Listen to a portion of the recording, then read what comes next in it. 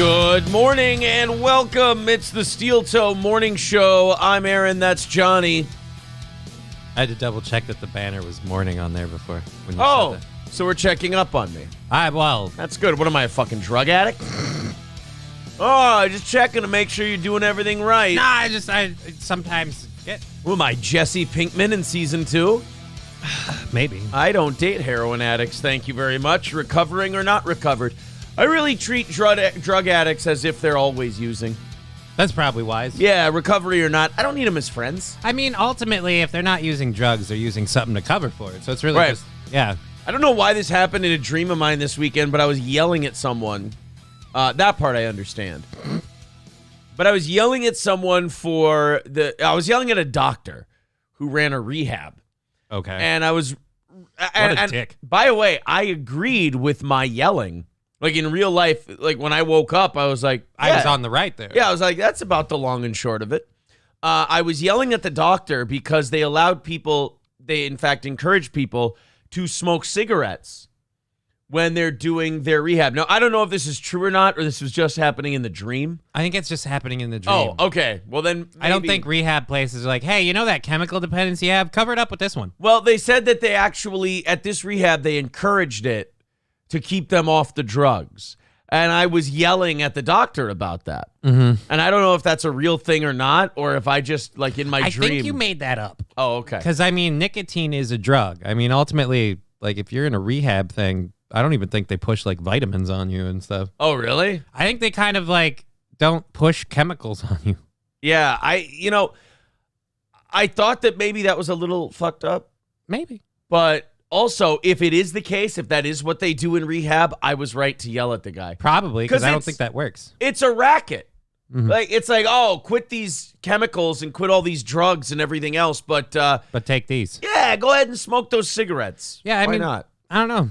Yeah, Triple N says if you go to NA, the amount of coffee and cigarettes is staggering. Yeah, because they're covering. Sean Rass says, I've heard that. They don't want you to quit smoking at the same time. See, I think... Well, that's because nicotine's a vicious chemical and psychological addiction. Yeah, but that drug's okay. Well, all the other drugs are bad. That drug has representation in the Senate. You know what's funny? Yeah, heroin needs better people.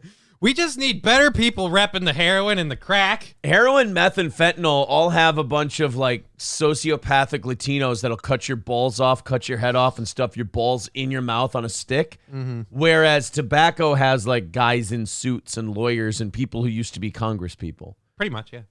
So, I mean, they'll both kill people. Yeah. To accomplish what they need. It's just that one goes around it. One has the benefit of the law on their right. side. Exactly. Lawrence K says, I've been to rehab, LOL. Always nice to see LOL after an I've been to rehab. I think that means it took. I think if you can go, he's drunk right now. Yeah. You get, if somebody comes to you and says, I've been to rehab. That usually means they're doing okay.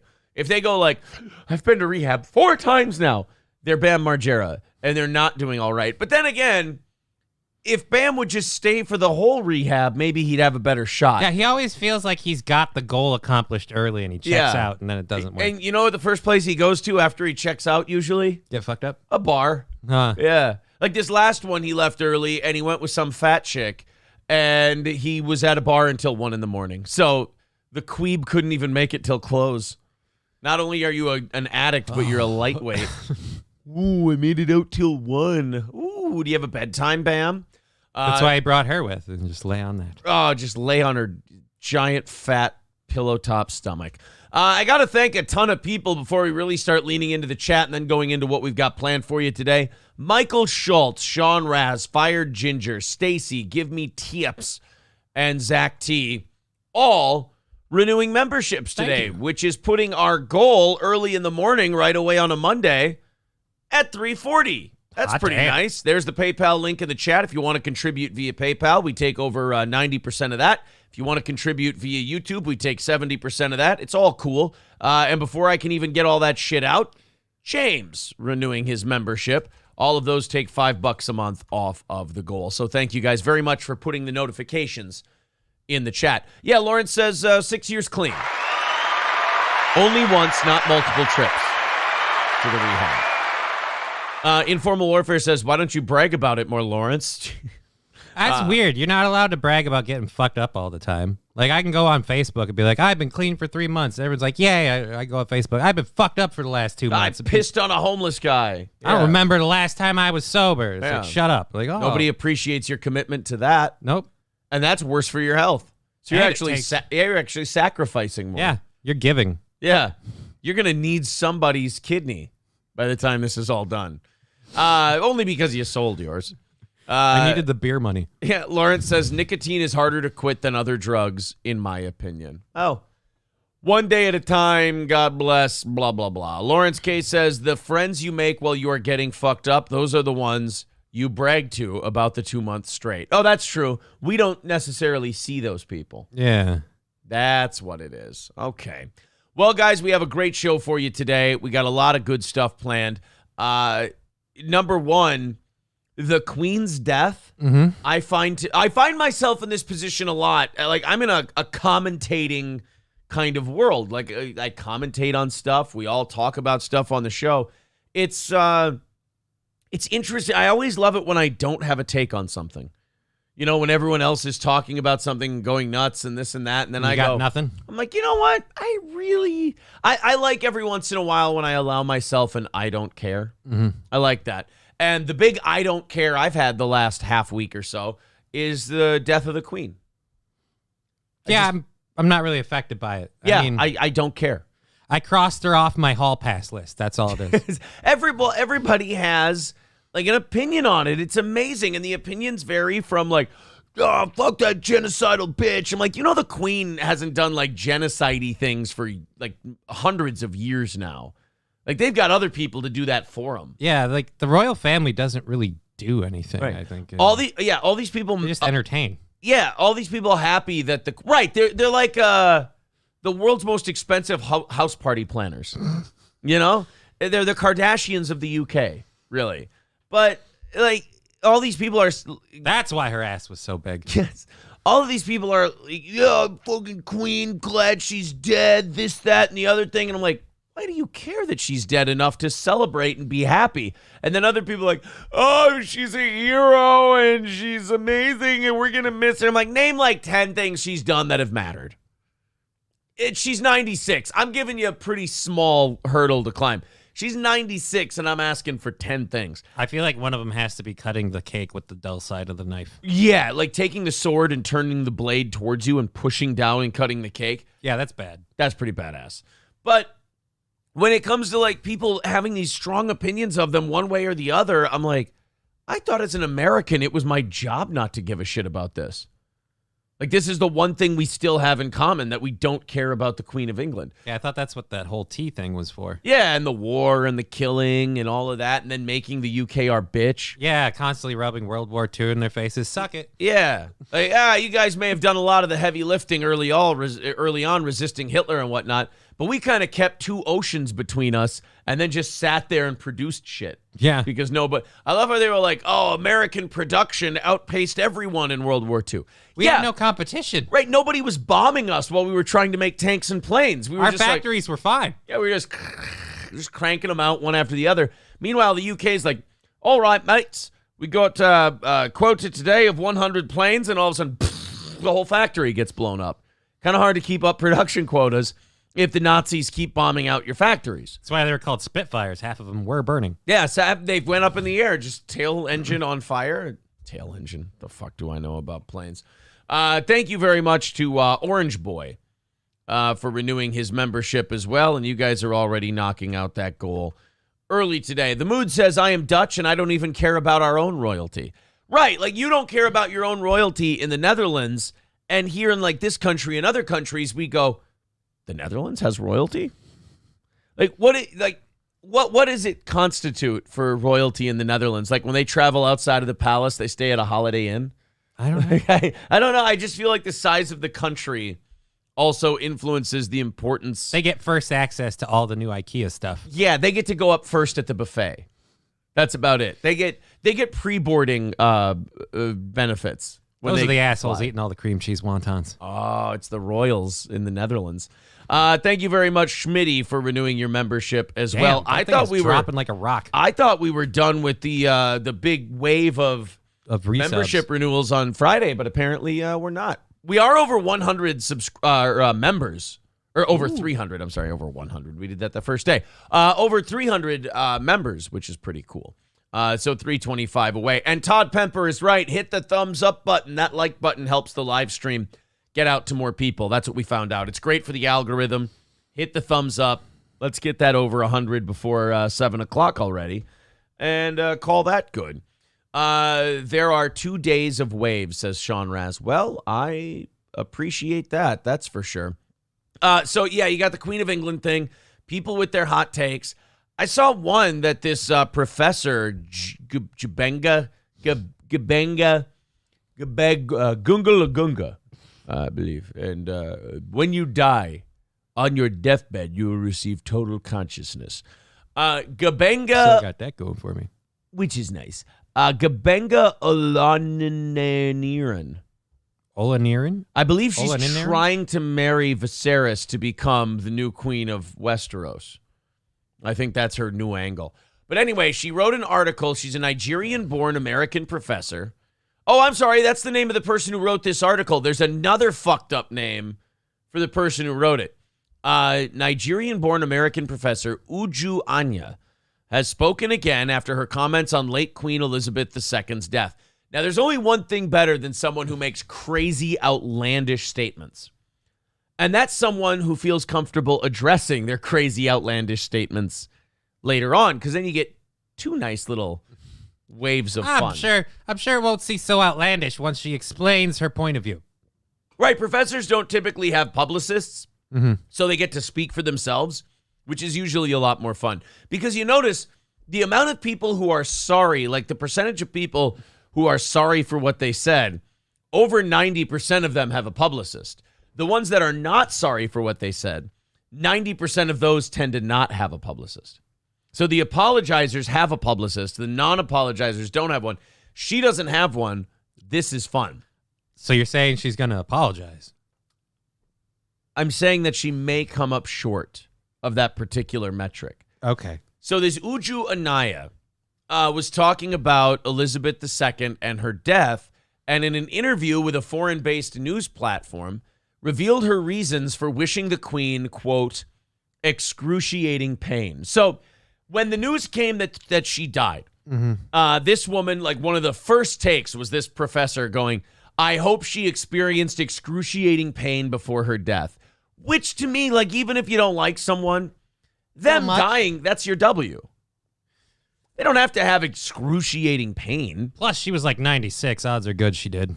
Odds are good that she had excruciating pain every day for the last 30 years she woke up in the morning. I mean, at that age, your bones just don't move.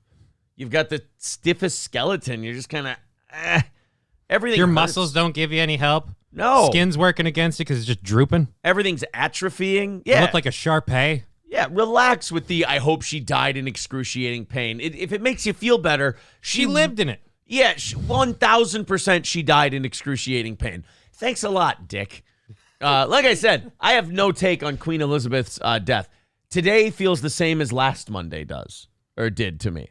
Yeah, it didn't really affect me. Didn't really affect me at all. However, I will say that the people mourning her death seem to be much more pleasant than the people who are happy that she did. Anytime you have one group of people who's like, oh, I'm sad, and then the other group of people is like, yeah, fuck that bitch. Usually the I'm sad people seem nicer. Well, they're not jumping out of their skin to rub it in your face. Right. She said the late Queen Elizabeth II's throne, quote, represents the legacy of enslavement and colonialism and its direct harm, adding that she supervised the British government that caused a very painful harm to her, and the harm shaped my entire life and continues to be my story and that of the people she harmed.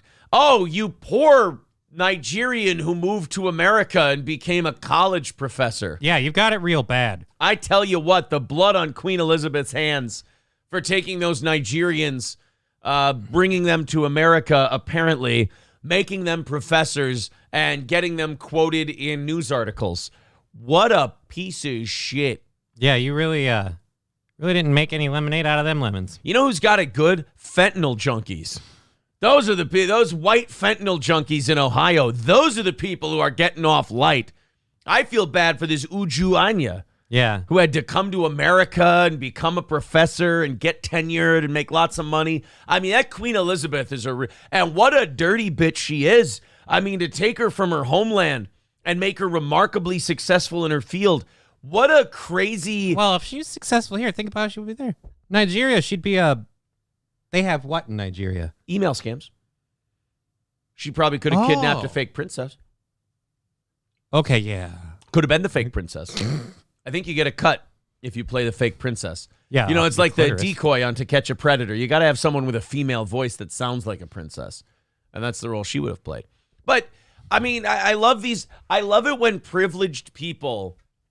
It kind of shows you the bullshit of that whole race as a monolith thing, like a color as a monolith, like all black people are this or all white people are that. I love it when privileged minorities speak out about all these people in power who are shitty and made life hard for minorities. It's like, wow, you're kind of proving that this thing isn't a one size fits all, is it? And you're saying this with you're completely comfortable and have no sense of irony.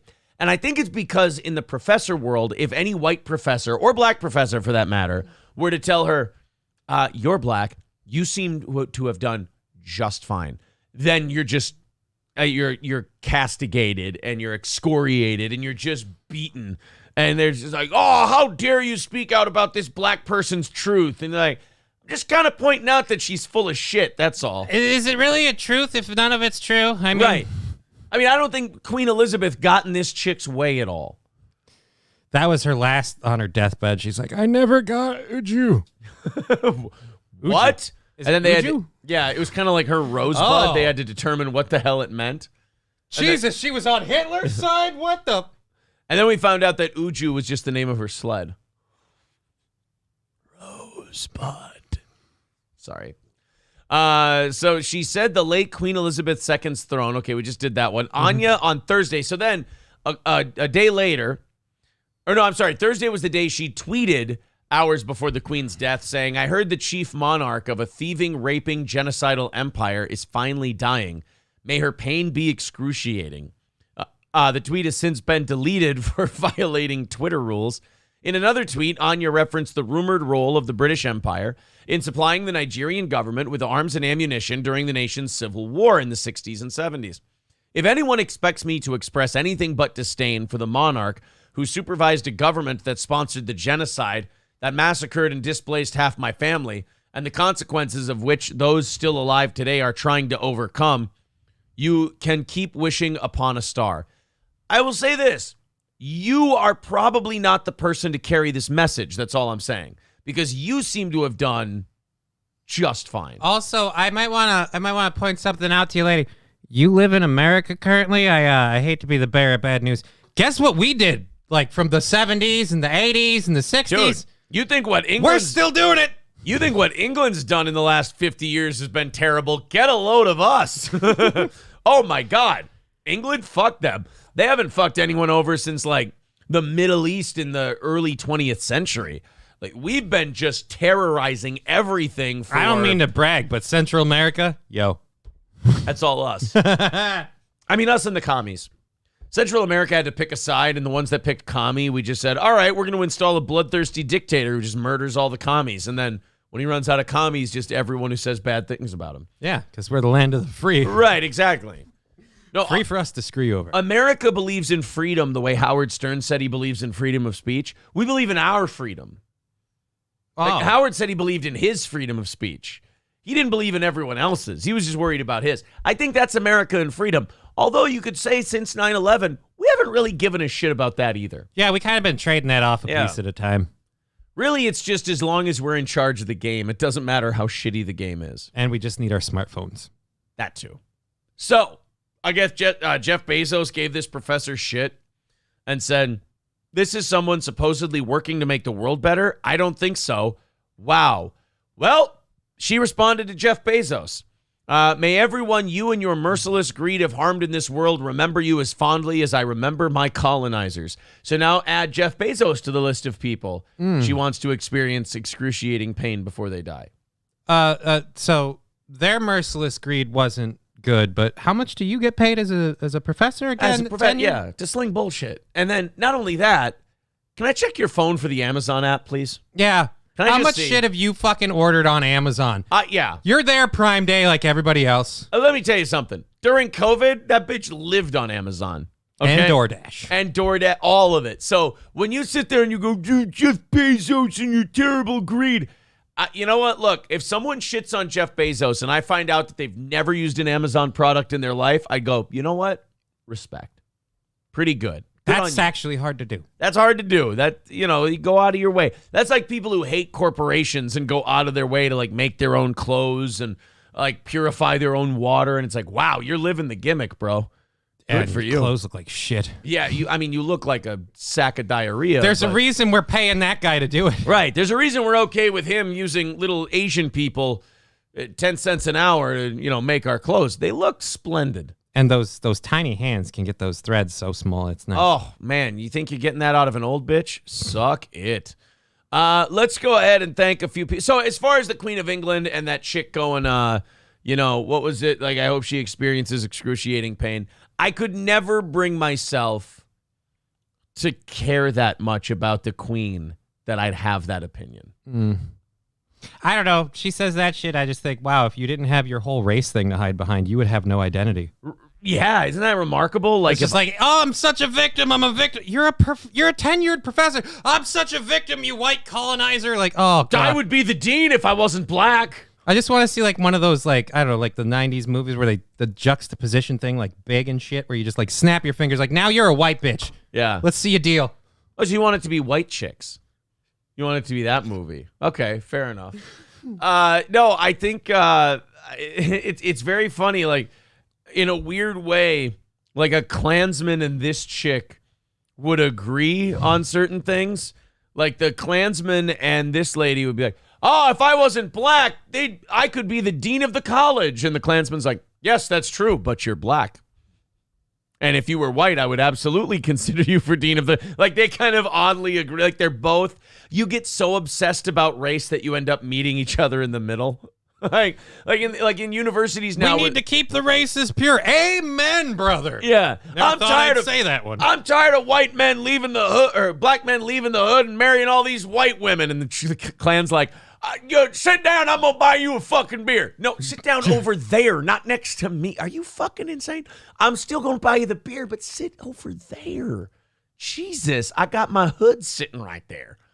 Baby steps, all right? Yeah, baby. I ain't ready to touch one of yous. Or like they'll go like in college campuses now where they go, us blacks need a place to live that's just for us. And the Klansman's like, it's my fucking birthday.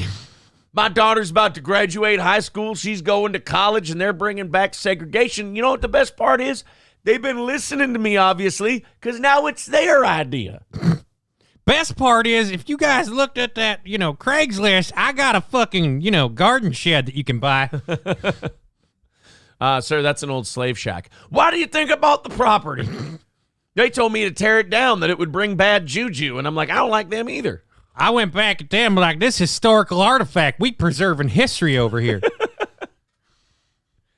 Queen of England, I fucking hate her too. We fought against her in the Revolution. Yeah, all right. Hail Wakanda. And they're like, wait, sir, how do you... That's the only African country I know. I'm sorry. Our ancestors teabagged Britain, and I'll teabag that bitch before she goes in the ground. You give me the chance. That's right. Fuck the queen. I like the memes that are saying like... this man went 70 years without ever getting a job, and now he's the king of England. About Charles. Oh, dude. The one with his wife where it's like props to all side bitches. Hold on long enough, you get the dream. Because she's a queen. She's not, though. She's not? I don't think she gets to be the queen. She's the picture of her wearing a crown, so... Oh, maybe she is. Oh, no, Diana couldn't be a queen because she was a common bitch. I think the chick that Charles married was like somebody. Was like a lordess of the... realm or some Duchess of Swiss cheese. I don't know. God, we had a chance to retire the monarchy again and we didn't do it. It's like now it just seems so stupid. It seems so Game of Thronesy to have a king and a queen and all that shit. But he's the head of state of Canada. Oh, that's right. I forgot about it. Yeah. Canada's free. Canada's the only country that achieved their freedom with the Canada, oh, I'm sorry, kind of thing going on. Like, oh, excuse me. Oh, a little freedom. Oh, thank you. We'll keep you on our money. Thank you very much to the Tigger Next Door, Mediocre Personality, and Skeezy for renewing their memberships. Appreciate that. That's going to bring us down to, oh, wow, would you look at that? Is that correct? I believe it is. 310 away from our goal today, and that's just on renewed memberships. There's the PayPal link in the chat if you'd like to continue. Hobo Flexible says, sorry, some people dragged you out of the Stone Age and gave you the wheel. Oh, well, I mean, if we want to get into that. Gordy says, Daddy, quit facing Johnny. He doesn't want monkeypox. Coming in hot today, Gord, are we? Citizen Vulgar says, at least you didn't just walk up and call her a... Citizen Vulgar says, just point to Jimmy Seville and get on with it, for fuck's sakes. That's literally our single job right now. Carlos says, the sun only sets on the British Empire when this professor tweeted. What a shame. The black power flags were ordered where? LOL, that's a really good idea. I might have to do that. I'm way behind in the chat. Yep. Ryan Long's bid on this is golden. Oh, yeah, the horseshoe theory thing. Yeah, the racist and woke person. The guy segregates comedy on my birthday. On my birthday, yeah. You know what? We just recently kicked a guy out because he has a black girlfriend, but if you convince me he's still racist, we'll consider letting him back in. The Fire Ginger says, there's that video where the race... Yeah, that kind of fits what we're saying here, I guess. I think that's the one we're talking about. KKK and Black Panther frolic down the path. Oh, no, look, guys, there's rules. They're not going to frolic down the path, all right? They're not going to hold hands. They're still going to dislike each other for reasons that are inextractable, but or intractable, or whatever the fuck. I've run up my quote on smart words today. But they could agree on some things. That's all. Thank you, is Maroon Just Navy Red, for renewing his membership. Already 305. Jesus. Away from our goal today. Thank you guys very much. Just doing it all on the renewed memberships. That's a beautiful thing. Appreciate that. Carlos says there was a funny story from Canada where the Queen died mid-citizenship ceremony, so it fucked everything up because she's the Queen there too. Oh, I suppose they have to wait until Charles then becomes king officially, and then he can finish the... Well, Yay. I mean, what... Maybe if you could, become a real country like us, you wouldn't have to wait for the goddamn queen. Well, they elected that. Oh, no, they didn't. If your citizenship depends on a 96-year-old bat, you kind of get what you had coming to you. Right. Let's do a little thing here. We do our show out. So wait, before you can become Canadian, you have to be knighted? What's the deal? Citizenship? Yeah, do you have to be knighted by the Queen to become a citizen of Canada because they're also... Yeah, Australia has that too, where it's really fucked up. Mm-hmm. The only one that still has balls is Scotland.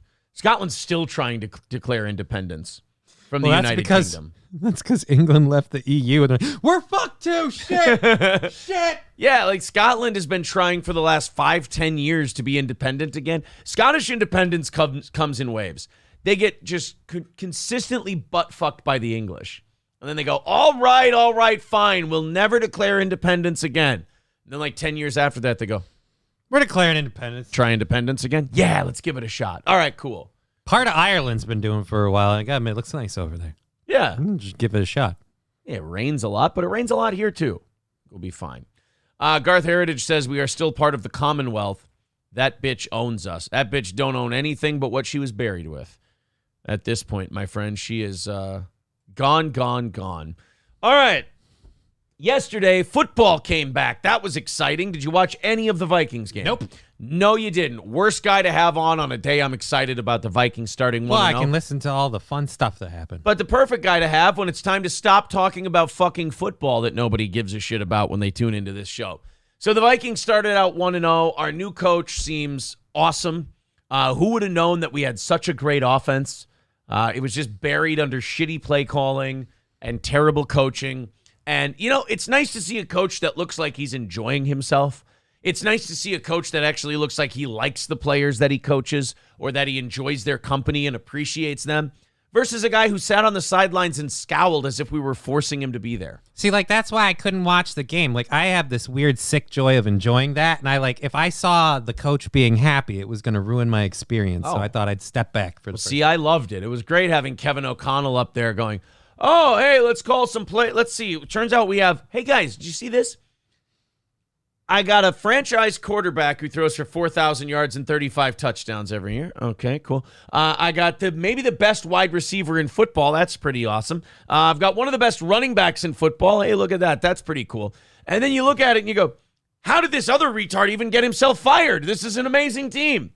And so we went in yesterday. We kicked the living dog shit out of the Green Bay Packers, and it was awesome to watch. And you know the other thing, usually when the Vikings get up 20-0, there's all this talk about changing the culture in Minnesota. Mm-hmm. The culture in Minnesota is typically like if we get up 20-0, you go, oh shit, when are they coming back? We're gonna fuck it over. That never came yesterday. We just got up 20-0 and we won 23-7. We just kind of stayed up the whole time. And when we got up, we put our foot on the accelerator and we finished them off. It was amazing. Okay. I've just never seen it before. As a Viking fan, I'm used to Mike Zimmer. Oh, we got a 2-score lead. Oh, fuck, they're going to score a touchdown here, aren't they? Oh, God, we got a field goal. Okay, now we're only up by 6. Like, when we had Mike Zimmer, being up by 6 felt like you were behind. Well, I mean, maybe he was betting against himself, so he's like sandbagging it on purpose. Oh, okay. He knew it was his last season. He's like, I could either A, not be a dog shit coach, or B, sandbag everything and just make a bunch of bank. And that's what I see. So you're saying like what we were seeing as incompetence, he could have just been illegally gambling on the games. Could be. See, that would I mean, there's no evidence of that, but I mean, that would make me feel better. It would make a certain sort of sense. Yeah. Well, so the Vikings start out 1-0. Mike Zimmer was the problem, clearly. Now we have to go to Philadelphia. I don't think we're going to win that one, but I'm excited either way. Carlos says, and the Bears also won, which was shocking. Usually they're incapable of winning. They have shown that over the years, and they beat the 49ers, who don't have a quarterback. That's going to be a little tough for them. That Trey Lance looks, he's still young yet, but I don't know. And then they got Jimmy Garoppolo, who... Triple N says Cook killed it for the Vikes. Well, Cook kind of iced it for us. He ran for almost 100 yards, but the beginning of the game was mostly Justin Jefferson. So, yes, it was awesome to see. Loved it. 1-0. Great start. But then we'll lose every game from here on. Now, God damn it. Now, that was not the biggest story of the weekend for football. The biggest story happened in Miami. As a matter of fact, the biggest story didn't even happen on the field. The biggest story in football this weekend happened off the field in Miami, out in the parking lot. First, thank you very much to Holding. Somebody got stabbed? Oh, no, close. Holdingford guy renewing his membership for a third month, $300 away from our goal. You guys want to click that PayPal link and chip in there? We're only $300 away. We'll knock that out today and do an extra half hour of overtime for you. That just keeps us in the game, so we do appreciate that. There was a little accident in Miami yesterday. Somebody, the rumor is, left their tailgating grill on and then went into the stadium. Oh, Jesus. And because of that, old Jake from State Farm is going to be real busy on the phones today. Let's go ahead and hit play on this story from Miami, from Hard Rock Stadium, where the Dolphins won yesterday. The Dolphins were on fire, and so is the parking lot. Here we go. And the game may have ended with a big win. A few fans, though, suffering a fiery loss off the field, coming out to the parking lot only to find their cars had gone up in flames during the game.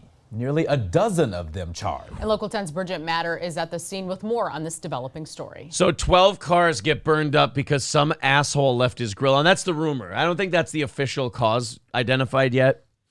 But the rumor is that somebody left their grill on during tailgating, and now 12 cars are absolutely torched. In fairness, I think most of the drivers of those 12 cars weren't going to be able to drive those vehicles home anyway. Too fucked up? Too fucked up. But I love that, like, usually if there's like headlights on, they'll make an announcement at a store or something like that. But in a stadium of that many people, they probably knew that there was a fire, and they looked at it and they go, if we say 12 cars are burning, we're starting to panic. Not only that, they're going like, they're winning. Should we just let this one go and just let them find out in the parking lot? It's like, yeah, let them be happy for a little while longer.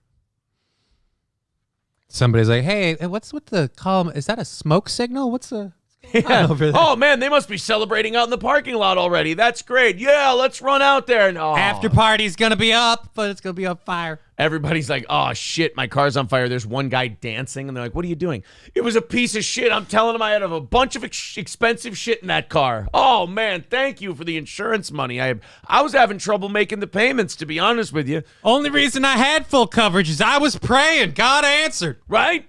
I had gap coverage, too, so I'm going to come out of this squeaky clean. And on a day that the Dolphins are kicking ass, it's like I'm getting blown. This is great.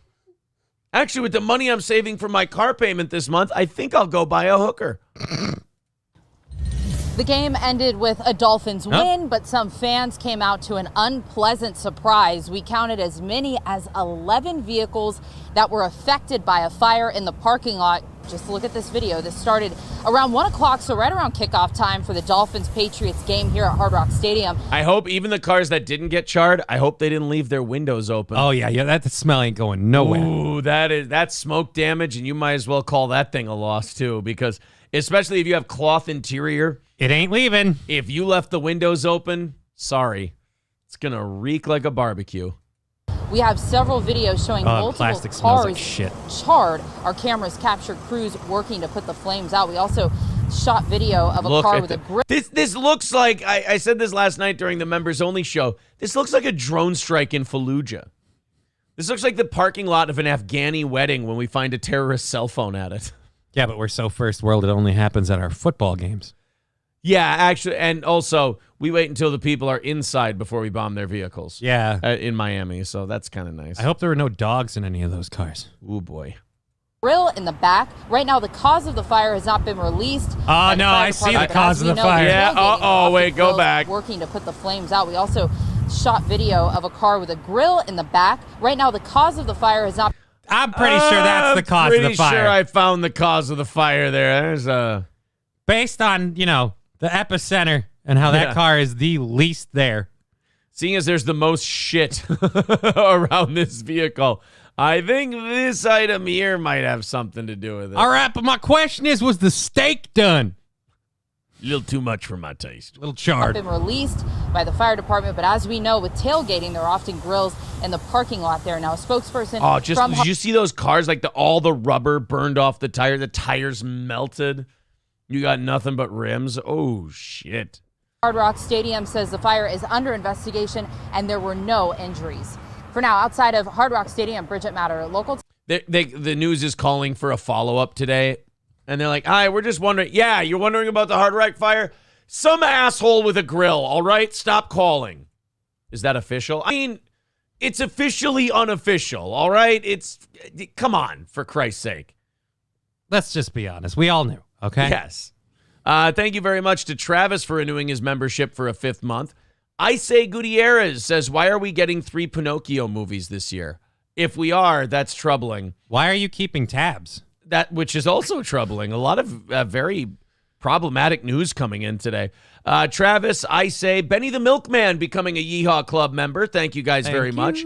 And Brittany renewing her Yeehaw Club membership, $285 away from today's goal. Jesus. There's the PayPal link in the chat if you guys want to chip in that way and knock out the rest of that goal. Very cool. You guys are making a great pace today. The charred walls of the damned. Very fun. That's a Richard Christie reference. Rex Dart says, knew I should have taken those fur coats and that Mona Lisa out of my trunk. Yeah, just show up at the insurance place and just go, it's just so terrible. I had all kinds of diamond jewelry in there. I had iPads. I had the newest iPhone. I had the newest Samsung Galaxy. I had some notes. I had a Tesla in the trunk. I had a Ty Cobb rookie card. I just keep it in there for good luck. I had Ty Cobb's corpse. I just had Ty ride around with Ty Cobb. Oh, man, I had all kinds of people. I had Tiny Tim in there. I had Leo Sayer and a Kentucky Derby jockey. They were all in there, and they're dead now. An entire Buzkashi team. And I made them sign over their life insurance policies to me the day before the game. It's like 9/11 all over again. You know what? This grill was an inside job. I was going to say, charcoal doesn't melt steel cars. It was Dan Marino. If I can't be quarterback, nobody will. Oh, well, it's, I don't think that, the good thing is, I don't think there's going to be much investigating done. I don't think. Oh, my God. Garth gave it to us in Zaire money. I don't know. He says, here's $10 for a DSP slow snort. So that's $10. I have no. What is ZAR? Is that Zaire? I have no idea. What the fuck currency did you give us? Give that to us in. All right, he wants a DSP slow snort. Here you go, buddy. Oh, There you go. That just sounds like a diarrhea snort. yeah, that sounds like something I did yesterday. I'm not happy remembering. April and I made chili for the game yesterday. So How it's, was that? well, about what you'd think afterwards. Holy Jesus. We made Boilermaker chili, and that stuff kicks like a fucking mule. It's remarkable. J-Dub Productions says at the Hall of Fame they acted nice to Cobb, but when he went to play cards with them later, they told him to get bent. It might have something to do with the fact that Ty Cobb was one of the biggest fucking assholes who ever lived. If you've seen the movie Cobb, it's toned down. It's right. It's like the Kathy Bates character. Have you ever seen The Late Shift? The Jay Leno Letterman, story. Jay Leno, Johnny Carson thing. Yeah, Helen Kushnick, the manager of Jay Leno.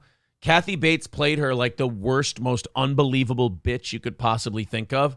And in real life, she was worse. Helen Kushnick sued HBO over that portrayal, but then like Jimmy Walker and people who worked with her and knew her said, "Oh no, that was spot on. she was way worse than that." Kathy Bates couldn't have played it more dramatic than that, or nobody would have believed that was a real person. Danger Bear Wolf Turtle says it would be funny if everyone in that fire was covered, but the car with the grill wasn't because he caused it. Oh, no, I don't think they're going to pay out if you burn your own car down. If you burn your own car down, not only do I think they're not going to pay out, but you're also responsible for the other cars. You could be, like, let's say somebody doesn't get covered for their damage. They could sue you. They could sue you, but more importantly, do they need to be covered? Because, again, shouldn't the person at fault? Yeah, shouldn't their insurance cover it? Yeah, I don't know. I don't know how suppose. shit works in Florida.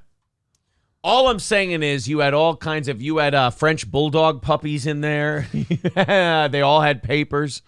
You just had you got to get Saul Goodman on that shit so we can get you all the paperwork and everything else. Oh yeah, you had all kinds of crazy shit in there. Somebody said yesterday, "Oh yeah, I had a Rolex stereo." Really? In your Kia? Yeah. It's a ride in style. What I saved on the car, I put in. I bought the cheap car so I could afford the expensive subs. K Fallen the Great, becoming a member for a 5th month, says for Johnny's burnt egg chair.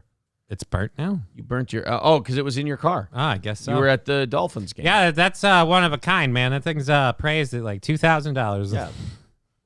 Triple N says sounds like an insurance nightmare. Right? Like, what's this guy's insurance rate going to be on his next vehicle? It's got to be higher, right? It's got to be you got to be incapable at that point. They'd be like, no, we can't insure you. You're dumb. Somebody says it's whoever's fault it was insurance, but if the guy who started it doesn't have insurance, you're fucked. No. If the guy who doesn't have insurance, or if the guy who started it doesn't have insurance, we're all fucked. Well, in the state of Florida, I guess, because like that shit gets. I remember once when I was young and my car insurance went up the next year. I was like, what the fuck, dude? I know I've got speeding tickets and stuff that are coming off my insurance. They're like, oh yeah, see what happens is a bunch of uninsured people get in accidents throughout the year, and if that number goes up from last year, it actually raises everyone else's insurance. Because we're all paying for them. That's wonderful, isn't it? Yeah, but I highly recommend, I know J-Dub is going crazy about it in the chat right now. I highly recommend you watch the movie Cobb with Tommy Lee Jones Very entertaining. and Arliss, Robert Wool. It's really, really good. Thank you very much to Benjamin. He says, tips helping me out on the Patreon problem last Friday. Oh, thanks, Ben. That's appreciated, buddy. You didn't have to do that. $10 more via PayPal. Thank you very much. Only $265 away from today's goal. Very cool, you guys. Thank you very much. There's the PayPal link in the chat if you feel like chipping in that way. And another membership renewal, this time from Fuzzy. We're getting so many members now that this is becoming a 2-day affair. And it's really making it easy for not having to ask for money. Yeah, very Sweet. nice. Thank you guys very much. Like I said, just 260, almost halfway through that goal already today in the first hour of the show. Somebody writing Skol ? From Wolfgang Winter. Yes, Skol indeed. We talked about the Vikings briefly at the top of the show today, but our audience gets really dickish about sports, so I have to kind of cover it quick and then move on. And then I had that Dolphins Stadium fire story immediately after it, so we were able to. Yeah, but that's not really sports. That's more just mayhem. But I could connect it. I could talk about the Vikings.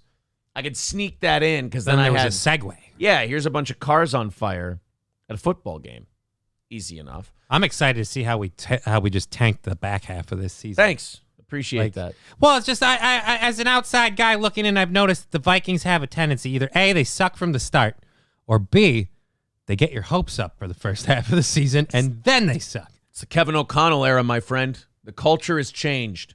Uh-huh. I love when they say that. They're like, the culture has changed. I'm like, well, then fuck all these people who came before this guy. This Because is we like, could have just changed the culture. what happened to the culture before? Why was the culture so bad? Why did we? Well, it's because we designed it that way. No. But, yeah, Kevin O'Connell's bringing a new culture. Didn't you know that? God. NFL is a long season. Staying healthy is damn near impossible. That goes for everybody else, too. All right, let's move on. Chik Fil A catching a little bit of shit from black people. Or at least white women who pretend to speak for black people. Oh, okay, that makes sense. Isn't it funny that fat white liberal women see themselves as Jane from Tarzan? They just see all black people as tree-swinging Neanderthals, and then they get to act like they are their friends. I mean, it's a little odd. I don't know that I'd paint it that way. I think it's pretty on the nose. It's on the... I think it's pretty accurate. I mean, if I see a fat white woman with blue hair, I'm like, oh, there's someone who sees black people as like, you know? Jesus, man. They had to make Tarzan white to stop it from being too accurate as to how our social structure works with white women. I'm sorry. See, now I want to see Tarzan with Idris Elba. How badass would that be? How fucking ballsy. And if Idris Elba is like, no, I think it's great. I think Tarzan, wouldn't it be funny if Idris Elba goes, I'm tired of them culturally appropriating Tarzan. It's like, whoa, fuck. Based. Fucking based Idris Elba. What was the character's name in Thor? The guy who kept the Triforce or whatever the fuck it was. That's Zelda. That Triforce. The Bifrost. The Bifrost. He operated the Bifrost and he had the sword, and I can't remember his name. And, of course, fucked it up, so they never trusted a black guy with that job again. Heimdall. There we go. Heimdall. I think that's what you break when you ride a horse when you're a teenage girl. You break your Heimdall. I don't know. That's a very weird saddle. I said... Well, the peg in the middle is to hold you on. Triforce, Bifrost. I'll get it next time. But, yeah, they do, though. I mean, white progressive women do like to speak for black people a lot, and that's one thing. Just speaking for people that aren't you is kind of obnoxious, but I've never seen a group of people wanting to be a spokesman for another group of people who fuck it up so badly. Like, it's almost like the white people who spoke for Native Americans on the Washington Redskins thing, and they went and polled Native Americans, and are like, wow, a lot of people are stirring up some controversy about this football team name. And then they take a poll of actual Native Americans and they go, do you give a shit about the Redskins changing their name? And 90% said, no, not really. We got like real problems to deal with, you know, like the quality of life on the reservation. Alcoholism. Just opportunities not being as... Is the board of the casino fucking us on our money? You know, that kind of thing. Embezzlement. We got to worry about these things. So this new one is, and I'm convinced that this is white people getting upset on behalf of black people, because I'm sorry, I don't think that many black people give a shit about Chik Fil A's Twitter. I think, honestly, white people are just pissed that they can't be upset about anything. Right. They're like, we got to be angry for you because I want to be angry. Yeah, the whites are an angry... They kind of thrive on their hostility and anger and outrage. Historically speaking, anyway. Historically speaking, yeah. So when they can be upset for somebody else, they're like, oh, fuck my whiteness. I get to be mad? That's great. Oh, who do I get to be mad for? And they're like, Latinos. And they're like, you mean Latinx people, you bigot? Then you got a guy wearing a sombrero going, I don't really care about Latinx. I don't know what that is. Shut the fuck up, Mexican. I'm fighting for you. You don't know any better, and it's not your fault. You don't know what you want to be called. You're Latinx. Am I like Wolverine? No. You're buying into the stereotype stuff, and you're just being, whitewashed. So I'm helping you. I just really want to work hard at my job and raise my family so they can have a better life. Oh, there you go. Being the stereotype they say you are. The stereotype is that we are hardworking and family-driven. That doesn't sound so bad. And then you vote Republican. Yeah. Don't you want to see kids cut their dicks off and raise your taxes? Sounds antithetical to what I want. All right. Don't worry. We'll still keep speaking for you. You stupids will get it someday. Probably. With our help. Probably not. I'll probably just send my kids to public school and you'll poison their minds. Turn them against me in a generation. Damn it. The Mexicans know our playbook. Abort, abort, abort. We don't abort. We are Catholic. Not you. We're speaking for you, not to you. Chik Fil A says, tweet that seemed to refer to the black community was a poor choice of words. Anytime you're... Well, you shouldn't have called them dirty. Anytime your apology apologizes to an entire group of people, I instantly can't wait to read what you said.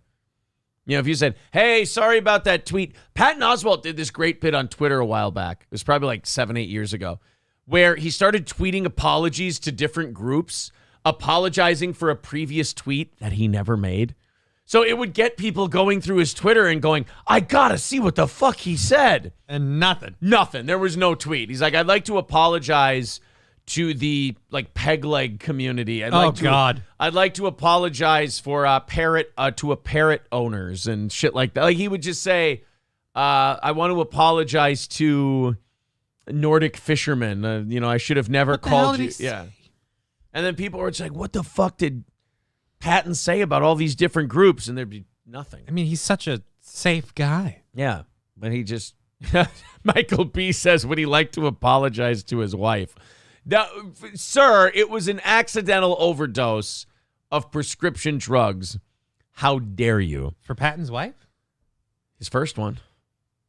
You don't remember his first wife died? No. Oh, yeah. I remember the one that that they had the kid with that died. He's got the one. Well, the new one doesn't have a kid with him. Okay, so the old one that died is the one he had a kid with. Yeah. Okay, so that's the one I know. She's dead. And there is a fringe conspiracy theory on the internet. I don't even think it's a fringe conspiracy theory. I think they just use it to fuck with Patton on the internet, that he had something to do with her death. Yeah, I don't think so. It's pretty brutal. Pretty brutal. Anyway, Chik Fil A apologized to the black community, and I can't wait to find out why. Chik Fil A is under fire, not literally, for it. Well, I mean, no, I mean if it's close enough to the stadium. Chik Fil A is under fire for a tweet that social media users called out a Twitter user's race. A Twitter user tweeted at the fast food chain Friday, grilled spicy deluxe, but still no spicy nuggets, ... at Chick-fil-A, ... Imagine your day being so bankrupt that you're tweeting at a fast food chicken place about their menu. Hey, Chick-fil-A, where's your spicy nuggets? This is where I could never run a company's Twitter account because it would be like, in your mother's cunt, mind your fucking business. What, motherfucker? You can't add hot sauce to a nugget? Don't you people own like a shitload of it? I was under the impression that every one of you had an emergency bottle of Frank's Red Hot in the glove compartment. See, whatever Chick-fil-A said, we're making it way worse. I'm sure what they said wasn't even that bad compared to what we're saying. Do you really need spicy nuggets? The Takis are already hot.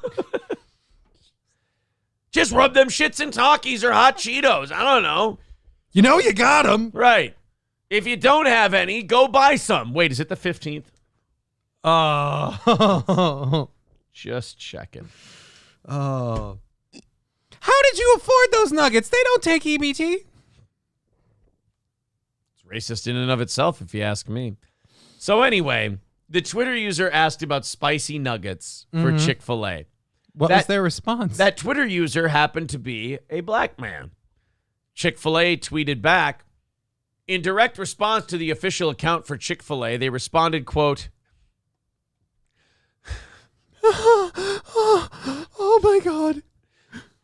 Your community will be the first to know if spicy items are added to the permanent menu, Don. The Twitter user said back, I asked you to call me Dontrell. Your community will be the first to know if spicy items are added to the menu. Why would they say that? We talked to our marketing department and Jesus, and they both said that if you come out with spicy nuggets, tell the blacks first for 2 reasons. 1, they'll be the most interested. 2, they're going to be late anyway, so give them a head start. No, it turns out we don't need to tell the blacks. They'll just know. That'd be funny to watch, like the super duper evangelical Christians in the boardroom at Chik Fil A in the marketing department, and they're sitting there going, should we market our spicy nuggets to the black community? And someone goes, excuse me, yes. My wife and I heard on the news that black people have a sixth sense that senses spice and that they'll just show up. So maybe if we just saved on the marketing dollars, we wouldn't even have to tell them, and their black spice sense would tell them that the spicy nuggets are here. All right, folks, for the last time, and like the CEO's an outsider, he's like, I have to let you know, black people do not have special senses that we don't have. Sir, there's a line outside the door. Excuse me, sir. Jimmy the Greek said that they have higher hip bones, and that leads to faster twitch muscles that makes them better at sport. God damn it. I've said this for the last 19 board meetings we've had. Stop quoting Jimmy the Greek. But I mean, it makes a certain degree of sense if you take, the big black No. and Guys. you breed them with the big woman. All right, you know what? No Jimmy the Greek, and if you guys keep pushing, I'm going to say no David Duke quotes either. So just fucking keep it chill, okay? How do you keep your whites so white? It's not important. It is for the meeting. And Jason, I asked you to stop wearing that cloak. It looks like a robe and hood. But my wife made it. I'm just LARPing after work. I'm going to lair. Your community will be the first to know if spicy items are added to the Chik Fil A menu, Don. Oh, fuck. That guy deserves a promotion. While the initial tweet only had 6 replies, Chik Fil A's response got more than 700 replies and 4,300 quote tweets because of its choice of wording. Many Twitter users called out the account's decision to use the term your community, questioning whether it was targeting the identity of the user who appears to be black. How does he appear to be black? It's a text-based thing. It's just Right. because he asked for No, spice. his picture on Twitter, yeah. Yeah, because, you can't fake that. What do you mean by your community? A tweet read. Wouldn't it be funny if Chik Fil A responded and just said, the blacks? What do you mean, you people? Oh, I'm sorry. Apparently you're confused. I meant because you're black. I just thought that you blacks liked spicy foods. It's like fucking Petey Green. Don't get out on me, lady. You're just trying to keep the good spicy nuggets for yourself. Another user wrote, your community. I'm going to need explanation for that comment. It'd be funny if Chick-fil-A said, guys, turns out our marketing research was right. They don't do reading comprehension very well. We meant black people. Why? Chick-fil-A has no idea why it's offensive to people. What do you mean your community? You guys. Yeah. The coloreds. God damn it. Look, all right, fine. The ghetto. Oh. Jesus. What do you mean, your community? Oh, I'm sorry. I got Petey Pablo here to explain it to you. I hear you guys like guys like that. What do you mean your community? The ones we don't build the Chick-fil-A's in because there's a higher degree of crime? What do you mean, your community? The ones we're trying to get into where Popeyes currently has a stranglehold on the market. That's what we meant. What do you mean your community? The one with lower property values. Chick-fil-A's terrible. It's not even like based or racist. It's just Chick-fil-A literally involves themselves with 0 things black related. So it's all just how they talk about it. So they don't even know they're in the wrong. You're just like, oh, I'm like, they keep all these people who are going, like, what do you mean your community? Chick-fil-A reads that and goes, oh, they don't get it. Well, let me help you. Even in the doubling down, they still think they're helping. We're talking about people who own a lot in watermelon futures. Jesus. In fairness, that's still Jews. Well, you got to watch them, too. Whoa, Jesus. I don't eat chicken. It's bad for my digestive. It's not kosher. They don't kill those mangy things in a very appropriate way. Yeti Bauer becoming a member for his 3rd month. Thank you very much to Yeti. Do I even bother to go to the comments on this one? I'm a little worried. Do we go to the... I mean, we've been bad enough. Yeah. I hear that 57% of the spicy nuggets are sold to 13% of the population. Look, it's 50% of the nuggets that are causing 13% of the heartburn. I'm sorry to the black community for putting you all in a certain stereotype, says Danger Bear. Well, now you just sound like you're doing the apology for them. Carlos says they'll be releasing the menthol chicken sandwich to celebrate Black. Jesus. All right, Chik Fil A. They said we haven't celebrated Black History Month ever. Anybody have any ideas? Newport Nuggets. Ooh, I do. What's your idea? We're gonna put up milk carton missing posters of black fathers. What the fuck? We're not doing that. All right, so how about we do this instead? It's a little less offensive. All right. Picture of a well-dressed, dapper black man eating the nuggets, right? And then under it, just very simple words. He didn't go for cigarettes. See, guys, look, when I said that there would be no judgment for your ideas, I didn't think they'd be this tone deaf. Does anyone have some Black History Month ideas? Oh, I do. All right, Charlie, go ahead. What if we get the guy who played West Indian Archie in Malcolm X? He seems like a heavy set, like he'd really enjoy some chicken. Let's get him, and he can say, I is hustle this chicken like I is hustle the numbers racket. Guys, who here, let me save time. Who here just wants to find famous stereotypical black characters from movie and have them talk in weird Chicken George accents? Ooh, can we get the guy for Friday? Do you think the guy who ran the stable in The Shootist is... No, we're not getting Scatman Crothers. He died a long time ago. All right, it's a really, really far reach here, but Morgan Freeman. Ooh, we all like Morgan Freeman. All right, guys, we're not going to be able to afford Morgan Freeman. Do you guys have any other ideas for Black History Month? Oh, one more. My cousin, he might do it for cheaper. See, he paints his face black, plays a ukulele, and sings songs. Could we get... No, that's blackface, Arnie, and we can't do that. I don't know. He's been doing Mammy on the Corner for a couple of months. He's making bank. Citizen Vulgar says, this just in. Chik Fil A just bought Popeyes. Why'd you guys do that? We figured it was cheaper than letting black people into our stores. This way we can get their money, but we don't have to, touch them. Right. I mean, isn't this just a win for everybody? Thank you to... Sage Retard PhD KF for renewing his membership. We appreciate that. $250 away from today's goal. So glad I'm going through the McDonald's drive-thru. Aaron yells, "The coloreds," so the black employee can hear. I don't care, though. Steel Toe is fucking hilarious. Sorry about that, Kane. We'll try not to upset I'd like a 2 breakfast burrito meal. The coloreds? I'll take that to go with a little less spit, please. Could you make sure you just keep the spit at a reasonable level, like maybe 3/5 of the spit you were intending to use? It wasn't me. It was my radio. It's horribly racist. Happy Juneteenth? A couple months off. Maybe just early or late or whatever. So that was pretty much the long and short of the Chik Fil A thing. The rest of the article is just people's angry responses to their "Your Community" tweet.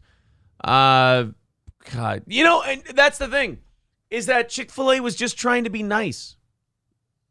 They were just trying, again, they just didn't understand why it was offensive. It was ignorance. I mean, is it offensive? They're just saying, hey, don't worry. If we have spicy nuggets, you'll know about it. Ladies and gentlemen, we'd like to roll out our new spokesperson.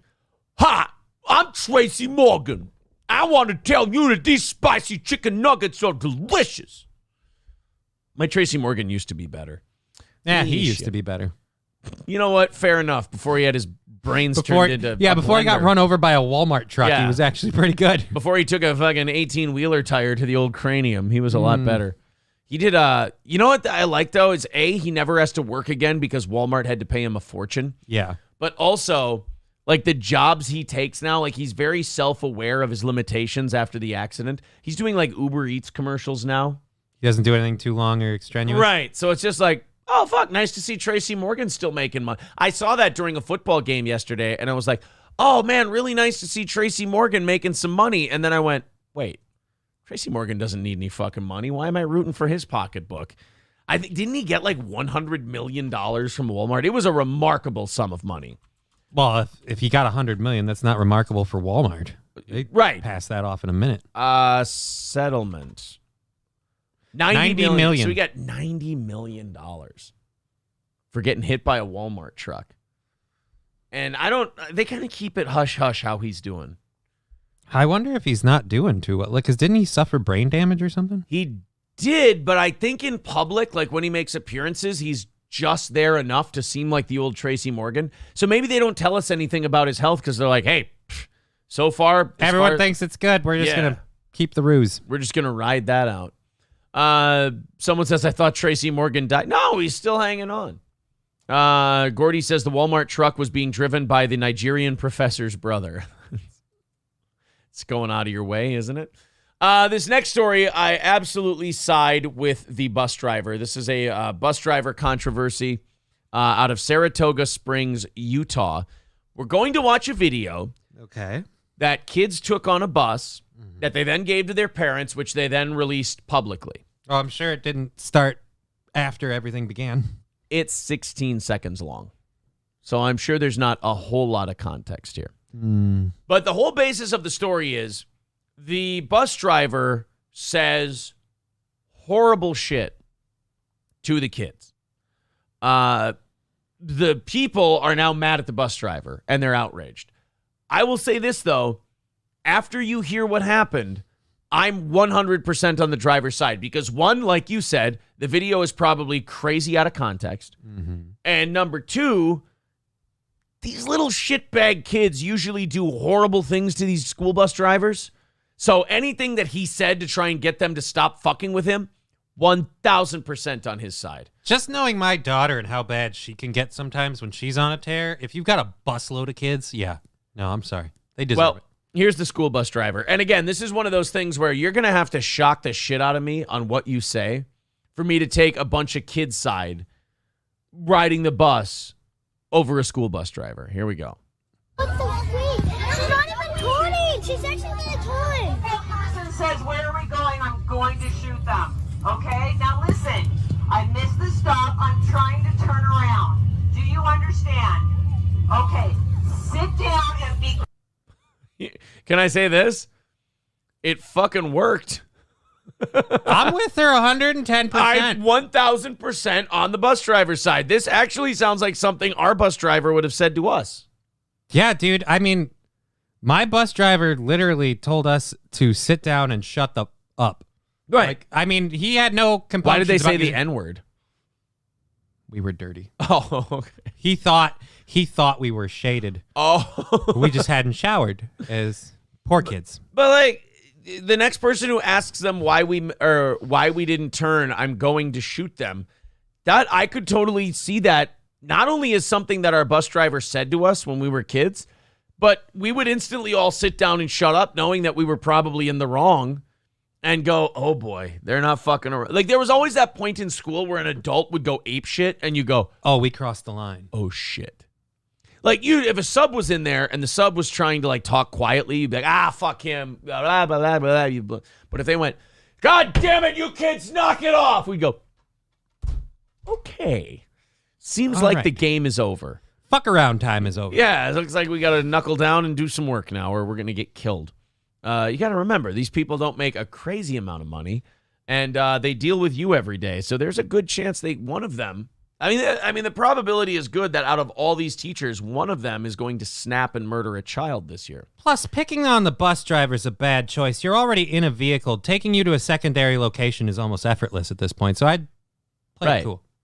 Or you got to remember, they're a bus driver. They'll drive this fucking thing off a cliff and take all of you with them. They don't give a shit. What are they? I'm going out first. You are the guys that are going to survive. Exactly. You're all malleable.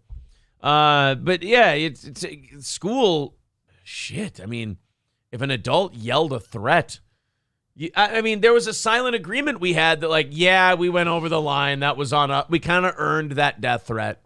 And you get a teacher who's desperate enough, they're either going to kill you or fuck you. One of the two. So flip And you're a really coin. hoping it's that first one. Yeah. Every time a teacher is born, the gods flip a coin. They decide if he's going to kill the student or fuck it. All right, let's hit play one more time. Let's listen to the bus driver again and see. I want to see if anyone in our audience is on the student side, because I don't think anybody would be. Uh-oh. What happened? Oh, you muted it on the screen. Oh, no, they muted it on the screen. They bum. What the freak? She's not even toning. She's actually a toy. Honestly, Yeah, it's a that, bunch of little kids. Yeah, it's that kid's voice that makes me on the bus driver's side. She's not even toning. Like, how many years experience do you have driving? Right. What's she going to do? Miss the school? I get it. You're 4 years old. You know the rules of the road. There we go. Oh. She's actually a toy. If that person says, where are we going? I'm going to shoot them. Okay? Now listen.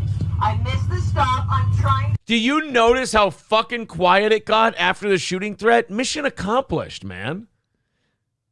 If one more person asks me where we're turning, I'm going to shoot them. This is the gun. It is loaded, and it's now aimed down the walkway. See this? See this magazine? Look in there. What do those look like? Bullets? Exactly. I think we're good. This is my rifle. This is my bus. Shut the fuck up and don't make a fuss. She's actually a toy. If that person says, where are we going? I'm going to shoot them. Okay? Now listen. I missed the stop. I'm trying to turn around. Do you understand? Okay. Well, how can they say they understand? You did say don't speak or I'll shoot. That was a good test. And guess what? Luckily, everyone passed. Well, Buster, bang. See, I'm not fucking around. I told you. God damn it. I mean, considering what kids are going through in school buses right now, I wouldn't be surprised if a kid is like, please do it. There's one bullied kid who walks up slowly, grabs her wrist, pushes the muzzle against his forehead, and do fucking do it. Give me sweet release. And he just pushes, and the bus driver's shaking, and they're like, I can't. And the kid looks at him and goes, you fucking pussy.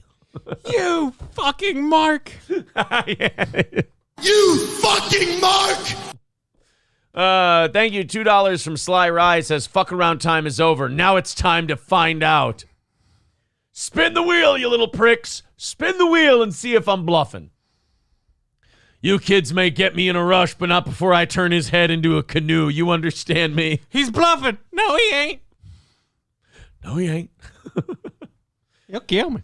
By the way, I don't know who fucking played Ike Clanton in that movie, but boy, did he play a great chicken shit. And he, didn't do a whole lot else that I know of. Yeah, I don't think so. Who played Ike Clanton. Because Billy Clanton was Lowell from Wings. Mm-hmm. And, God damn it, I can do this. Holy shit, I was wrong. Stephen Lang. Why, is he in a lot of shit? Well, not a lot of shit, but he's been in a few things. Stephen Lang. Well, let's look up his IMDb. This is what happens on this show, by the way. There's We just go usually- weird tangents. Yeah. No, Hayden Church. Thomas Hayden Church. There we go. That's who played His Billy son. Clanton. Stephen Lang. Oh, he was in fucking Avatar? Colonel Yeah, dude. Mild Quaritch from Avatar? Oh, fuck me. He's in a lot of shit. Now that I know who his name is, I'm actually embarrassed that I didn't. They're in post-production on Avatar 3. They're filming Avatar 4 and 5. Fuck you, James Cameron. Go look for the Titanic again. Jesus. The Lost... Boy, he just waits on the big ones, doesn't he? You got Tombstone, and then Avatar, and then he just does The Good Fight, Don't Breathe 2, The Seventh Day, Death in Texas, Rogue One. I mean, he's working a shitload. He does a lot of series stuff. Making a lot of money, or making a lot of movies, I should say. The Rookie, VFW, Rogue Warfare, The Gandhi Murder, Mortal Engines, Into the Badlands was pretty was badass. a pretty big show. Graven, Hostiles, Justice, Shades of Blue, The Dinner, Salem. Salem was a show. He was asking to be fucking Cable in Deadpool. He wanted to play Cable. Oh, did he really? Who ended up getting that one? Thanos. What's his name? Oh, Brolin. fucking Brolin. Yeah, exactly. All right, well, cool. Stephen Lang. Hang on to that name. You There we can go. Wow, your Stephen friends with it. Lang. Stephen Lang. No, not Artie Lang, Bumbaclo. That would have that would have been great. I'm going to have to go back and watch Tombstone now because I've seen like Stephen Lang and Into the Badlands and other stuff, and I can't see him as like Clinton. It's just weird. I just really, really like that this bus driver threatened to kill the kids. I like that. I like that she actually did. I don't think she actually killed one of the children. Damn it. That's why you hate her. Now you're not. Now you're just another fucker talking out the side of your mouth. Right. Now these kids aren't going to respect you. Look, you're going to have to road haul one to teach the others a lesson. Right. When the flock goes, what is it? Well, God damn it, 4-leaf tayback. What does he say? When the herd goes something. It's a rhyme. He goes, the shepherd must kill the sheep who led them astray. Who are you? Sergeant 4-leaf tayback. I wrote the book. Wow. You're an American hero. This country owes you a debt. Now shut the fuck up and let me do my job. By the way, one of the greatest comedies ever, Tropic Thunder. Yeah. Tom Cruise caught zero shit for playing one of the most anti-Semitic characters of all time. Well, they were making fun of the industry the whole time. Right. And that was the best part with where they're doing the talking about like the G6 and stuff when he said he's like, oh, but a G6. They're like talking about hooking his friend, but I gotta betray my friend. G6 airplane? G6 airplane? It really, yeah. Oh yeah, that's right. Ben Stiller threw a kid off a fucking bridge in that movie, remember? Half squat was on his back and you just took him and chucked him. That's one of my favorite scenes in that movie. My favorite scene in that movie is just literally Robert Downey Jr. go, I'm the dude dressed like a dude playing another dude. Like, I just loved his character the whole time. I know one of my favorite lines from that character is, he's cleaning a gun that ain't even real. I'm just like a little boy playing with his dick when he's nervous. What? You know a line I think about from time to time, and I thought about it this weekend for some reason when it got dark out? I go, me and Alpha already wearing Mother Nature's natural camo. Oh, jeez. Easy, Benson. It was a G5. They didn't have G6s yet. Oh. It was a G5. A G5 airplane? All right. Who's a grip? A good, solid grip. Who's the key grip? All right. Go over there and punch him in the face. Punch that as hard as you can. He goes, sorry, man. Ooh, yeah. Diet Coke. You know what happens when an actor gets out of line? You pull down his pants and you spank his little ass. You spank that ass less. Bill Hader is such a good fucking worm in that movie. I don't know what it's called. I just know the sound it makes when it takes a man's life. And then Kenny Powers later. He's not, by the way, Danny McBride. Kenny Powers goes, I don't know what it's called. I just know the sound it makes when it lies. You're more shredded than a julienne salad, man. You look like Rambo. Not Rambo 1, but Rambo 2. You know, not Rambo 1 where he's real puffy and watery, but Rambo 2 when he gets all shredded up. You look like just that. You got any? I'm trying to come up a little bit. You got any tips? What? You got any tips? I mean, it's really just, give me that map, motherfucker. We lost, man. We fucking really lost. Come on, Sikorsky. Tell him what time it is. I love that they always fuck up his name, too. Mm-hmm. And he's just really hoping to be famous from this role. We'll get you a Kid's Choice Award. They'll slime you. The whole thing. You have that kind of potential. Look, man, you can't go full retard. You don't know? You don't believe that? Ask Sean Penn. 2002, I Am Sam.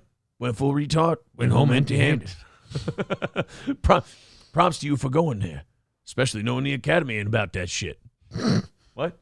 You really don't know? How many retards you know won a ping pong contest?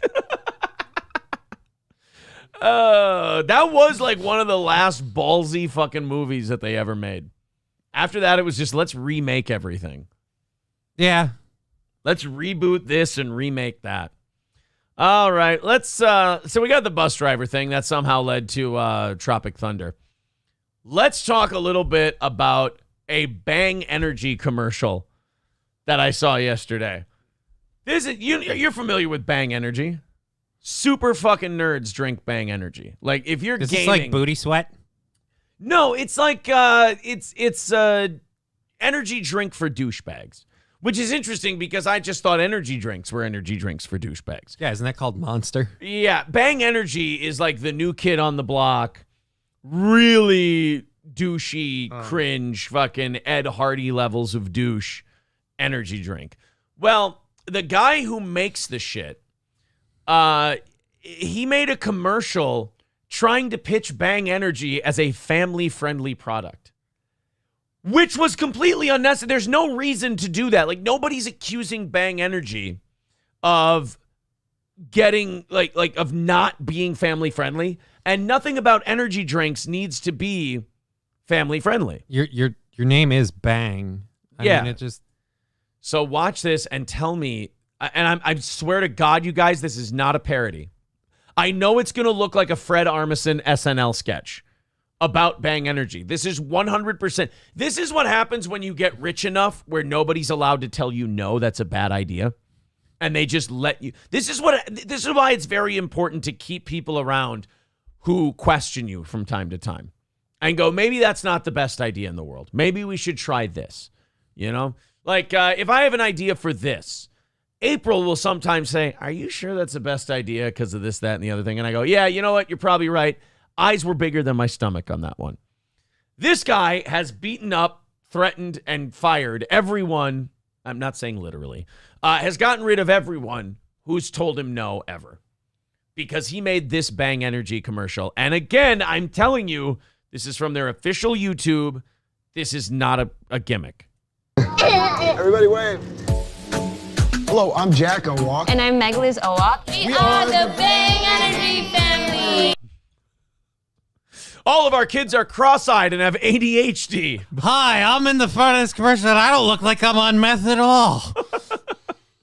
By the way, can we not get him to dress like he was dressed? Can you do me that favor? It's I'm sorry. I feel like he's touched at least one of those kids from the way he looks. Those are his children, goddammit. Don't say that. Fuck, I want to keep this channel. Take it back immediately. I take it back. Thank you. If anyone's going to burn us down saying shit like that, that's my privilege. You're welcome. Thank you. Why am I thanking you? I have no idea. I have no idea. But no, this guy, he's dressed like a fucking... He's got like this Steve Buscemi, hello, fellow kids look going on. And wait until you... Now, of all the things you could pitch Bang Energy as, like, hey, are you gaming all night and you need to pick me up? Or, you know, do you need to pull in all night or studying or whatever? Bang Energy can help give you that boost that you need without the jitters. You know, like every energy drink commercial you've ever heard.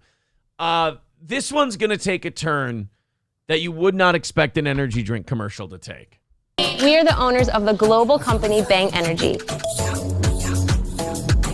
Okay, so this doesn't look family friendly. No, this doesn't look like, you know, girls pouring sticky energy drink on their tits. And it's weird that the guy with the giant B, because one, I keep thinking that's for Bing, because I've never heard of Bang Energy, but it kind of looks like the Bing logo. Oh, it kind of does, the search engine. Yeah. So you're doing that, and then you're me like, we're a family-friendly thing. Look at all these co-eds partying. Look at this party where there's totally no cocaine being used generously. Look at this girl pouring it on her tits. We're family-friendly. She's covering her nipples. Our YouTube video. Tell me that you're the energy drink for giant douchebags without telling me you're the energy drink for giant douchebags. Okay, and this freeze frame makes me ask a very serious question. Why is it the redhead looks like the only one that wants to be there? Right. The kids look miserable. Yeah. The baby's trying to choke herself out. And that guy doesn't even look. And you're the owner. He's dressed like Marty McFly's kid from the future, but like they let him age. It's like somebody dressed him against his will, and he's like, I don't know if I want to do this. This is what the young kids like. All right. Look, the people who drank your energy drink look this fucking stupid. Are you serious? We really need a marketing change direction. Videos are full of family-focused content to inspire you to raise healthy kids. We are going to care. Wait a minute. What the fuck? Inspire you to raise healthy kids. Bang Energy. You know that there's nothing healthy about an energy drink. Shouldn't be giving kids energy drinks. There's that poor taurine little in them kid shit. needs vitamins and nutrients, not whatever's in that thing. It's like the Louis C.K. bit where he's like, a Pepsi is not a water, you fucking cunt. I need hydration. We make a family-friendly product for kids. No, you don't. And nobody's accusing you of not doing it like it's a bad thing. Like, kids weren't even in the equation here, ever. Carry out this vision by developing products with the philosophy of innovation. Stop let that kid's eye was tweaking because he was drinking Bang Energy.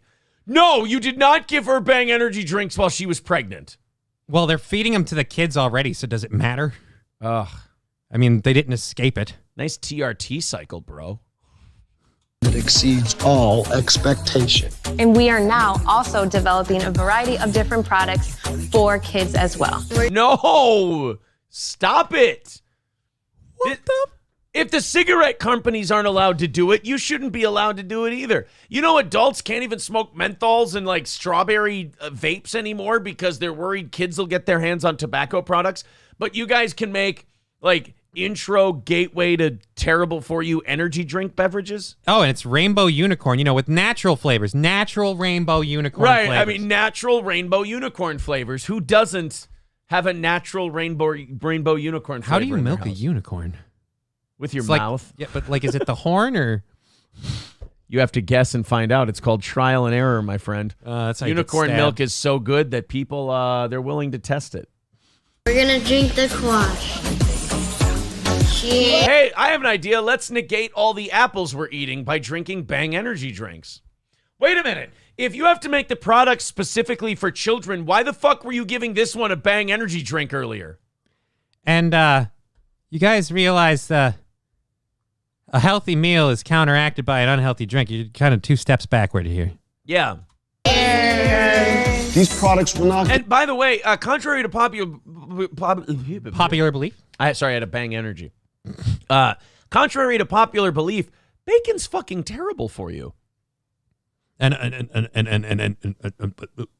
one more thing. All your kids are going to be talking like Jimmy from South Park if you keep giving them Bang Energy Wow, drinks. what a great audience. My father owns the Bang Energy, everybody. contain harmful ingredients like soy protein, sugar, alcohols, and other artificial ingredients. Wow, you mean your product for children doesn't have booze in it? Congratulations. We didn't put any heroin in the baby food. It turns out all these other energy drinks don't have a lot of good stuff for kids. Yeah, they're not meant for kids, asshole. Right. These will be health-promoting products for children because there's just a lack of good nutrition for children out there. That's what apple juice is for, you dick. Formula. They had plates of good nutrition, and you went, hey, let's make our kids guinea pigs. Yes. You know, people think that Bang Energy Drink is just for douchebag gamers, but we're raising the next generation of douchebag gamers to make sure that Bang Energy never loses market share. My son tweaks so fast, he is the fastest fighter in all of the internet. Ladies and gentlemen, I'd like to let you know that Bang Energy plans on increasing its market share by what we call a new marketing strategy of going old school. What kind of old school, you ask? Well, we're kind of mimicking Marlboro from the 70s. Hook them while they're young. Yeah. If only we had their numbers. We do it with our kids all the time. We went Wild and watermelon. Wow, I wonder who you're marketing that towards. We do it with our kids all the time. Yeah, but the thing is, we're saying you shouldn't, though. Right, we're saying you're bad parents. Wild and watermelon. What did Chik Fil A get in trouble for again? Saying your community will be the first to know? Why don't we use hip-hop lingo in our watermelon energy drink? And by no means do our new energy drinks look like wine coolers. So we can't possibly teach kids that, hey, fun cans with fun wording are a fun time. want to do for you what we've done for them. And we hope you will join us Just give them attention deficit disorder and autism. on our family vlog journey.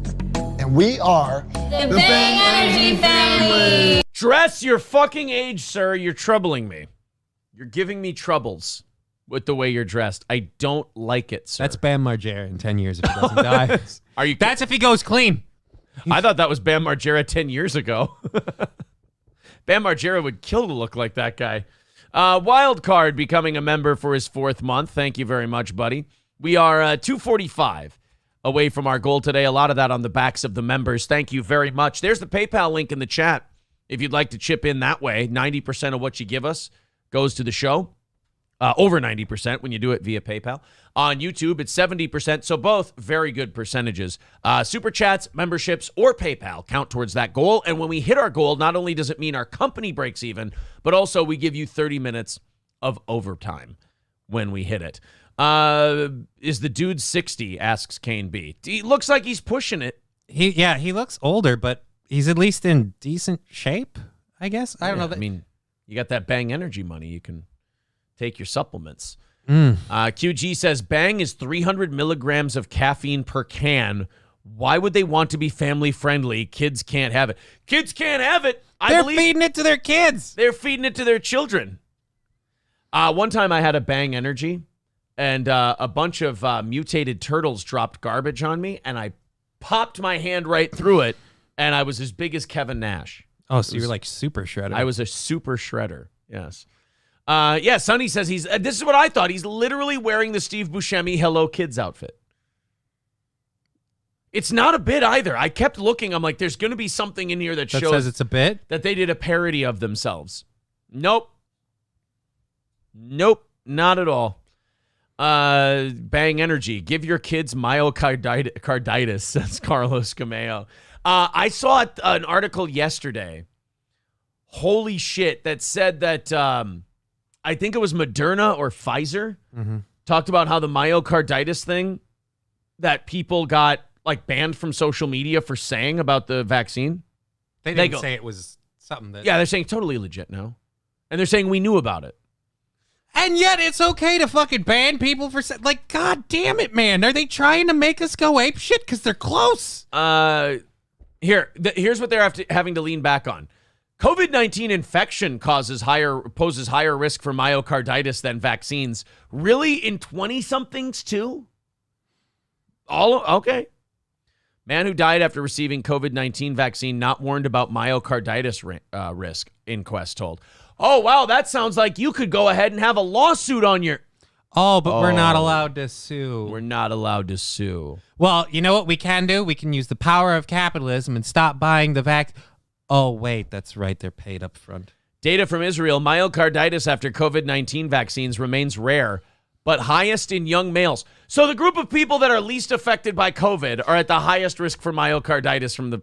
The ones who least needed the shot are the ones suffering the most. And oh, by the way, now go get your kids, 6 to 12. We've approved shots for them, too. Isn't that amazing? I can't find the article, but Royce from Revenge of the... I almost said Revenge of the Swiss.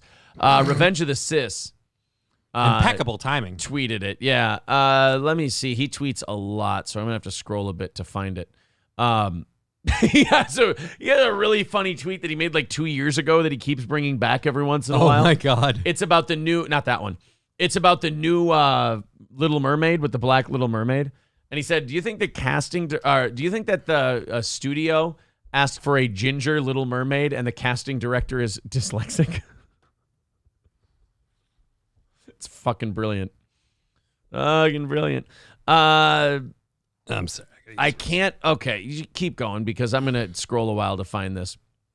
It was really, really fucked up. Here it is right here. I'll post that up for you. From Sophia Corso.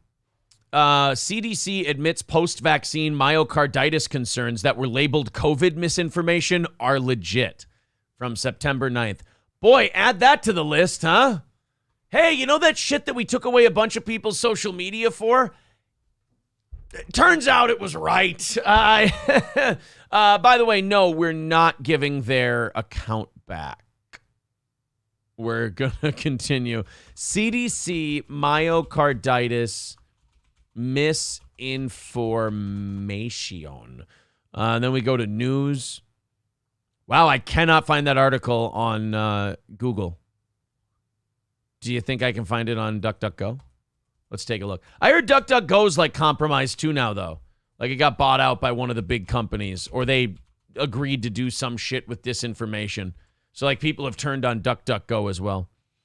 Useless CDC data shows post-vax myocarditis misinformation is true. Yeah, see, now I can see it. WCBM.com. Oh, here's the article. CDC admits post-vaccine myocarditis concerns that were labeled COVID misinformation are legit. Says, wow, that is fucked up that I couldn't find that on Google. I mean, it's not. It's obviously it's predictable, but it is a little fucked up. It's a little troubling. Every time I see it, like I never get used to seeing that whole dynamic. Geez, He's Tale says, here at Bang Energy, we want to respect the LGBTQ community with our poof energy line. I think that's going to be offensive.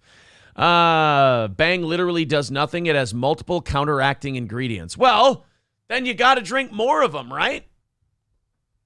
It's a good marketing angle. It's a good business move. Put counteracting ingredients in it.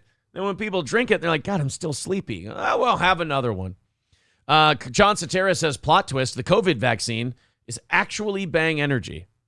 Oh, my God. I couldn't even think. Thank you guys for doing the research on that one. No, Invisible J, I'm not going to say your name. It's not going to happen. Not to mention all the other weird and fucked up things popping up in others. KF says, yeah, DuckDuckGo joined the dark side too, sadly. Oh, okay.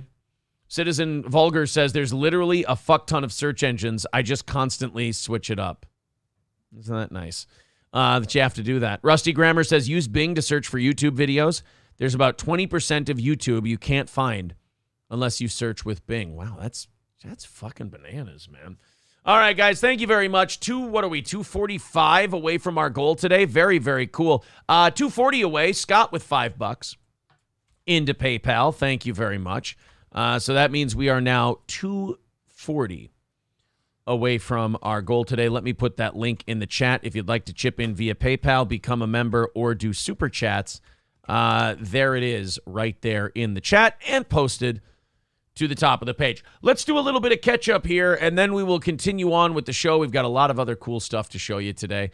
There is a really, really douchey Missouri College, University of Missouri fight song that the students decided to make. Uh-oh. I'll just say it's white kids rapping. Oh, so it's painful. It's lovely and delightful. How many white rappers do you know that are lovely and delightful? Because I've got I don't have lovely, but I mean there's 3 that I can think of. I was going to say talented, but not lovely and delightful. Eminem's a fucking asshole. I don't know about NF. He's good. Who's NF? Nate something? I don't know. I don't know. He goes by the name NF. Oh. Stoney's Bar. I don't know the guy. What are you on my ass for, man? Sorry, Jesus. Stoney's Bar in downtown Rockville. Stoney's Bar, of course, with Stoney's with the what do you call it? The garage. I was going to say the patio, but the patio's the patio. You've got Stoney's Garage, which is the patio at the patio that has the roof and the garage door, the see-through, the clear garage door. Really cool thing that they've built there at Stoney's. Worth checking out. They've got acoustic shows in there. And then on the inside, live bands on the weekends. Awesome weekend bands, and also great Bloody Marys, world-class Bloody Marys. Great place to go watch the game on Sunday. Go check out Stoney's Bar in downtown Rockville, Minnesota. And Midland Armory in Foley for your firearms needs. Nobody's better than our buddies at Midland Armory in Foley. Derek and Tracy are great for advice, great for suggestions, great for education purposes. So you can give them a call or head to downtown Foley, Minnesota, and check out Midland Armory. But let's say you don't live in Minnesota at all. You can still make these orders and have them sent right to your door. Use the promo code SteelToe when you order and save a bunch of money. They've got firearms that can be sent to FFL dealers near you, like that Patriot Ordnance Factory Revolution. That fucking semi-auto rifle is cool as shit. Look at that thing. They've also got all your favorite handguns, shotguns, rifles, magazines, optics, parts, gear, suppressors, knives, you name it, they've got it at Midland Armory. Go shopping around on the website, midlandarmory.com. The stuff that needs to be sent to an FFL dealer, they can do that for you. And the stuff that can be sent right to your door, they can do that too. That's midlandarmory.com. Again, midlandarmory.com, promo code SteelToe. No, Sage. No, Sage, I am not saying that name either. Jesus. Everybody's getting really weird about their fucking names today. Invisible J says, Informer sucked, but Snow is a real fucking gangster. It's the first I'm hearing about this. I always thought Snow was very MC Search-ish from third base. I don't know if I know Snow. Informer? Oh, the band Informer. No, the song. You don't know the song Informer? Oh, wait. Yeah, no. Yeah, I was going to say, fuck off. Yes, you do. What kind of DJ are you? Yeah, like the third world kids who wear the Super Bowl runner-up shirts in Africa know Informer. My God. And they don't even know who won the real Super Bowl last year. Well, they get misinformation. Right. Did we send them misinformation in third world countries? Let's go ahead and check out what's going on in the Texas school district. You know, Texas really badly wants to be Florida. Mm-hmm. They want to follow their buddies in Florida and show everybody how based they are. So let's see how it's going. You want to check in on the state of Texas? I imagine school is a touchy subject for Texas. Well, it's El Paso, Texas, Franklin High School. Okay. A teacher is on administrative leave and facing termination after she told students to call pedophiles minor attracted persons in an incident that was captured on video and shared on social media, according to the city's school district. In an 18-second clip, the Franklin High School teacher can be heard telling students to, quote, stop calling them that. You're not allowed to label people like that.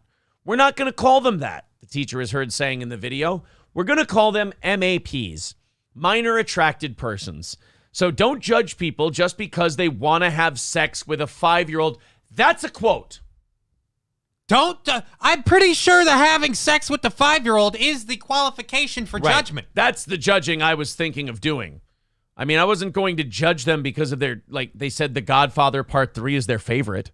Look, although I will judge you for that. I don't give a shit about your hot political takes. I'm a little bit worried about you wanting a 5-year-old. Right, yeah, I don't give a shit who you voted for in the last election. Go back to the part about the 5-year-olds again. No, you're going to a home. I will say it doesn't look good for Biden that you supported him, but that wasn't my concern.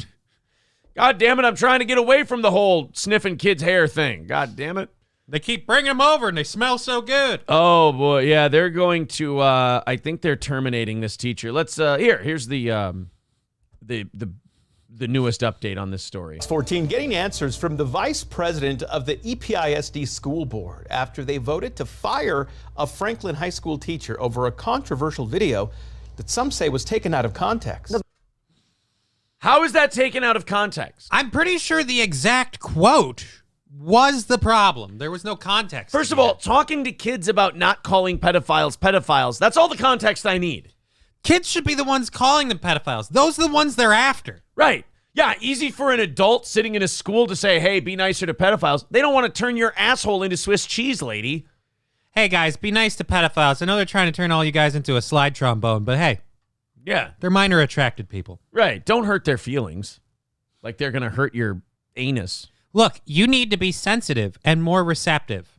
God. In every way. You know what worries the shit out of me? Like, I used to cover these stories, and I used to go, oh, God, look at this fucking school. Look at the unlucky break they caught getting this psycho for a teacher. But now as I watch, like, the TikTok videos about gender and the TikTok videos about sexuality and the way teachers responded to the Florida law that was completely stark raving reasonable, I'm starting to worry that there's way too many of these fuckers educating children. It's almost like these people think, oh, I need to pick a career field that allows me to shape minds. Yeah, for some great. reason other than education. Well, and that's just it. Like, if you have these crazy thoughts and ideas, like, go be a Boilermaker or something. Like, go do something where those views are, yeah, they're fucked up, but, like, they don't have any kind of impact. But it's all these people who have these shitty ideas want to aggressively implant them in the minds of other people.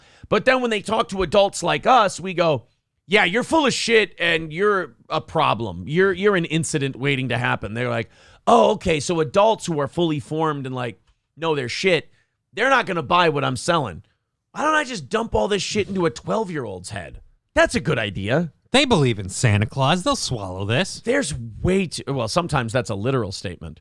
But mean it that way. I think there's way too many of these teachers. Well... Like, if they took a poll and you told them, like, hey, the results of this poll will never be made public and how you voted and whatever. If we could get total honesty out of people, I bet you whatever number the percentage of teachers was that believed in this shit would surprise you. I'm not saying it's 50-50 or anything, but I'm saying whatever that percentage number turned out to be, you'd be like... higher than you thought? Yeah, you're like, I thought it was going to be lower than that. Well, I mean, for me, you do this shit and I'm just going, hey, how about we worry about the reading and arithmetic part? You know, the things that are suffering right now, and we can take your bullshit ideals and spoon feed them those later. Right, that's the thing, like, if you can convince people at the nursing home, then I'll let you do that. Because that doesn't have any impact. But come on, Grandma, it's time to change your gender. That'd be weird if you get boomers. New hips and a dick. You're in luck. Bunch of 80-year-old boomers going, I think it's time to chop my cock off. I feel like a woman. I want to live the last few years with a weird rubbery vagina. But anyway, well, actually, when you're old, though, they're all rubbery. I mean... So, what are you missing? I mean, if there's a better time to get new parts, I don't know when it is. I'll even take a used one. I don't give a fuck. Hell, I'll take one of those. Nope. Gonna put a new alternator in a Buick Skylark? The fuck out of here. Look, not only do I want to be a man, I want to be a big swinging black man. Wow, Grandma. All right, so let's find out exactly what they did with this teacher. If it's anything short of burning them at the stake, I think I'm against it. The vice president of the board, Daniel Call, had defended the teacher before ultimately voting to fire her. I love how he defended her and then went, oh, no, I still have to fire you. I just, wink, wink, part of the club, right? See you at the NAMBLA meeting. Like, what are you talking about? 14 News at 5's Jonathan Mejia tracked him down to find out what changed. She meant minor attracted principles. Yeah, right. Amber Parker taught English at Franklin High School until an 18-second long video got her in trouble. The video does not show how the conversation started. It doesn't matter. She said that you shouldn't call people who want to fuck a kid a pedophile. You should call them a minor attracted person.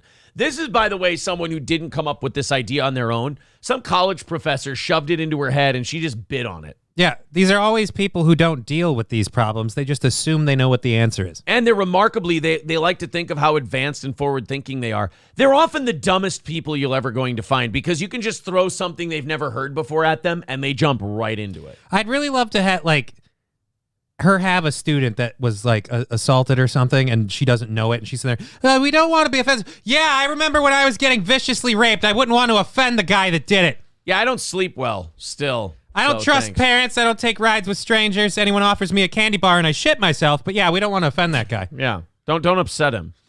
But in it, you can hear the following. So don't judge people just because they want to have sex with a 5-year-old. Again, that's kind of that's an in context thing. I don't care what the context is of that. I feel like that is the context. Yeah, that's the context. The sex with the 5-year-old. Don't judge people who want to have sex. That's all the context we need. Facebook post, EPISD Board Vice President Daniel Call said he doesn't think Amber Parker was promoting or normalizing pedophilia, but instead pretending to advocate a position to challenge her students and prepare them to read the book The Crucible. But why would you pick that example? Like, if you want to talk about that, you can be like, oh, you could argue that we shouldn't have dropped the atomic bomb on Hiroshima and Nagasaki, that it wasn't necessary, and we could have bombed the Japanese with conventional weaponry into submission. They're already ready to submit anyway. Right. So, we just had to scare the shit out of those Soviet We just wanted Union. to bomb and fuck out of them. But 1 week later, he joined the EPISD board in voting unanimously to start the process of firing Parker. He's like Varys. He's like, when you look at me, do you see a hero? But you didn't intervene on my behalf, of course, and I wouldn't again. In closed session, we heard the results of that investigation, which I'm not allowed to divulge the nature of what. Look, I don't want to admit we're all in the same club, and it looks a little bad. She kind of outed us all, and we all have to do damage control. We have to fire her, but we can keep going. So before we even did the firing proceedings, I was ripping all my hard drives out of my computer just to cover my bases. You know? We're like chameleons, our tails grow back, so we can lop one off. It's fine. There were more things that the public may not know about that were included in this closed finding? Well, let me just say that there was a very thorough investigation that took place. According to EPISD, administrators approved lesson plans. I asked Call if Parker's lesson was controversial and why was it approved. Despite his previous defense on Facebook of Parker's teaching methods, he told me she should not have strayed as far as she did. Hypothetically, I could have the best lesson plan in the world, but if I don't follow the lesson plans and I deviate into some areas where I shouldn't be teaching about and I shouldn't be talking about, the lesson plan is kind of pointless. This guy is trying so hard to be political when you don't have to, dude. You don't have to take both sides of this one. Nobody is on the teacher's side. Except the other teachers. Right, except the teachers who think the same way, who went to the same school. Jason Parker, who's the husband of Amber Parker, commented on Call's Facebook post thanking him for the support. Do you have a message for the Parker family? Why do you never talk on camera? Would you want to if you were defending the lady who said we shouldn't be so hard on people who want to fuck kids? No, I'm talking about the anchor, the black guy. Oh, yeah. He's always on the phone nodding his head while we hear his voiceover asking questions. That's true. No, no, I don't. However, he does have a message for EPID students. Holy shit, look at the shape that school is in. What are they learning in a fucking Culiacan, Mexico classroom? Jesus. I mean, can we get some carpet in there? I'm a little worried that, like, there might be people at the school that you need to be, like, just vagrants hanging out. Because, I mean, the place looks a little run down. I mean, Jesus. I mean, now that we got the problem teacher out of there, can we, I don't know, maybe get some flooring people in there? And families. Personal opinions on really sensitive matters like this don't belong in the classroom. I thought you said it wasn't her personal opinion. I thought you said she was doing a controversial... A lesson plan and teaching them about critical thinking for the Crucible? Yeah, which one is it? Is it the she empathizes with pedophiles thing, or are you just pulling all of this out of your ass? It's up to the families to, provide education about some of these really sensitive issues, and it's not the role of the school district to do that.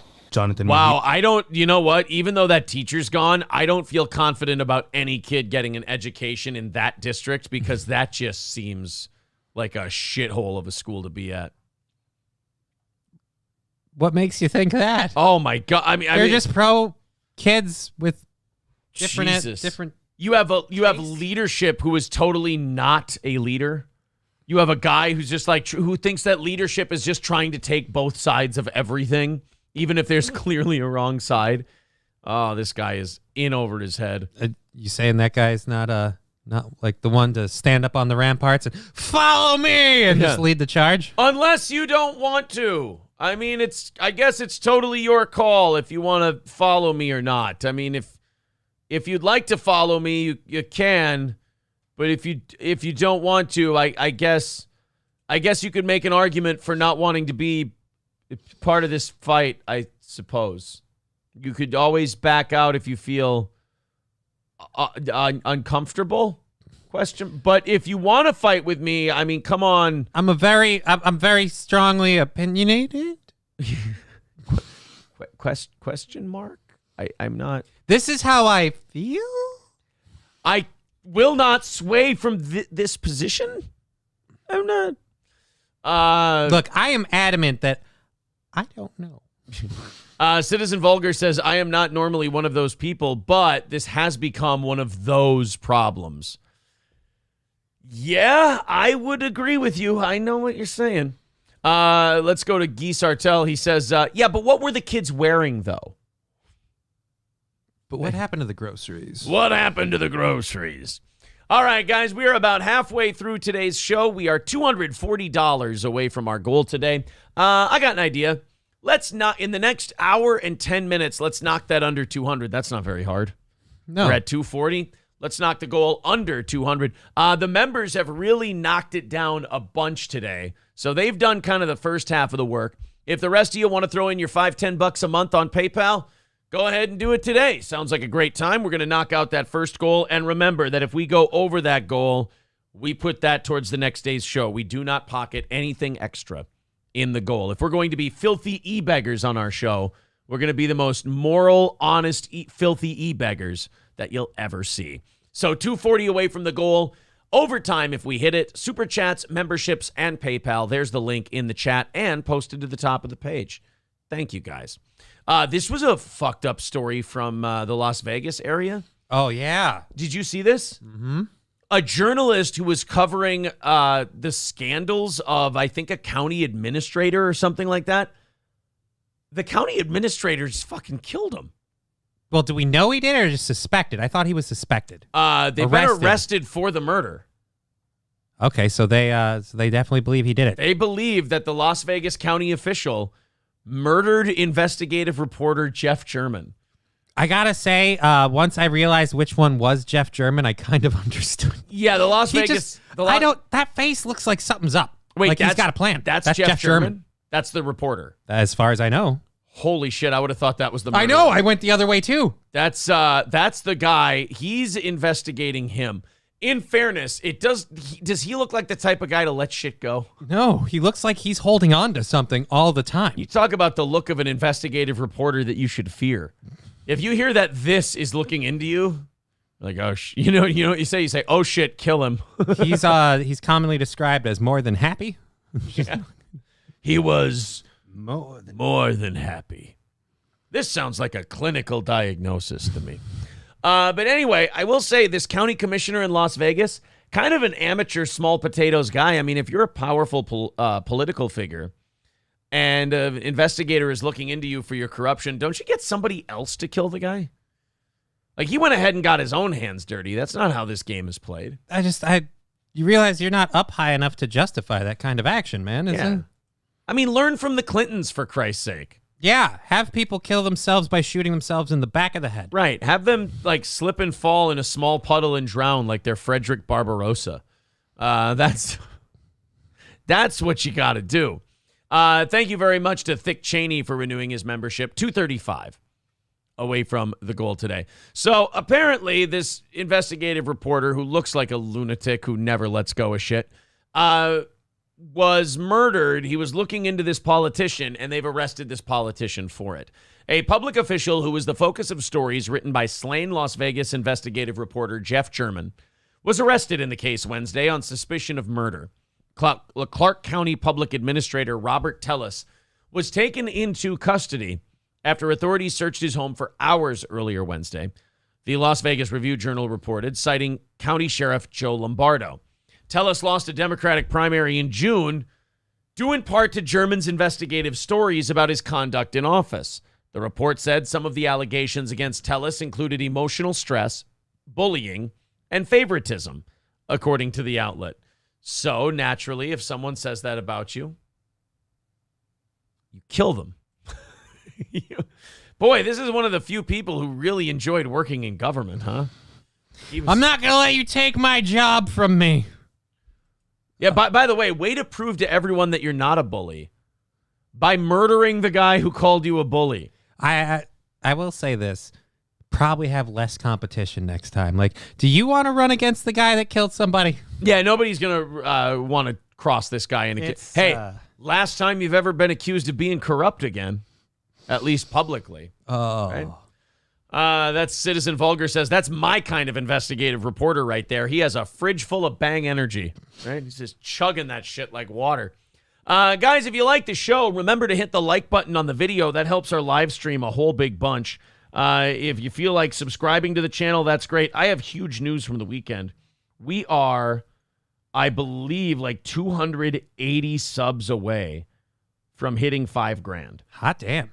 So we're only about 285 away from 5K. If you like the show, subscribe to the channel. That would be wonderful. And also, please, if you feel like becoming a member, do. And if you feel like liking the video, be aggressive with that as well. Let's see if it held up over the weekend.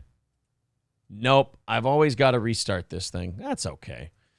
We'll restart it every week, and then, uh-oh. There we are. I got to resize all my windows. Off. And output those, and here you guys go. Hit the subscribe button, smash that like button, and click the bell to get notifications. Perfect. Do all that, and you and I are going to be good friends forever. Hey, good news, guys. Are you thinking of buying a firearm? I might want to do it with cash from now on. It looks like the government is going to start tracing guns purchased with a credit card.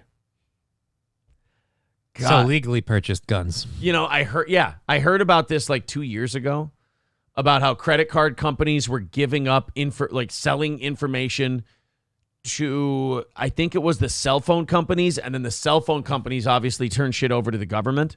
So all these credit card companies are now going to start reporting gun purchases or purchases made at gun places, and you'll be able to track that now, which I'm sure will only be used for good purposes like stopping crime and things like that. Well, the biggest problem we have with like these mass shootings and stuff is that there's never any signs and we never knew anything. And it's not like we could have prevented it. Right. I mean, we've got to be able to monitor people's financial transactions Can we get a lawsuit fast track to slap this thing down like immediately? This feels so wrong. Who's going to buy, I'm really worried who's going to buy a gun with a credit card that is like a clear and present day. And how do you know that? Well, all those mass shooters who bought their guns legally. All like 5 times that's happened. But again, how do you tell the intention of a purchase? Like, all right, we can see here that you just bought a rifle.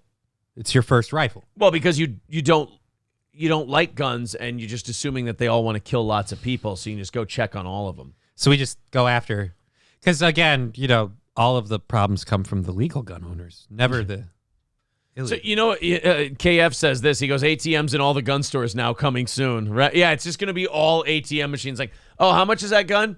It's actually $838.42. All right, $840 out of the ATM it is.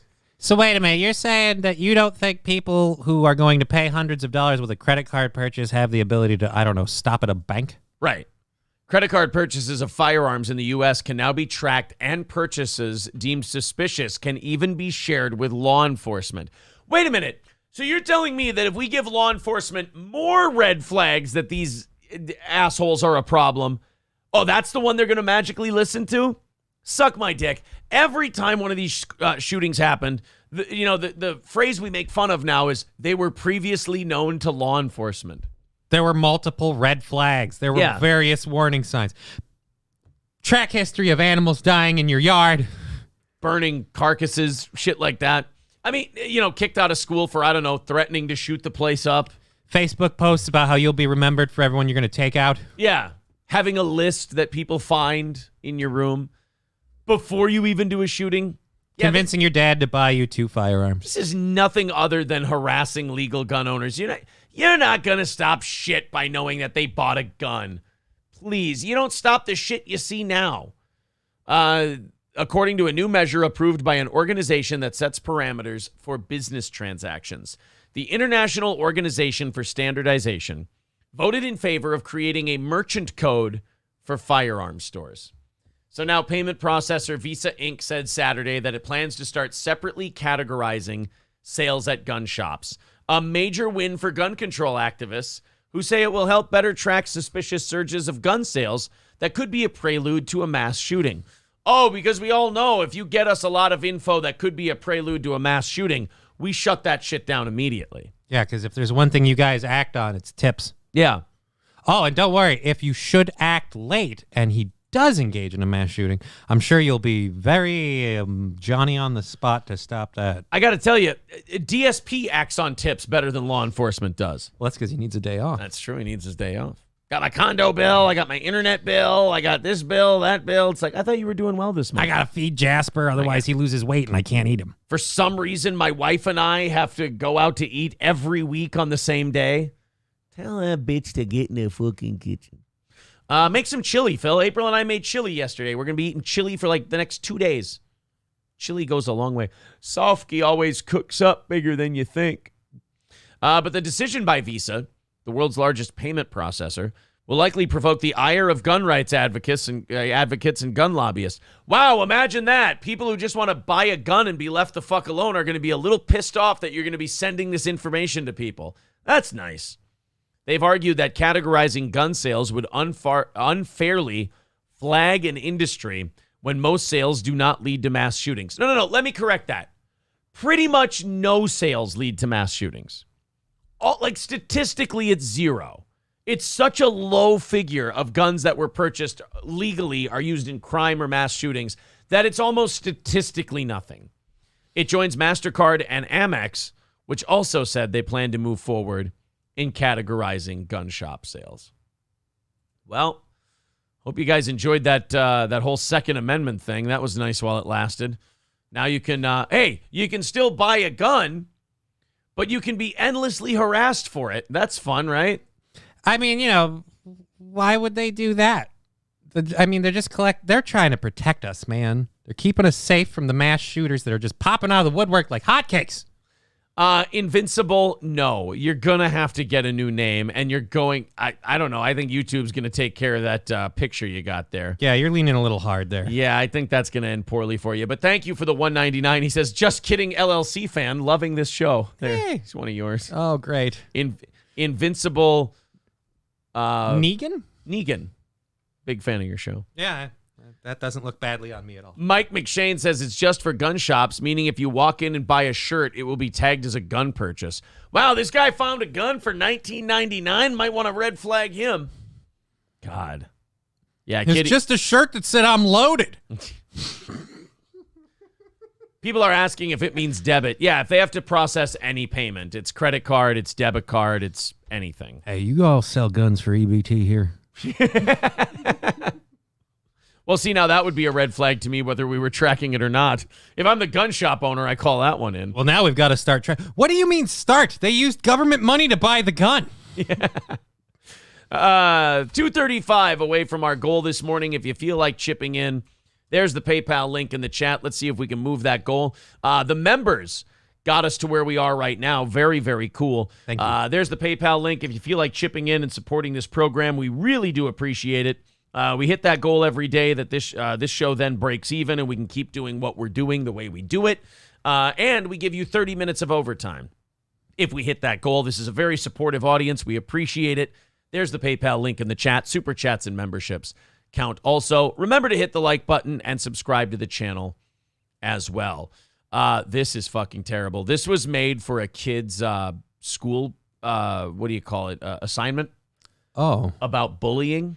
Oh, no. And they put it on YouTube because they thought, you know what? They knocked it out of the park. This is such a good anti-bullying PSA us kids made that I think we got to throw it up for the rest of the world. And if there's one thing the internet is known for, it's not bullying. Well, this is Italian's Crib. He has 57 subscribers on YouTube. But he was featured on r/cringe yesterday.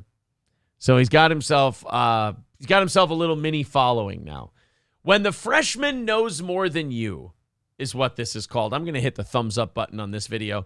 So this is a bunch of kids who made their project for school and then decided, you know what? YouTube. We've done it. We're going to lead the way. Here we go. Enjoy. This is called When the Freshman Knows More Than You. Oh, God. Is that new freshman? I think that is. It is. I think his name was Parker. Hey, boys. Oh my God. Guys, you're joking. Hey, who knows the... First of all, the kid's laughing. So he took a bite of his garlic bread. Okay. He immediately started choking just as that freshman kid was walking in. It's almost like he's doing a bit. Like, yeah, and then these kids are going, oh, not that freshman. Ew, freshmen suck. So wait a minute, is the freshman going to save him? Are we doing that? Just wait. It's going to take a little M. Night Shyamalan twist for you. Remember, this was such a good anti-bullying sketch that they had to put it on YouTube. So he was dead, though. I do. Dude, shut up, bro. You're a freshman. Hey, yo, you're a freshman. Hey, yo, I know. Come on. See, the freshman said he knew the Heimlich maneuver, so instead of letting their friend be helped by the freshman, they told the freshman to shut up, and they lightly pushed him across the yard. And we're all smiling and joking about it while someone's asphyxiated. Right, the freshman is sitting there. You got a terrible actor. You know, some people shouldn't play themselves. So the freshman is sitting there giggling as he's being pushed. Meanwhile, that young man is dying. He's choking to death.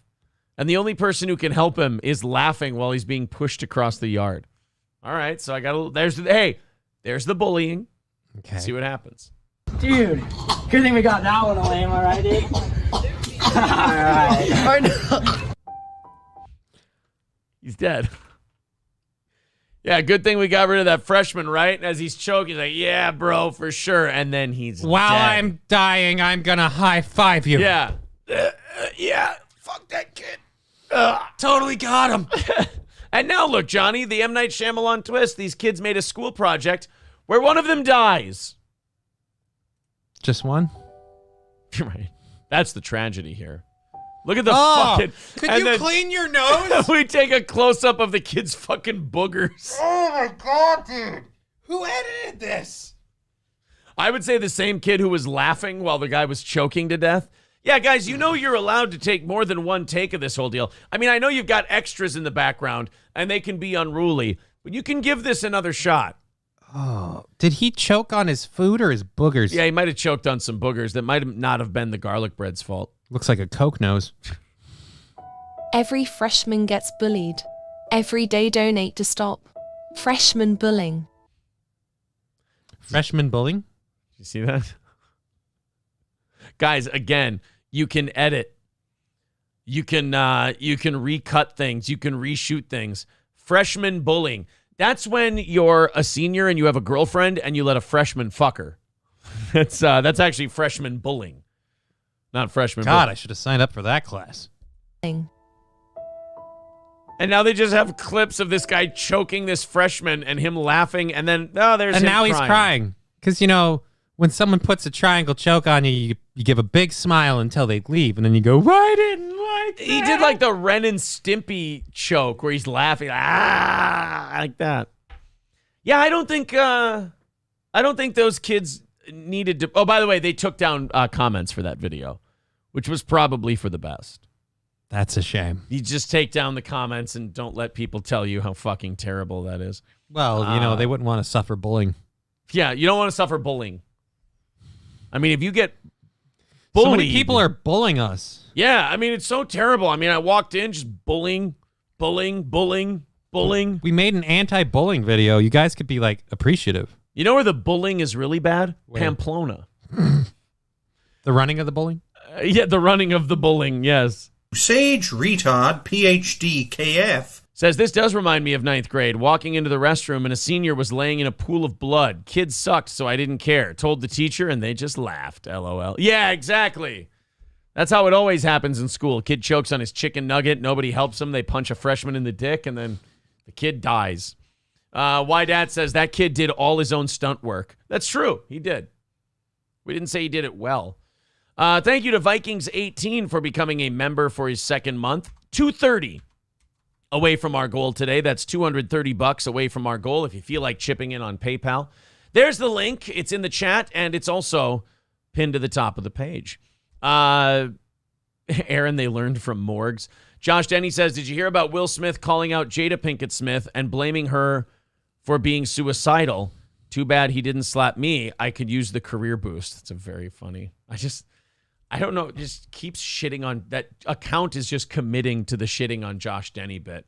By the way, did you see we drove Josh Denny completely insane? No. What did you do to him? I don't know. We've lightly teased the guy like he's friends with Corey. It's the guy watching the show that's teasing him more than us now. Right. He's the guy shitting on Josh Denny's teasing you, Josh. We're not doing it. No offense, but we don't care enough. We don't really think about you ever. And so this guy's been shitting on him. April sent Josh Denny an interview request recently for him to be a guest on the show. And he wrote back and called her Jules, which is Mike David's wife from Red Bar. So Red Bar fucked him up, obviously, because he can't let go of that. He can't let go of that. And then he goes, I don't think I'd be much help as I'm really just an Uber driver and I don't even know Anthony and Gavin and our whole comedy show is just a scam. He was really bitter about everything that's ever been said about him. You can tell that all the Red Bar bullying and then the Josh Denny parody account in the chat is, he's watching. So what you're saying is you're a fan of the show. He's a big fan of the show. You can't be Mr. I'm against canceling. You can't be Mr.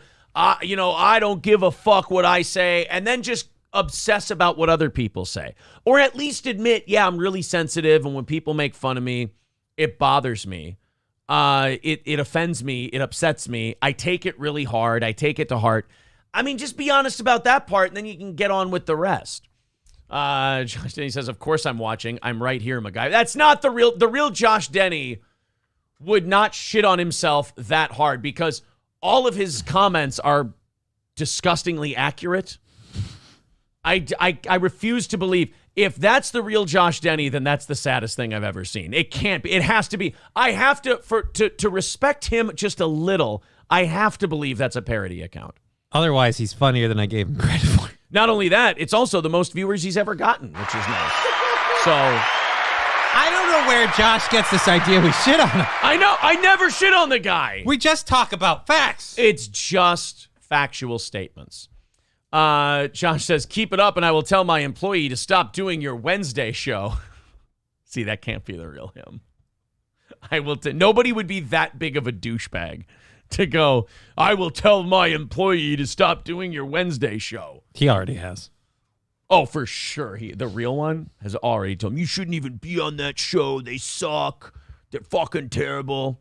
Yeah, we just keep growing for some reason. Yeah, just admit it. You got made fun of. You don't like it. Red Bar has absolutely fucked you up. It's okay to admit those things. People have said shit about me before that I've taken to heart. It happens. It's inevitable. I just don't let it get to me that much. I'm pretty sure when Red Bar eventually passes Josh Denny, he'll be like, I hope he died in excruciating pain. Oh, my God. He went Nigerian professor on Red Bar. That's terrible. I will never forgive him. What do you want? You want We Are Mizzou. Oh, this God. one's really fucking bad. You want the lamest school board controversy I've ever seen. You know, school board controversies have gotten so, like, hardcore now. Like, it's about gender and progressivism and all that. That now, like, every news organization is trying to have their own school board controversy. And I feel like the Fox 10 News out of Orange Beach, Alabama, really tried too hard? Oh, they tried way too hard. Or we've got a student in Bakersfield, California being arrested for bringing fentanyl pills to his junior high school. God damn it. I want to do the music video one first. You want to do music video first? Yeah, oh, boy. something about this looks like it could be funny. Going to the dessert right away. Oh, Skipping well, the main course. Do you want to start with something else? I can hold off a minute. No. I love this. All right. I want to give attention to the Josh Denny parody account. He goes, listen, he is my writer. He saves his best material for me. You are getting his leftovers, and it shows. Wait a minute. Now this Josh Denny parody account is shitting on Corey Adam also. Yeah, that sounds worse for your employee than it does for you. What the fuck, man? Now he's a chimp with a machine gun just spinning around in circles. All right, 2:30 away from our goal. Let me do one piece of catch up here, then we'll go to this We Are Mizzou music video. Full disclosure, I have no idea how old this is, but to me, it's timeless. Did that say 10 years ago? It's 10. Okay, so this is 10 years old. They made this for their college basketball team, and it was on our Cringe yesterday. It's fucking terrible. Raleigh's Rednecks and Longnecks, Raleigh'sRednecksandLongnecks.com. Great concerts year-round, whether it's indoors or outdoors. The pizza's incredible. The wings are amazing. And also at Raleigh's Rednecks and Longnecks, darts, pool, great place to go and listen to live music every weekend, a fun place to party. It's just, when they say it's the best honky-tonk in the country, it's earned that designation. Go find out why today. That's Raleigh's Rednecks and Longnecks in Sauk Rapids off Highway 23, Raleigh's Rednecks and Longnecks.com. All right, you asked for it, you piece of shit. Here's We Are Mizzou. The We Are Mizzou music video. Get ready. Much ado about What's up, Mizzou? Oh, Tiger God. Nation, baby. You don't like it already? What's up, Mizzou? You are entirely too white to ask that question. You don't think these three are going to make a really cool music video? I don't. You're not showing a lot of faith. It's only 3 seconds in. We're already stopping. They look too much like me to be successful. You don't think... I think they could walk off that bench just fine. I mean, in fairness. All right, point you made. are being Point made. I have to defend their honor a little bit. I mean, they're going to ruin it in a little bit here, as you pointed out, but still. Baby. Hey, Tanner, you got something for us? Yeah, man, we helped me freestyle a song. You think it's going to be good when he freestyles the song? No. Oh, ye of little faith. No problem, man. One take max. You think we can do it once? Easy. Where's Coach A these days, anyway? Arkansas? Ah, come on, Andrew. Faith and hate, man. You know the worst thing about Arkansas? What's that? It's got Kansas in it. Oh, right. The worst thing about Arkansas is it's got, because we ate Kansas at Missouri. Sports songs are the worst thing in the world. You find someone, the worst thing is like the local FM sports talk radio guy who does like local team song parodies. Oh, we got a few bad ones. You know what? It's the start of football season. We could play. We can find a new one every week. Oh, they're really bad. How long till Johnny Rock starts doing those? Should we check their YouTube? No, we're not knocking on the door. We're busting in. We ain't waiting anymore to be champions. I'd say it would have been a better verse. We're not waiting anymore to flex our white privilege. Do you because they're bussing in, that's. I don't see a lot of it's confusing because when I listen and I don't look at when I go like this and I hit play. Gotta win, gotta fight, yeah. Okay, I hear cultural appropriation. But when I open my eyes, I don't see any cultural appropriation. I hear it, I don't see it. Sir, you ain't taking our time. Oh, we in a hurry. Oh, screw red and blue. We are Mizzou. We are Mizzou. And we play kazoos. That would be fun. That would have worked. But see, they're not screw the red and blue. That's the Kansas Jayhawks. You see, yeah. We stick it to the other team, man. You don't need to do this. The other team's sticking it to her, right? Meanwhile, she has a boyfriend who goes to Kansas. She ain't fucking that guy. I am Mizzou. I ain't fucking you. So who you? Hey, Kansas, learn your place. Rock chalk, yeah, how's it taste? Because it must be hard to sing when Ratliff throws down in your face. Oh, God. It's one thing to, brag about multi-millionaire athletes that are on your town's team and they're dunking on people. The guy you're sucking the dick of is your same age. You guys are peers. You're classmates. I really hope this video plays at every job he has refused. I hope so, too. I hope they all bring him in for 2 interviews. We looked into your history, and we saw you did this. We think you're great for the job. We think you're extremely qualified. But 10 years ago, you did this. Explain. Yeah, we're going to go with the other guy. Why? What'd he do? Something way less embarrassing. What? A lynching. It was actually, we're less humiliated to have that guy on staff than the guy who made this video. Look, does he show up wearing a robe? Yes, it's uncomfortable. But, he's bringing other people in. But we asked him if he would ever make this music video, and he said, no, never. I don't make music. And that satisfied us, and we said, okay, you can work here. Say your grace, because you'll be sorry in this title race. We welcome rivalry, but they're too scared to come back to our place. Yeah. Oh, stop letting white people rap. It's not okay. If he plays like a mandolin and he starts singing a folk song with a coif on, that's fine, especially during Renaissance Festival period. But no to this. Stop. We're marching straight into this madness, beating top 20 teams by almost 40, not because they're bad, it's just the real deal. When you face it's tragic, because you'll be dropping and ranking so fast, you'll think it's magic. So you'll be dropping and ranking so fast. Did anyone tell him that for most of us, we don't give a shit about 90% of the stuff that's in these lyrics? We show up to the game for the same reason as everyone else, to get fucking drunk and hopefully plow a bitch. That's what we're there for. Do you think these guys they went to the games that year and they tried to get people to sing We Are Mizzou and everyone was like, shut the fuck up.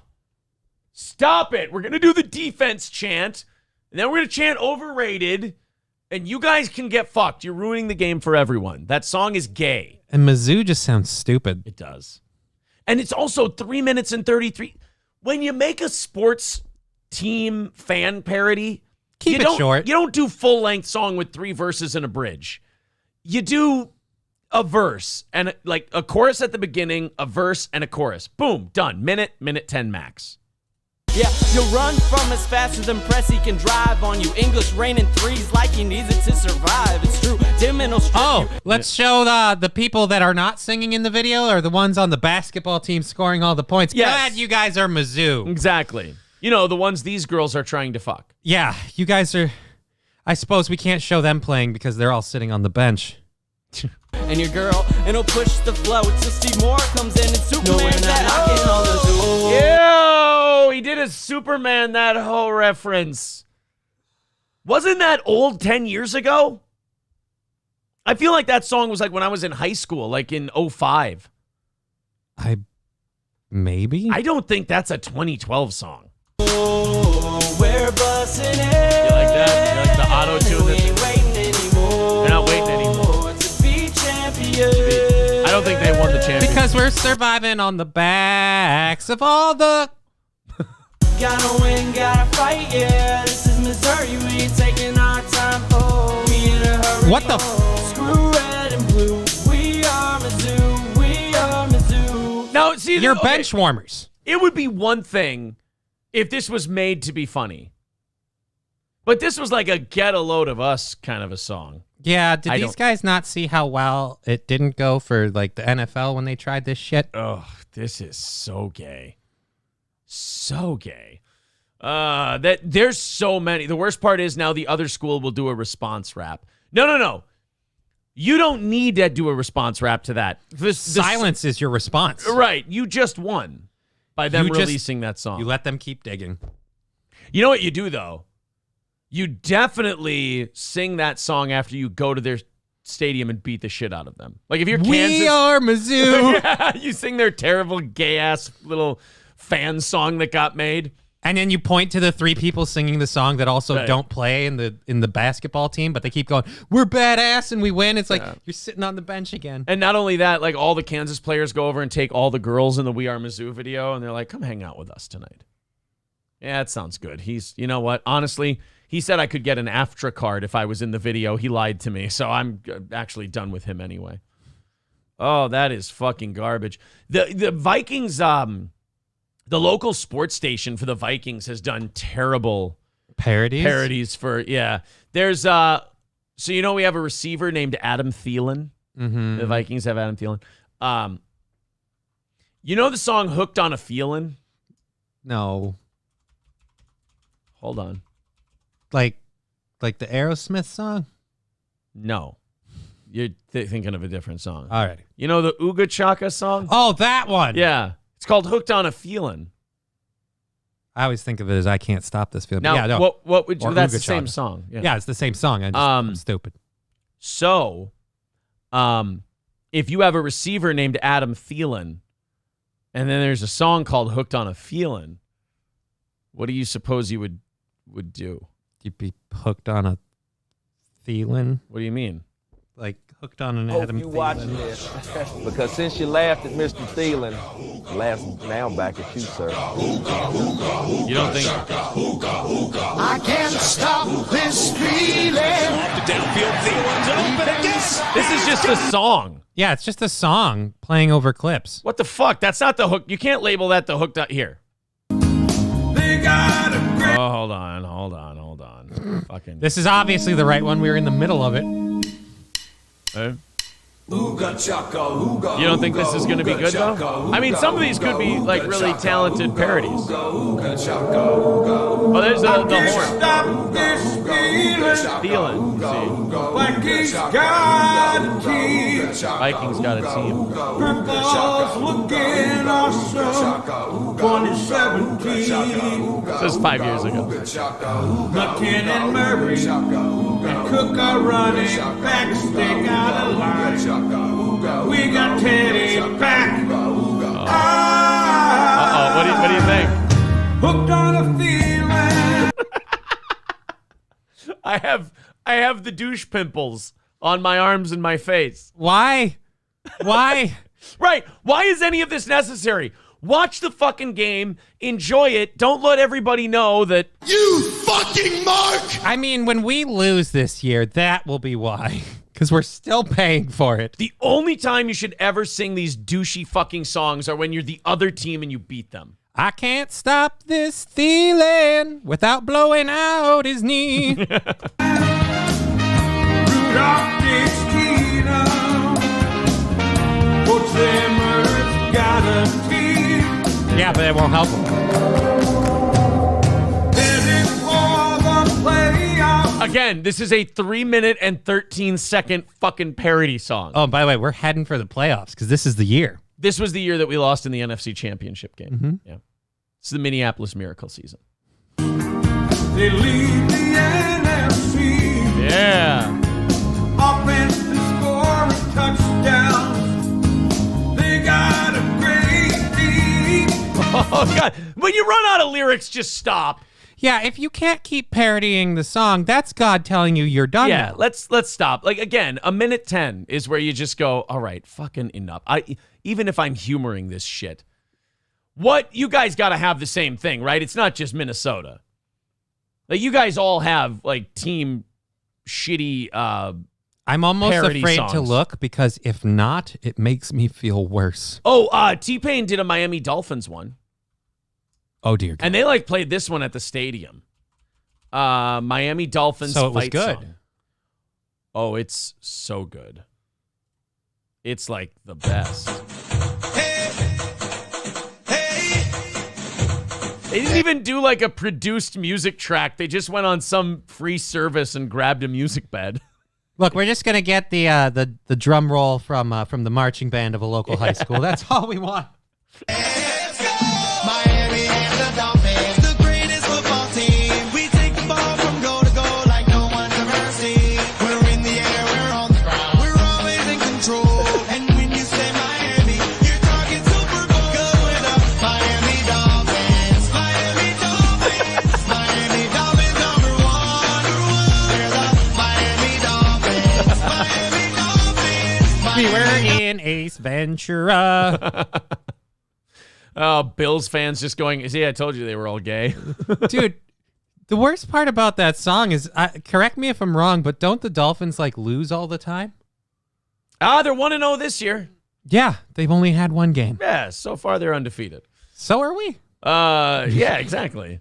King Kong And Dong. we'll turn that around, too. King Kong Dong says, this song is why Nick Foles deep dicked you. That actually hurts a lot. Do Saints, Who Dat, Black and Gold? Oh, no. Oh, no. Now just the rest of the show is really shitty fucking football parodies. Great. Saints, Who Dat, Black and Gold. Anthem song, Who Dat, Black and Gold Super Bowl by K. Gates. Oh, shit. This is going to be fucking terrible. Who's K. Gates? K. Gates, you are the savior.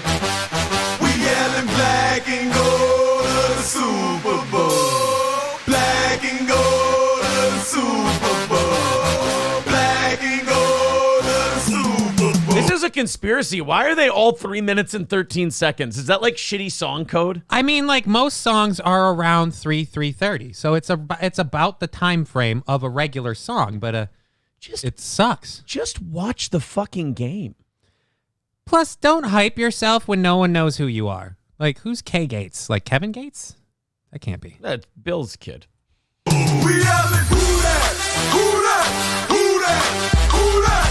Who that say they gon' beat them Saints? We yelling. I mean, in 2017 and 2019, it was us, but okay, cool. I mean, there's a list. Yeah, there's a list. The Rams in 2018. Actually, be a fucking shorter question. Who hasn't beaten the Saints? Right, yeah, exactly. Guys, Drew Brees and Sean Payton are gone. This is not, sorry, it's not Who Dat Nation anymore. And by the way, Who Dat is such a stupid thing. You know that's a phrase of, like, bayou people who don't know how to speak properly. So go ahead, adopt it. You know what? It fits. Who that? Who that? Who that? Who that say they gon' beat them Saints? Okay, we going to Miami. Already tamed the Wildcat. Second line into that Super Bowl and bring that crown back. I think what it is with all of these songs for me, and I can only make it like a minute into each one, it's the downright unnecessariness of the song's existence. This was not needed. And I don't know. I just feel like it doesn't age well, especially if you lose. Like later, like, oh, we coming to get the Super Bowl, but you didn't. Yeah, so don't do that because you're setting yourself up too high. We made one in 1998. The song Welcome to Miami by Will Smith was big, and we had Randy Moss and Chris Carter, and we were 15-1. We were kicking ass. And we got what we deserved. So somebody decided to make a song called Going to Miami. I hate you for even reminding me. Minnesota Vikings. Why are you smiling? Going to, because this like is I'm having really PTSD right now. Yeah, this was our our local pop station. KDWB. Oh God, Brian. Did this one. It's oh boy, is it good. Oh. Just give it a second. I don't think anybody in that locker room would tell you that they wanted to just be division champs. There's nothing about division championship. It's all about the Super Bowl. Cunningham. Is it really? Because we ended up losing the NFC Championship game in overtime. to the end zone. Moss goes up with one. But we're going to Miami. Yeah, we're going. This just in. The Minnesota Vikings. First of all, you can't make a cringe sports parody of a song that's already cringe. Welcome to Miami was a terrible song. It did very well. What are you talking about? It was Big Willie style at the height of his that's career. right. It was Big Willie style. Getting jiggy with it, and Welcome to Miami, a 1-2 punch of shitty hip hop. Yeah, and then meanwhile, me, the white guy who buys into fads, I'm the asshole because then I'm listening to the song, I'm like, ooh, getting jiggy with it, and I see someone, hey, what's up, my jigger? And they're like, no. You shouldn't have done that. No. That was a bad move. Yeah. That was inappropriate. I'm a horrible person. I think so, I too. have to learn my lesson. The fact that you kept doing it after you were told it was wrong is the worst part. Well, it's just like this guilty pleasure. I mean, once you've started, you're already digging a hole. Might as well go all the way to China. I hear you. What are they going to do? Hit you? You're a gimp. They're good. Well, here I am in the cities where it gets real cold with my team on the verge of a Super Bowl. Yeah. Every Sunday's like a party, y'all. I'm talking football, best in the league, style, strength, and speed. When you think of Minnesota, think the Minnesota Vikings. Chris. We all like the team. We don't need to do this. The worst were the people who played this for people who were like, all right. This is not only is it's a good song. Yeah, because we are going to the Super Bowl. It's like, I could fuck to this if someone ever wanted to. I do. We Any fuck takers? each other to this song. Well, you're not supposed to tell people. Sorry, it's 1998. That's still not okay with people. Yep. I apologize. Chris Carter, BJ, John Randall. Nothing less than ill on the football field. Every time we play a game, they be like, oh, can y'all feel me? We on the game in all phases. Defense, passing, running, you name it. All of it. We do the whole thing. And again, 234, way too fucking long for a parody song. And again, we went to that Super Bowl. I think what we should have done, I know this was pre 9/11, but what we should have done is every time someone called into a station and goes, can I hear the can I hear the Going to Miami song? We should have put that person on a terrorist watch list and never let them fly. Unless it was a one-way ticket out of the country. I really thought you were going to say that's why 9/11 happened. It's like they came for this song. Look, this could be punishment. 9/11 could be punishment for this. I would, if the terrorists would have said that, I would have been really pissed on 9/11. They were going to Miami. They just didn't make it there. Right. I would have been pissed on 9/11 until bin Laden came out and said, this is for shitty American sports parody songs. I would have been like, guys. We earned it. He's got a point. We got to scale back. Would have saved us a lot of money. Yeah. The Giants, the Jets, Rams, Packers, and the Patriots. Patriots. You like the rhyme they did there? Yeah, it's Jets, like they're shoehorning it. Yeah, I learned this from Opie and Anthony. Every good song parody has a terrible shoehorn. You see the Jets and the Patriots. You lean on it phonetically so it fits. Right. And you jam it to fuck in there and put an elbow down. You get a knee on it and you try to zip it up. And then you just stuff the shit out of that little stink hole. Find the tiniest little stank hole and then you stuff the shit out of it. Hi-oh, Best role in that movie. Oh, Chris Elliott fucking rules in Scary Movie, too. Team you bring us, we slay 'em. Most teams in the league don't even want us to play 'em. This is the squad to go all the way. Twin Cities, the Vikings. This song is gay. So here it stays. Party in the cities where the heat is on. Denny Green running things in the Metrodome. And we're going to Miami. And again, like you said, now when you don't go, you look like a fucking You look like idiot. a douche. First of all, you look like a douche if we go to the Super Bowl regardless. Yeah. But your douche level goes way, way up if we don't go to the Super Bowl. I'd say the only benefit of not going to the Super Bowl is we didn't have to worry about people in the stands like singing the song. I think we cyanide those people. Bouncing in the cities with the purple and gold. Got your football senses on overload. And we're going to Miami. Okay, I guess this again. I can make it one verse into each one of these.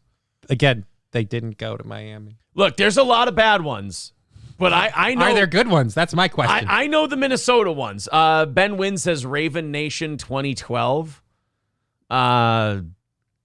Go Colts. Bengals stole it with Who Day. Oh, God. Razov Chaz says 3 minutes and 13 seconds commit over 50% of the shitty songs. Informal Warfare's got one. Uh-oh. Oh, but I have trouble. I can't do YouTube links from the chat for some reason. I don't know why this is. hardcore sports fans are dorks. Yeah, they really are. I mean, you got to kind of watch your sports fandom because those assholes kind of wreck it for everyone else. You're like, oh, look, I like this. And I enjoy watching football every Sunday, but I don't want to be mistaken for one of these assholes. Yeah, it's just the same way no matter where you go. Even if it's just D&D, you got the people who just like to play once in a while. Right. And then you got the guy that walks around dressed like a wizard 24/7. You're like, can we stop? Dude, you gotta fucking take it down a notch. Just leave the stick at home. For fuck's sake, Gandalf. You're making me look like you, and I can't abide. $225 away from our goal today. Thank you to Zimmer for renewing his membership for a 5th month. Appreciate it. So $225 away. Let's knock this thing under 200 pretty quick here and get ourselves on the way to knocking out this goal so we can break even for the day and give you 30 minutes of overtime and go till 10:30. Super Chats, memberships, PayPal. PayPal, we take over 90%. Super Chats and all that, we take over 70%. So it's a good split either way. There's the PayPal link. Just click that. Throw in whatever you'd like to the program. If you'd like to become a Steel Toe VIP, that's $250 in 1 week. Gets you all of our merch, the 3 T-shirts, the hoodie, the 2 5.5-inch vinyl stickers. You also get entered in a $100 drawing at the end of every month. You get 2 tickets to every live event we do. And when new merch comes out, we give you a free issue of it right to your door. Absolutely free. That's the Steel Toe VIP package. $250 in a 7-day span gets you a Steel Toe VIP membership. Speaking of membership, if you become a member on this program, you also get entered in a $100 drawing, and you also get access to all those cool emotes, and we do a Sunday evening show for you just for the members from 7 to 8 p.m. Thank you to M. Pitt for renewing his membership, and Zumakin with $10. That's going to make it, $215 away from today's goal. Thank you very much. All right, somebody sent us one more shitty song sports parody. I'm sure it's the last one that exists. There aren't any more. It's from Andy, Kings of the North. Oh, God, no. Oh, God, another one. Why are the Vikings the king of the shitty sports parodies? Okay. Well, I like Green Bay. Eddie Lacy slimmed down. Jordy Nelson comes back. I think so. This is a while He had a ago. lot of drama last year. He's I gonna feel have like this bounce is back a year. But Aaron Rodgers, Game of by Thrones. his standards, he did not play like the Aaron Rodgers that we know. Let's see. and love. This was 4 years ago. The bad man, he'll be back. It's 3 minutes Bears and the long. Lions still stink, and the Packers are still great. Minnesota, then in my playoff picture, just misses the playoffs. Get an opinion. You're a Viking fan. What is you this? don't get a strong opinion. You haven't earned it. You're the Make a Vikings. fucking that, music that video. organization and that area is dominated by Why are we Green doing a Bay. 30-second You average intro of 2 Colin yards a Cowherd rush talking? with Adrian Peterson at home in a weather condition that favors you. Seattle averaged double that. It's just fucking trap. Someone really just hates that guy. All right, ready? Here's the start of the good Vikings parody song. Hook me. Hobby, yeah, let's go to the ball. Purple rain in control. Remember when they tried to say that we would never blow? Now we the kings of the north. Hobby, yeah, let's go to the ball. Purple rain in control. Remember when they tried to say that we would never blow? Now we the kings of the north. Boy, I think who fucking cares? I gotta say though, props for the Game of Thrones reference. You like the Game of Thrones reference? Yeah. Okay. I'm Stephon Diggs with that 1-4. Know it's game time when that horn blow. See a bad thing sitting in my roll, then I'm on that ass like Xavier Rhodes. It went Aaron first, then Cam second. Eli Manning and then Odell Beckham. Penetrated, they pass protection. Put him under pressure, made him throw the interception like. All right, it's definitely not the worst of all of them, but it's also, I'm just listening to it going, it sucks. What are you trying to show that you love the team more than everyone? Like, fucking calm down, you child. Jameson's Repair says this one ain't bad. It's not bad in when you compare it to the other sports parodies, but the concept of making a sports parody song. No. Oh, God. Nate Doggy says, look up the This Is How We Skol Florida, Georgia. No. Oh, I forgot about that one. Oh, God damn it. God, no, I forgot about it. Oh, Jesus. Thank you, Sandy Squatch says, love this show. Thank you. 210 away from our goal today. There's the PayPal link in the chat and pinned to the top of the page. All right, I'll do one more because I'm really starting to run out of... I'm saying the same shit about each one of these. I'm just saying the same thing, which is why? Why are we doing this? This is... Oh, God, no. All right, here you go.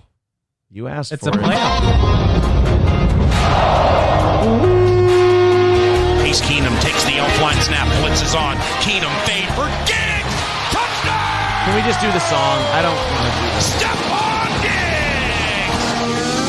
Our offense got little Diggs, little Case, little Thielen, and some Rudy thumping in your face.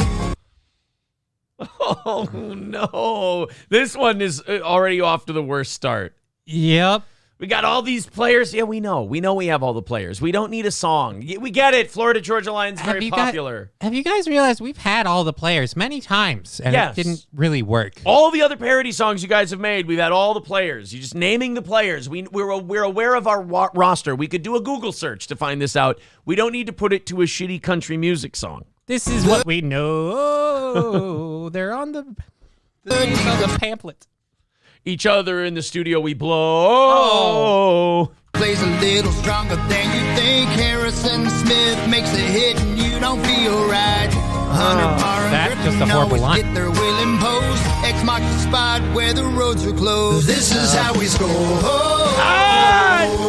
say that. We win in every game, headed to the Super Bowl. Oh, there you go. You ever thought that maybe every year you guys make these, we're going to the Super Bowl songs and we never go to the Super Bowl, that maybe we should chill the fuck out on the cringe? I really feel like if you made this song and then we didn't go to the Super Bowl, you have every right to go up to the person who made that song and then like punch him in the face and just be like, hey, you lied to me. Yeah. You said that we had all the people. You said this is how we scold, motherfucker. Yeah, you said we scold that way. Well, did we scold 38-7? Is that how we scold? Just get irrationally mad at a parody song, beating the shit out of the guy, and he's like, it's just a fun little song we did. None of this is fun. We had the Super Bowl until you fucking jinxed it. We were going to the Super Bowl. Whoa, whoa, whoa, whoa. You said it. We were going to Miami. That's not even the song I made. You're getting held accountable. I'm pretty sure that guy killed himself after we didn't go to Miami. Oh, I think the Vikings might actually lead the league in bad parody douchey songs. parody songs. Yes. We're always so quick to think we're going to make it this year. Oh, man. Yeah, I know. They're like, hey, we got Case Keenum. It's like, that's not something anyone gets excited. I don't mean to jump the gun, but we've got a football team. I don't mean to jump the gun, but I can name the roster and rhyme it to a popular country song. I think this might be the year. Light it up with our hands up. This is how we roll. The Kings of the North. Super Bowl in our town, February 4th, baby. This is how we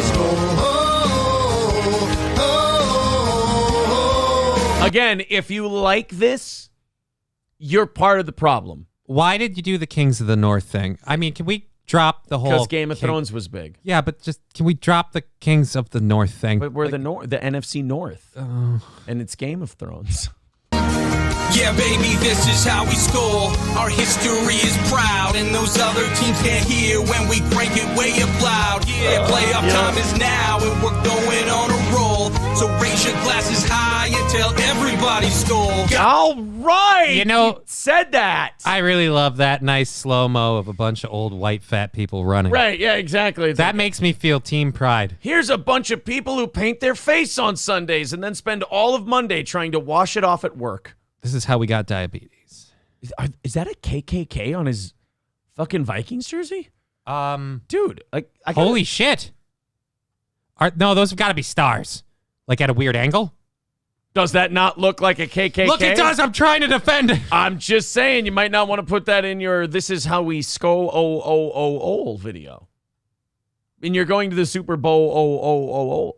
Well, you know, I mean, at least he doesn't look like he's violent with that sword. No. Got them horns from Sister Helga, we will scream and we will yell, yeah. How many points we'll score, I can't even really tell you. If you're coming from the Delta or we go to... You know what this is? This is a bunch of really douchey D&D style football fanboys who are hoping one day, like, the team recognizes his song, like, hey guys, this is really good. And they'll be like, the team thinks my song is good. They want to use it at the stadium. You're a grown man. Have some fucking dignity.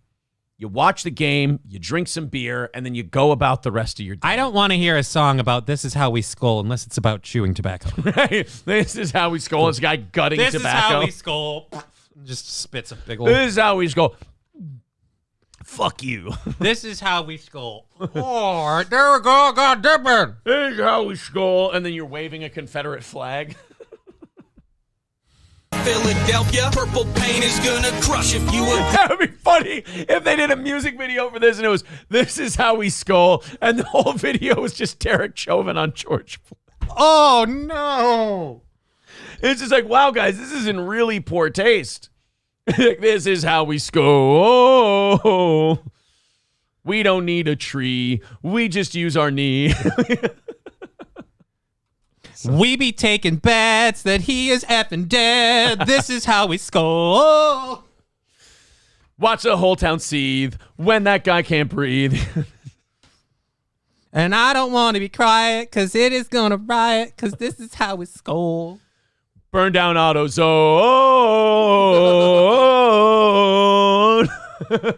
And the police precinct will be coming in after. We could send the cops. We could send the cops in, but we'll leave the rioters alone. Call the National Guard. They'll just all act like tards because this is how we skull. Burn the city down. The mayor will wear a frown. Where you just say hell yeah, skull. This is how we skull. Don't disrespect or we'll put our knees on your neck, skull. See, now you're making a funny parody song. Don't pass fake 20s or we will know.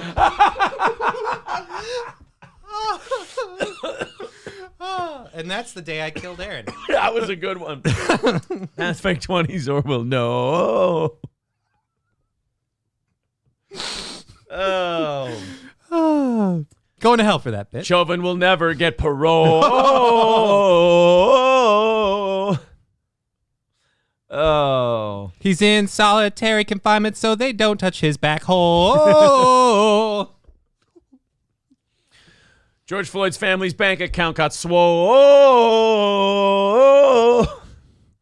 27 million before they even know. Forgetting about all the things that he stole. He was arrested while on parole. He was jacked on fentanyl.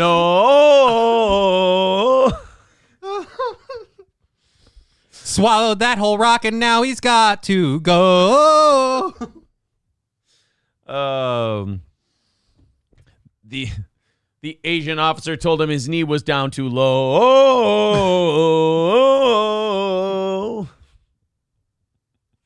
Oh. I don't think we get any better from this one. No, I don't think so. I think we're done with the song parodies. Guys, sometimes it takes a little longer, but we do get there. So there is that. Thank you very much to Kyler for renewing his membership and Lab Glass with $10. He says, wait, did Zach produce this? Because this is where they're going to walk down after they win the World Series. That was terrible.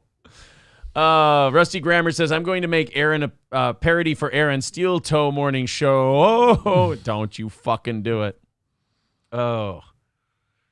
Someone says that's the K-Fan, guys. Oh, now it makes sense why it's so douchey. Oh. Honestly, like, if you're not Weird Al or Remy, you don't get to make song parodies. That's just... yeah, they said they're shoehorning Philadelphia. They shoehorn fucking everything in those songs. King Kong Dong says, see, you make it better. Jeff Jordan says, that was Hawk's band. Don't ever fucking call him Hawk. He's a radio hack. He's the Hawk. He's not the Hawk. He's flying high above us all. His wife was a high-powered executive at iHeartRadio, and he did the job for less than what most people would do it, all right? That's why he's there. This is how we roll. Sicky says, I listened to the game briefly yesterday in the truck, so it led to K-Fan on my way to work today. 25 minutes, no content, just commercials, and shitty intro to crappy morning show. Damn train wreck. John Lassman says, Aaron, I'm going to die of cringe overload. No. We made it better. See, Johnny and I, we got there eventually. Did you know that Skoll is actually yelling score with a dick in your mouth, says Wall Mounter. Wow, you know what? Thank you. That's educational. Jeff Jordan says, I don't know who's worse, the creator of the song or the fucking idiots that play it and enjoy it. Dude, there's guys that watch these. They're such fucking dorks. They watch games at their house and they'll like play that song. They'll listen to that beforehand. Be like, we got to do our chant, man, because this is our jam. Oh, it is bad. This is the year. Thank you very much to Camo Girl with the $9.99 super sticker, $190 away from our goal today. There's the PayPal link in the chat if you'd like to do it that way. Otherwise, the super chats and memberships count as well. $190 away from our goal. I told you guys, what did I say, under 200 by 9? Yeah. You're there. And you made it. Great job, guys. We said that would happen, and we called that. We said that would happen. Goat Lucci says, can't wait for the Weird Al movie. That does look really funny. I am going to have to see it. Did you see the trailer? I've seen pictures only, I like what I've seen there. It's totally fucking on the idea of music biographies. Oh, so it's not a serious movie? No, oh God, no. It's... Well, I assumed it would be like a comedy and funny, but I thought it was like an actual Weird Al story. Like his... Because he has an interesting story. If you want to watch it, we can watch it. Okay. Let's check it out. Ryan the Garbage Man with $10 over on PayPal. Thank you very much, buddy. 180 away from our goal today. We're closing in. Thank you very much. Alcoholic Ape says, y'all see the nothing burger of a Chik Fil A tweet that pissed everyone off on Twitter? Yeah, we talked about that today. We just really liked it. We just thought it was funny, and we made a little bit out of it. So I think you guys will enjoy that when you check it out later. Remember to hit the like button, subscribe to the channel. I am happy to report we are 280 subscribers away from 5,000. That's so ridiculous. Thank you, guys. Yeah, we can watch the we'll watch a minute or two. The Weird Al movie. Weird Al trailer. Yeah, if you watch it as like a series, I heard people say about it, like, it looks fucking terrible, it looks so shitty. But I watched it, we watched it on an evening show, and I went, oh my God, they're clearly making a fuck around movie. This is great. Like, but too many people are stupid to get that. They're too stupid to get that this is clearly tongue-in-cheek. The Weird Al Yankovic story. Well, just the second picture with Daniel Radcliffe. Yeah, so... I mean, he looks like Rambo in that. Yeah, here it is. Put it in. And Weird Al Yankovic plays the record executive also. That is beautiful. I'm tired of people thinking I'm some kind of joke. Your dad and I agreed it would be best if you just stop being who you are and doing the things you love. Dude, you can't take this seriously. Right. That is hilarious. I saw people shitting on this, and I heard someone I was talking to said, oh, that Weird Al movie looks fucking terrible. I saw like 10 seconds of it, and I'm like, this is great. This looks like it's going to be funny. This is the only thing Weird Al would sign off on, I'm sure. Well, he's in it, so he did. I'm afraid we found your son at a polka party. Because those don't happen. Speaking as a person from a Polish ancestry, we don't gather in polka, okay? Yeah, you drink all the time. Yeah, pretty much. Just to make up new words to a song that already exists. Oh, well, you should do that then.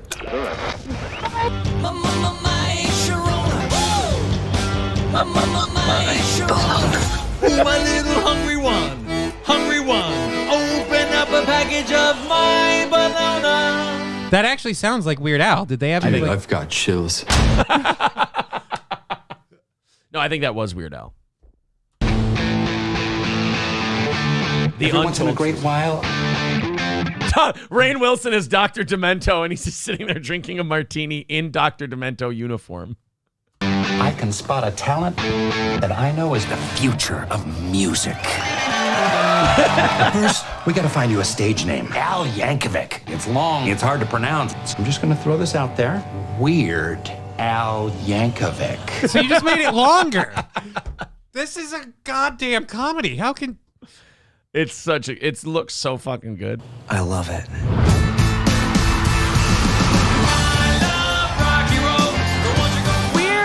Has taken the world by storm. Do I know you? Madonna, I was wondering if you were going to do a parody of my song, Like a Virgin. I'm curious, is that song autobiographical? Yes. Except for the fact that I've had a lot of sex. Okay, yeah, you can't take this movie He's seriously. banging Madonna in this movie. Yeah. He's banging Madonna. Genius that doesn't have a checkered past involving alcohol That's the medicine. and drugs. I think Madonna's a bad influence on you. What? No offense. Okay, this is amazing. Dr. Demento wants Weird Al to break up with Madonna. I'm a train wreck. My parents wrote me off. I pushed away my band. You're all just a bunch of normals. I'm the weird one. You gotta take care of yourself. I saw in you something special. An artist with something to give to the world. Dr. Demento doesn't take his hat off when he's in the bubble bath. I don't think Dr. Demento ever takes his hat off. I think Rainn Wilson is going to steal this movie. I feel like he never took the hat off the whole time. No. Like he method acted, and he's like, no, Yeah. Dr. Demento wears the hat. Billions of people watching around the world right now. All I want to say is be as weird as you want to be. You will never find true happiness, so you can truly accept who you are. Thank you.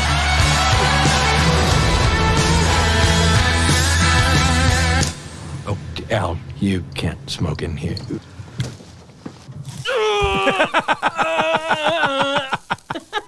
I totally deserve that. Yeah, you can't take that seriously. No. I'm sorry. Weird Al Yankovic did not burn somebody's hand with a cigarette. No, I don't believe that Weird Al put a cigarette out in somebody's palm. I don't think that was a real thing, if I may.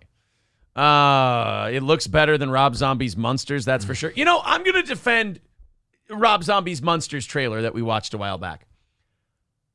It looks as campy as the Munsters was. People think that these old shows were like hardcore and serious and everything. No. Munsters was campy as fuck.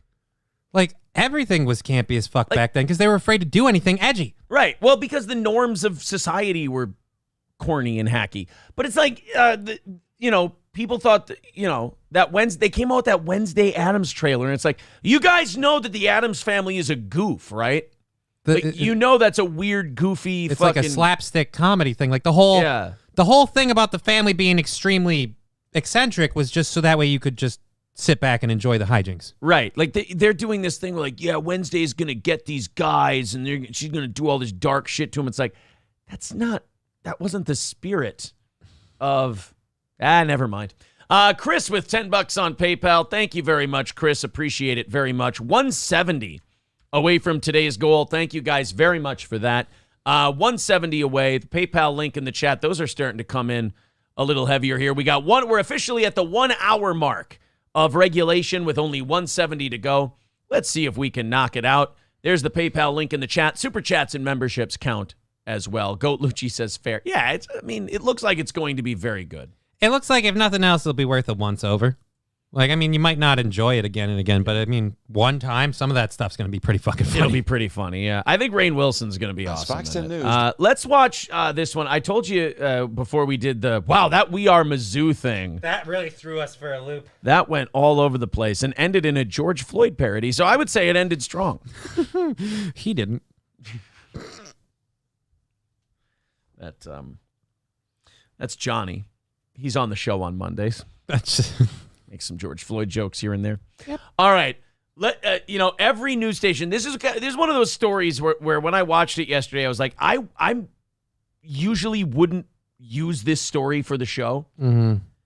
But it was such an example of the news is not the news. It's just we're going to grab onto whatever we think will put eyeballs to the television. Okay. Whether people need to know this piece of information or not. And the thing that's hot right now is school board confrontations.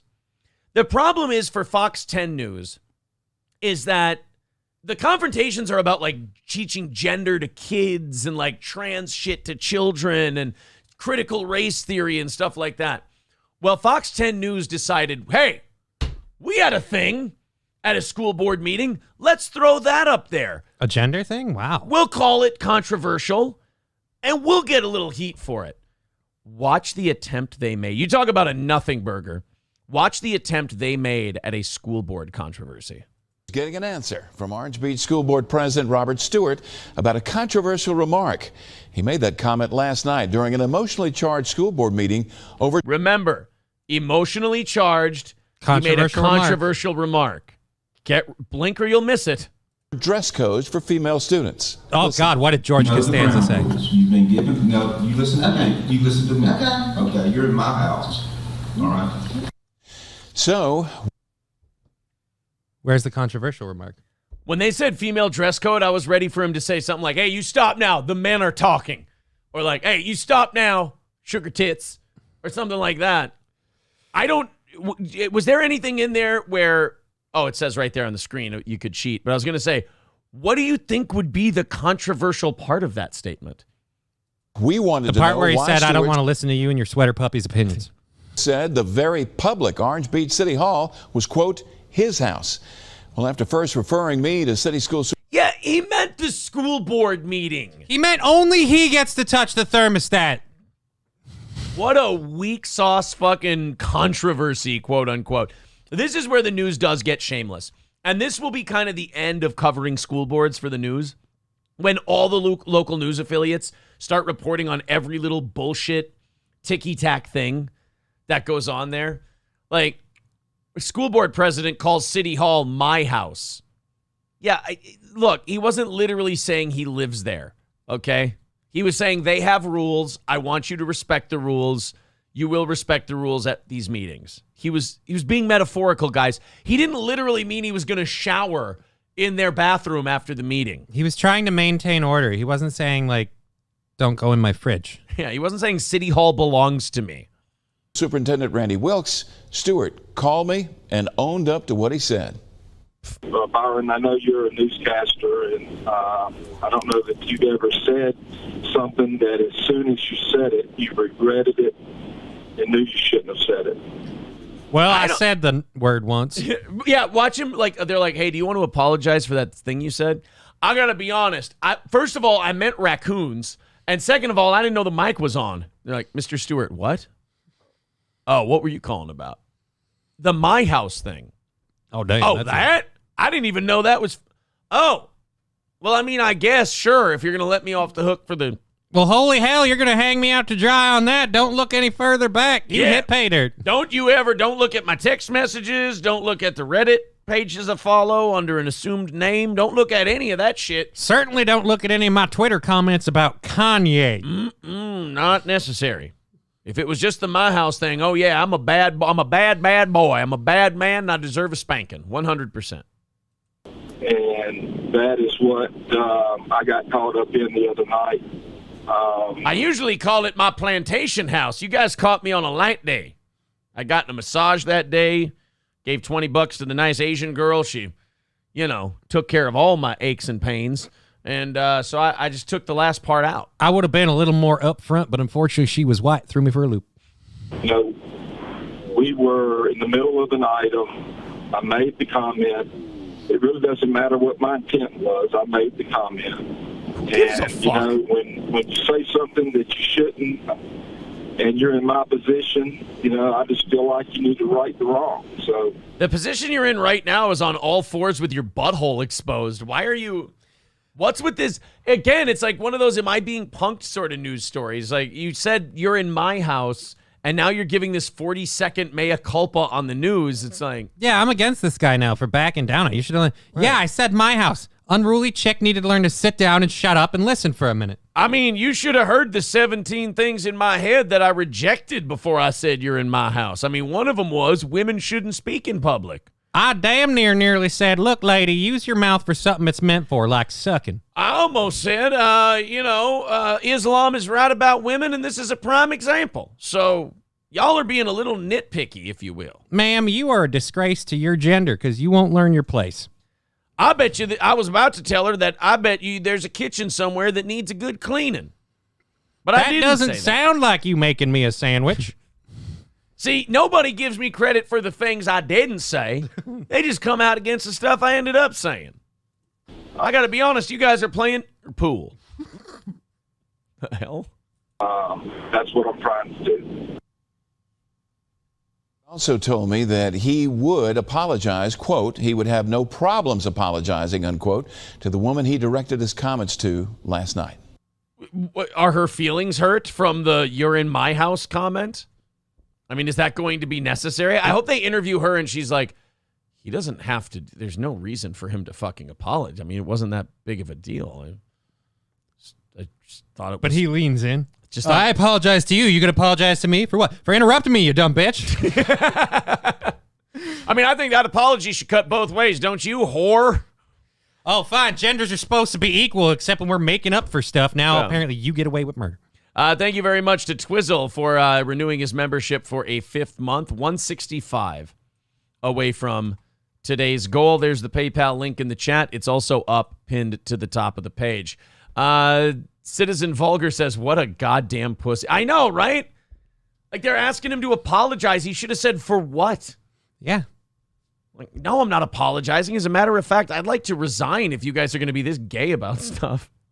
Mr. Nobody says he should have doubled down and said, who do you think you are? I am. Actually, you know what that apology means? There's actually a meaning to that apology. What does it mean? And I got news for you. That means you're gay. Exactly. Wow, I didn't know that. Joey Von Ostrand says, pickle smoocher apologizing for absolutely nothing. Okay, I'm stealing the term pickle smoocher. Tell that bitch her mouth only opens when she hears the zipper descending or she gets the back of the hand. Oh, wow, Joey. Actually, a lot rougher than we even went with it, but I think the nature of the comment remains. I think the spirit of it is still the same. Guys, if you feel like putting a little money down on a football game this year or the Triple G Canelo 3 fight this weekend, then may I recommend BetUS.com. BetUS.com, when you use the promo code SteelToe at sign-up and deposit, gets you a 125% sign-up bonus when you use that promo code SteelToe. Bet on the go, fast payouts, live betting, anything you want to bet on. Baseball, football, basketball's coming up pretty soon. Hockey's coming up. Great fights, UFC, boxing, and a lot of great prop bets. If you want to bet on international games like foreign tennis tournaments or you want to bet on cricket, they've even got that. They've even got some Elon Musk-type prop bets and some space bets and election stuff. It's all up there at BetUS.com. You can even play blackjack and poker. That's BetUS.com. Use the promo code SteelToe when you sign up. Very easy. Again, BetUS.com. Our friends at BetUS have, in my opinion, the best gambling site there is. There's the link in the chat. Lemmy's got it up there. BetUS. Thank you, Lemmy. .com. 165 away from that goal. Let's see if we can knock that out. PayPal and YouTube combined. All right. I feel like this school, this next school in Bakersfield, is going to get a little bit better security in the future.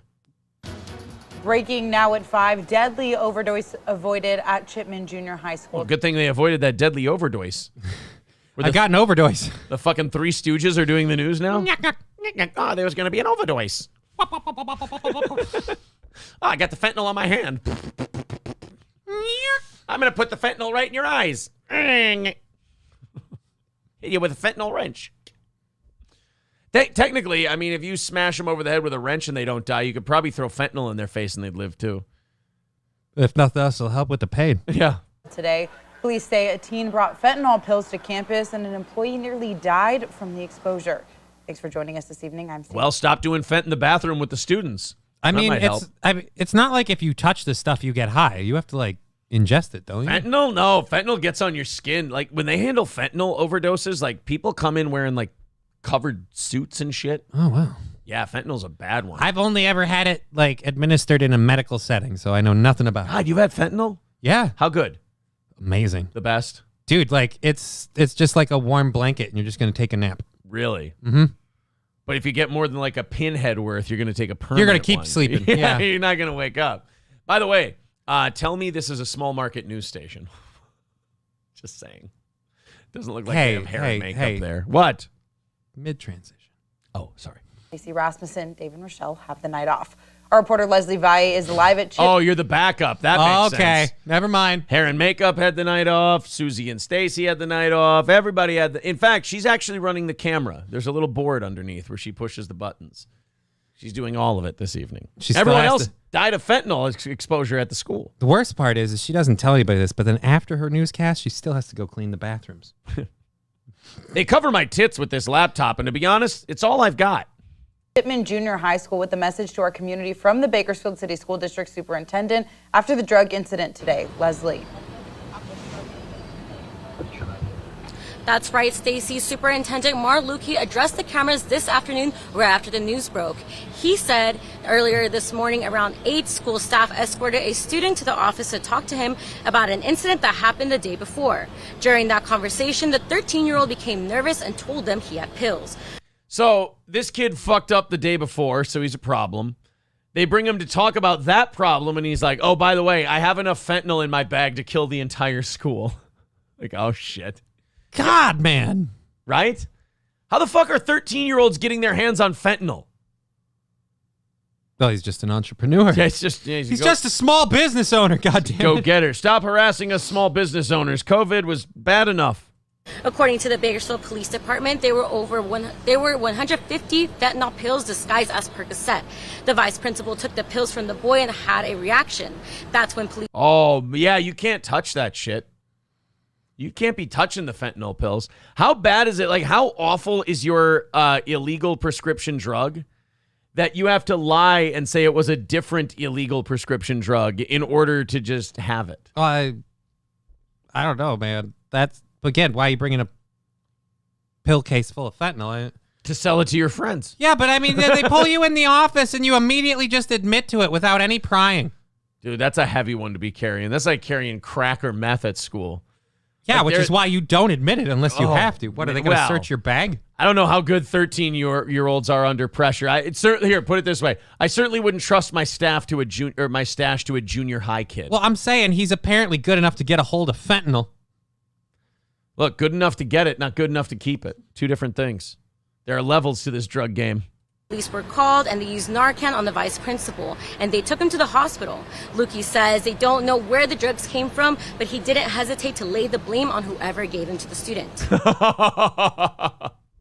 Wait a minute. So the student, oh no, the student didn't rat. The principal's saying whoever gave it to him was the problem.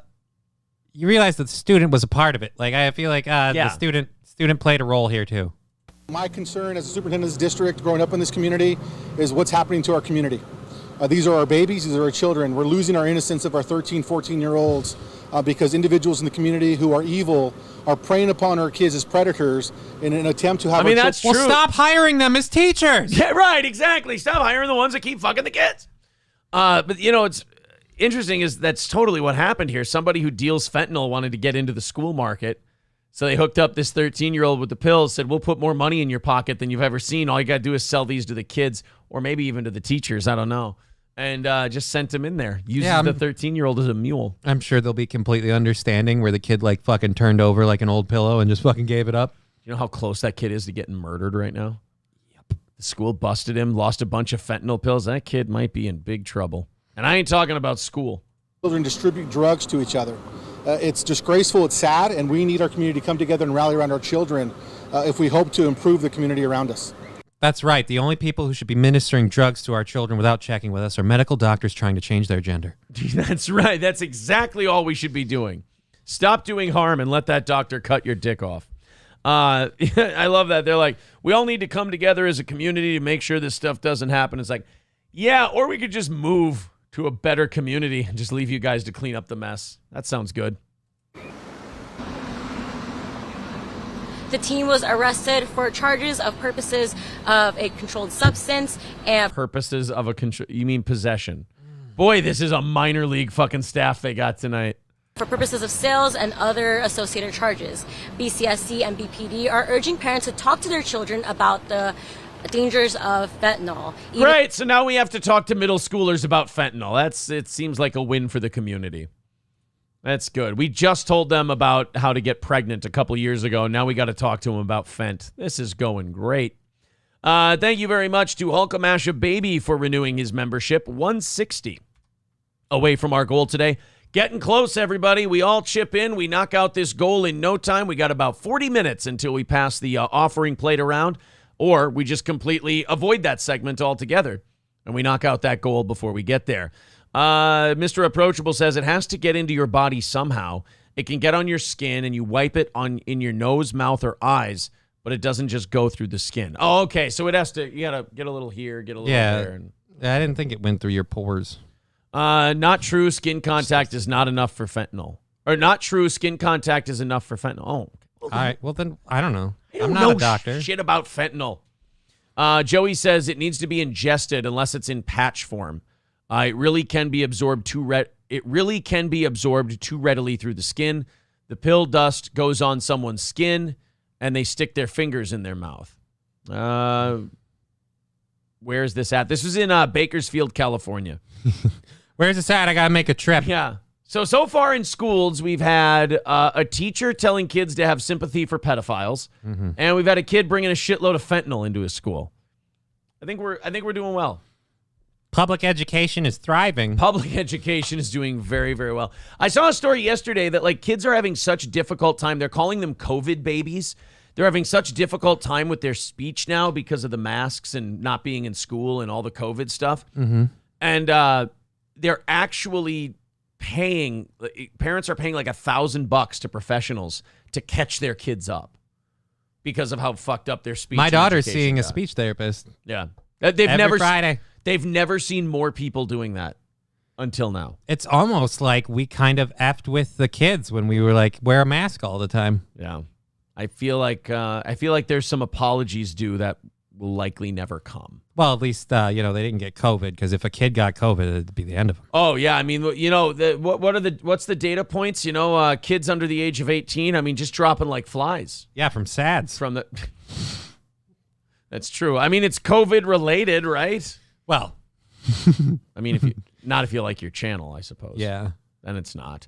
Oh God. Speaking of which, no. I'm glad we brought this up because I've got something to show all of you. Oh, I don't want to see that. Oh, it's gonna be fucking bad. That is the proper reaction, by the way.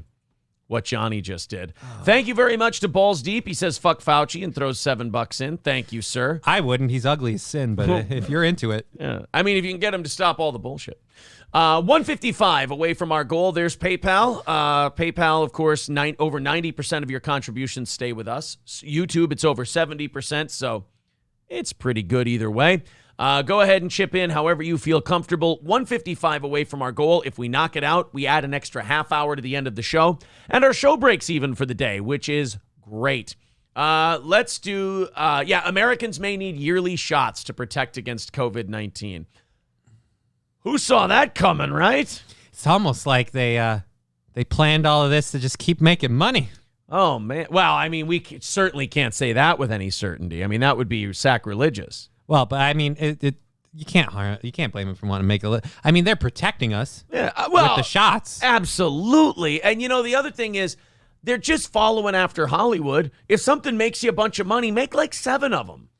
I mean, how many vaccines do we have now? 1, 2, 3, 4, or 5? And then a yearly shot that makes 6. They got 2 more to go before they match Rocky. Forgot that there's been that many Rocky movies. Well, if you count Creed, yeah. Well, I mean, you kind of have to. It's the only thing that bailed the series out anymore. So it looks like they're talking about yearly COVID shots. Go ahead. Can we see your big surprised face? Yeah. I'm going to go ahead and sign up on not getting those lists. So you got to get your 2 shots. You got to get your 2 boosters. Then you got to get your annual shot. Oh. I signed up for the 1 and done. We were promised 1 and done. Lord Sidious, Lord Fauci offered us peace. 150 away from our goal. Thank you to Dylan. Only a Fauci speaks in absolutes. I will do what I must. Thank you, Dylan, for renewing your membership. 150 away, getting very, very close to that goal. All right.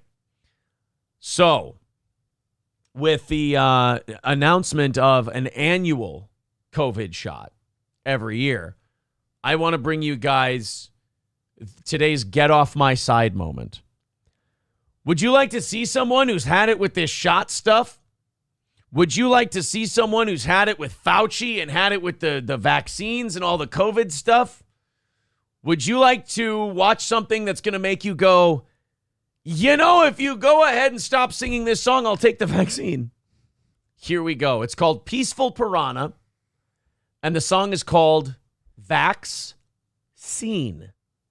You get it, Johnny? Like the scene where you get vaxxed? Like what's the vax scene like? You know, SCENE. Oh. First word vax. Yeah, they're going to make a little song here. Peaceful Piranha and Zajoli are going to make a little song. Oh, God. It's an anti-COVID, anti-shot, anti-vaccine song.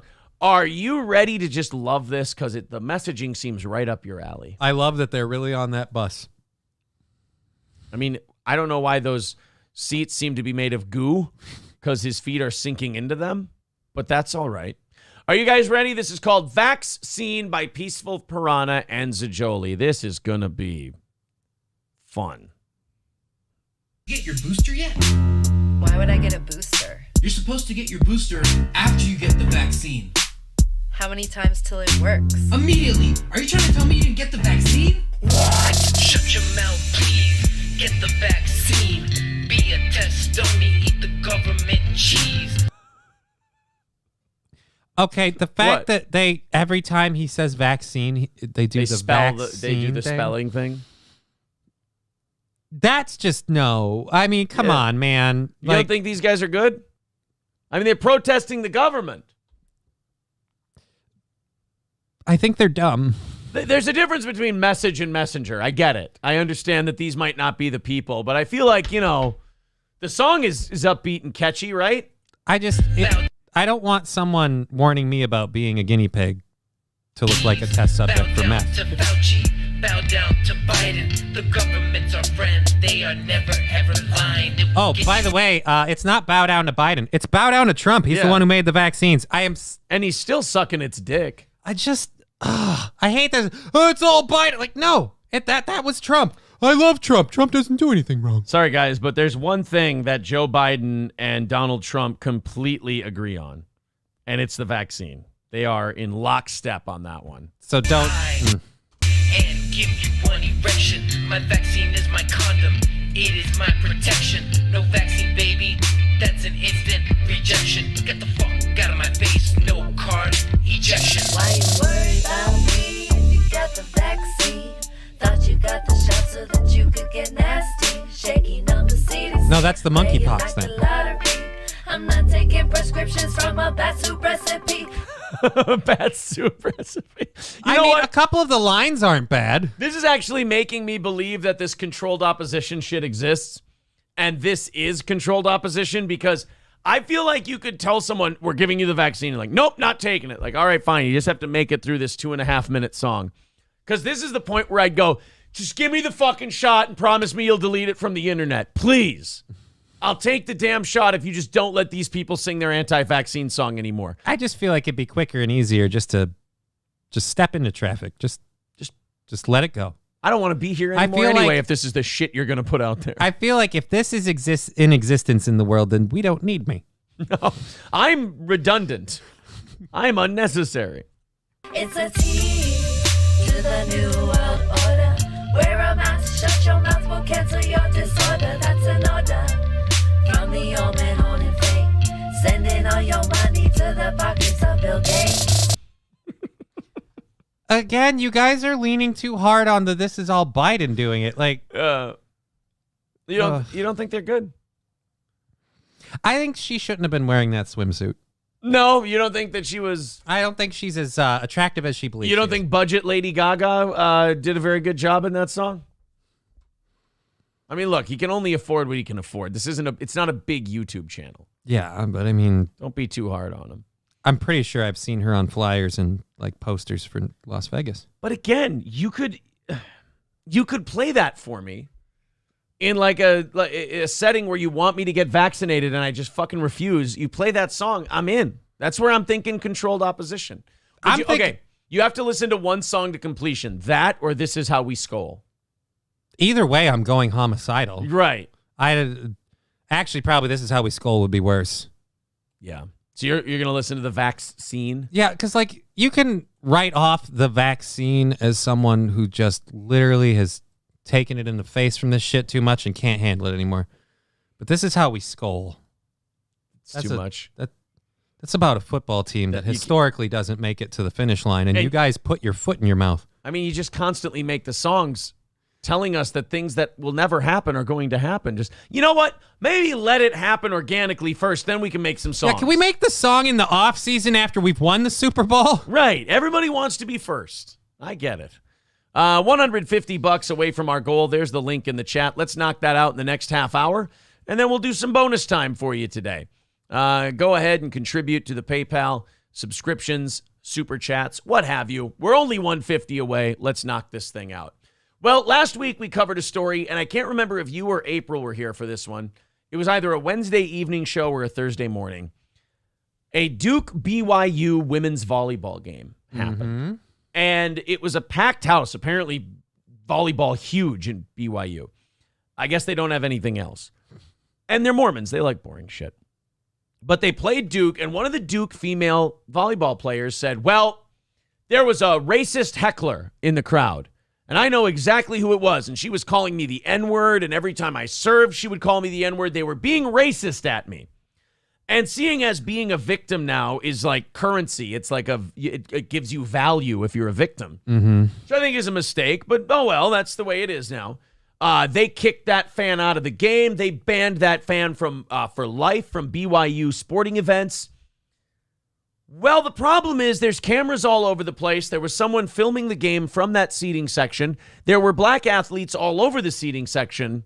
Nobody can corroborate. There were Duke athletes by that section. Nobody corroborated her story. None of the video shows anybody yelling anything derogatory out. And it turns out that the Duke player was fucking lying. So does the Duke player lose their scholarship or anything for all this bullshit? Well, BYU did the whole guilty white guy thing where they went, we're going to get to the bottom of this and racism is bad and our fans should take sensitivity training and we'll show a video. I mean, they did all the bending over backwards you could do. And then, surprise, didn't need to. Well, this was their statement. We reviewed all available video and audio recordings, including security footage and raw footage from all camera angles taken by BYU TV of the match. See, if you're going to create a racial hoax, make sure there's no cameras. With broadcasting audio removed to ensure that the noise from the stands could be heard more clearly. We also reached out to more than 50 individuals who attended the event. So the school's putting serious time, effort, and money into getting to the bottom of it. Which is why the person who made this hoax should suffer, like a consequence. Kicked off the team. Scholarship revoked. You've done something to deserve that. I mean, if other stuff gets you kicked off the team, you do stuff that messes up school.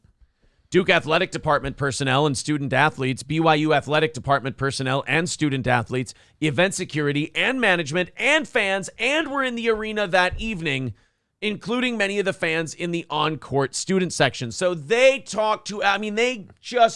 talked to anyone and everyone who could have been around that area. They scrolled and scanned over footage, everything. From our extensive review, we have not found any evidence to corroborate the allegations that fans engaged in racial heckling or uttered racial slurs at the event. Now, see, to me, like you said, there has to be consequences for shit like that. Her aunt should suffer a whole bunch of, because she's running for some...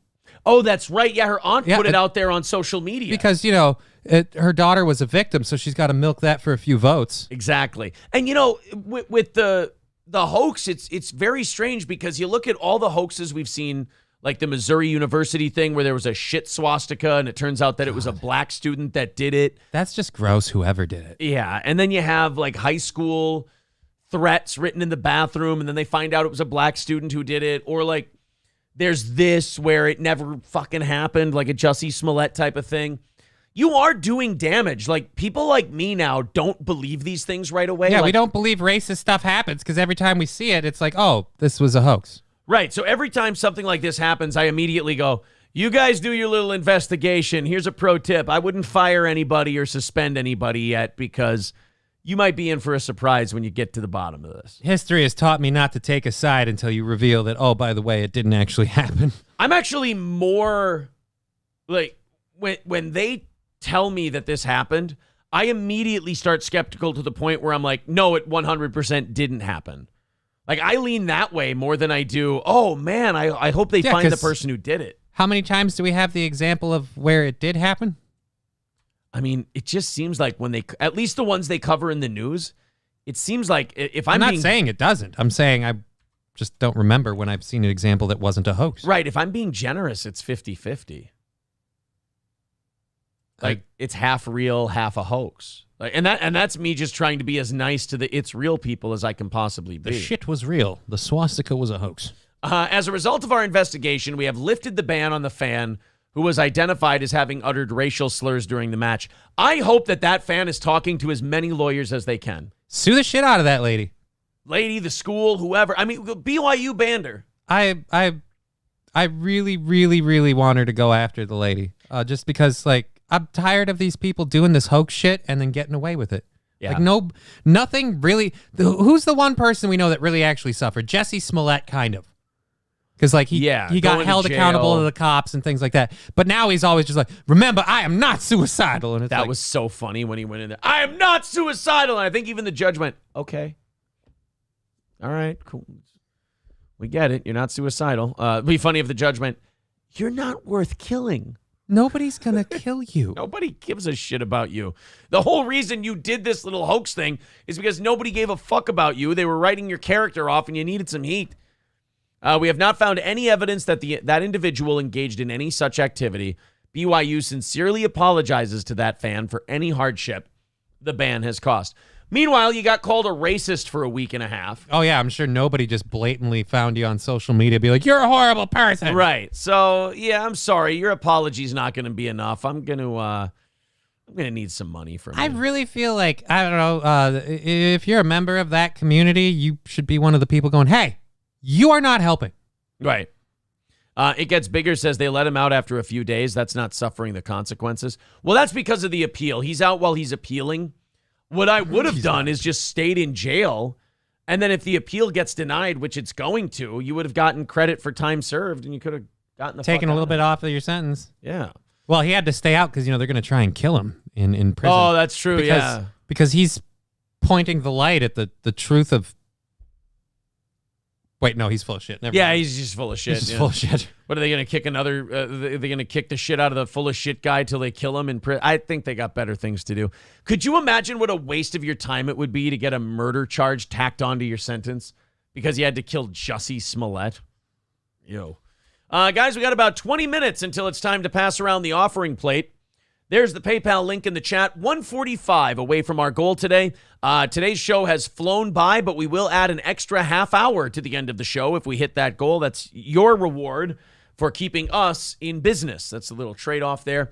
So if you feel like chipping in, please do. There's the PayPal link in the chat. It's also at the top of the page there. 1:45 away from our goal, so not very far away at all if everybody starts chipping in just a little. In 2016, Oberlin University participated in a witch hunt that smeared a local family-owned bakery as racist. I remember this one.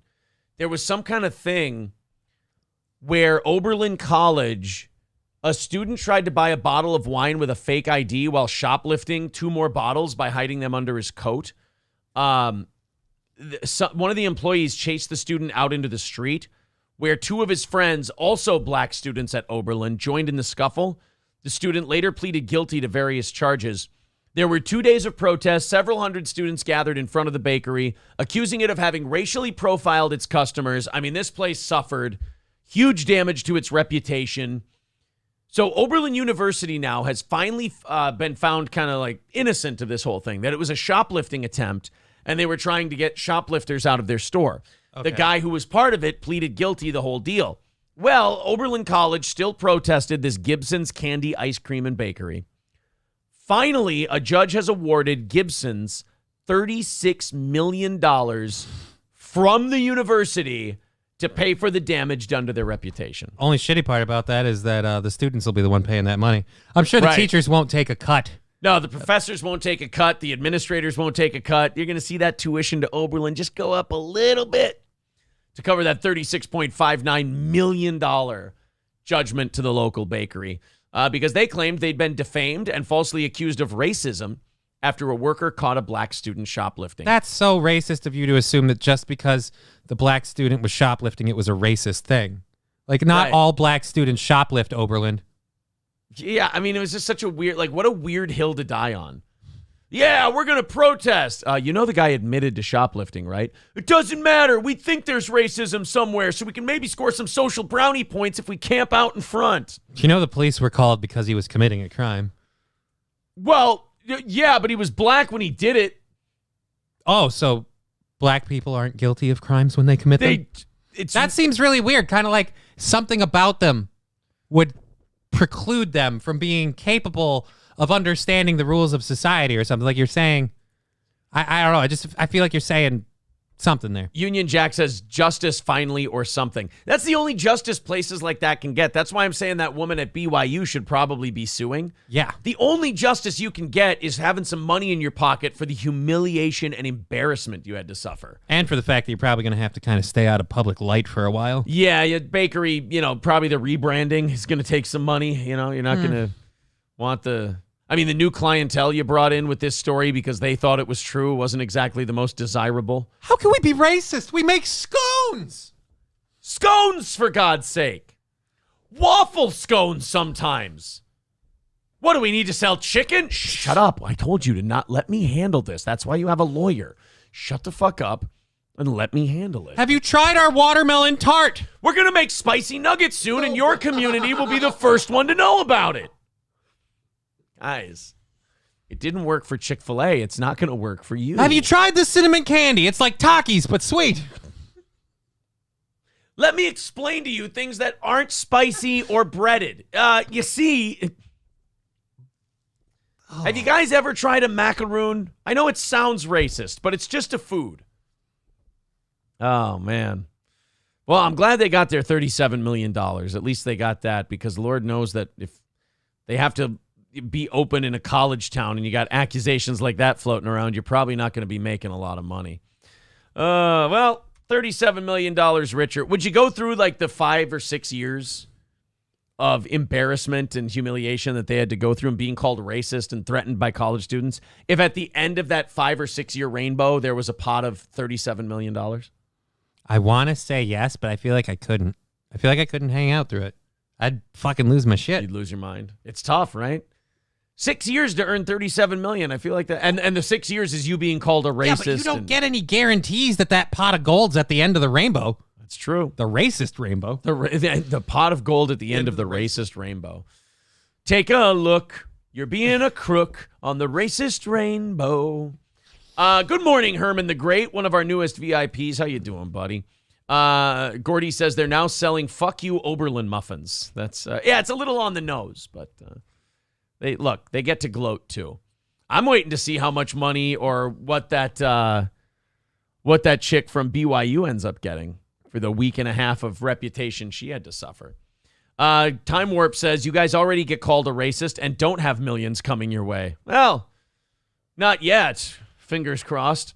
As we said, every journey starts with the smallest step. 145 away from our goal today. There's the PayPal link in the chat. Super Chats, memberships, and PayPal all count. 19 minutes left to hit that goal. What we don't hit rolls over into the rest of the week.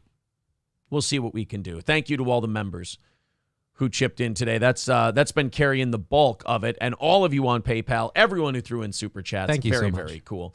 Ryobi says some people would die for $36 million. Well, George Floyd died for $27.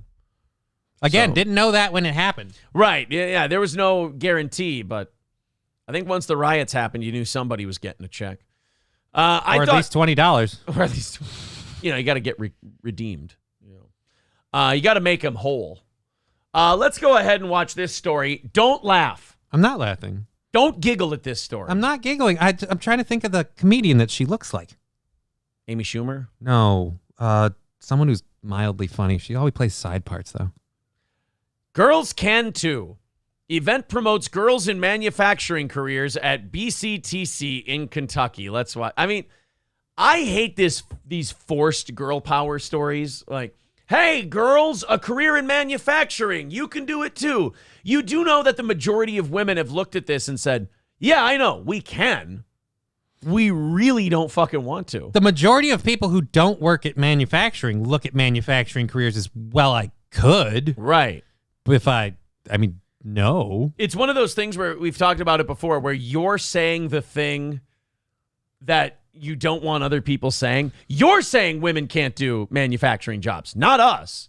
You're saying it because you're like, oh, isn't it great that they're reinforcing and reminding these women that they can do manufacturing jobs? Because, a lot of them, not very bright. They don't know if they can do manufacturing. Isn't this great that they're doing a whole class on how they can do it? And the rest of us are like, yeah, they know they can do it. They don't. Look, ladies, you can do manufacturing. See, it's a red button. Try pushing it. Whoa, look, you can do it.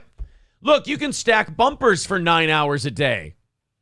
Yeah, no, that's, as a matter of fact, I think one of the smartest things about women is that they don't go into shitty manufacturing gigs. I mean, they did in World War II because they had to, and then they learned their lesson. All the men were getting their heads blown off. That's why the women had to make tanks. And then when we came back, they said, fuck this rivet job. You do it.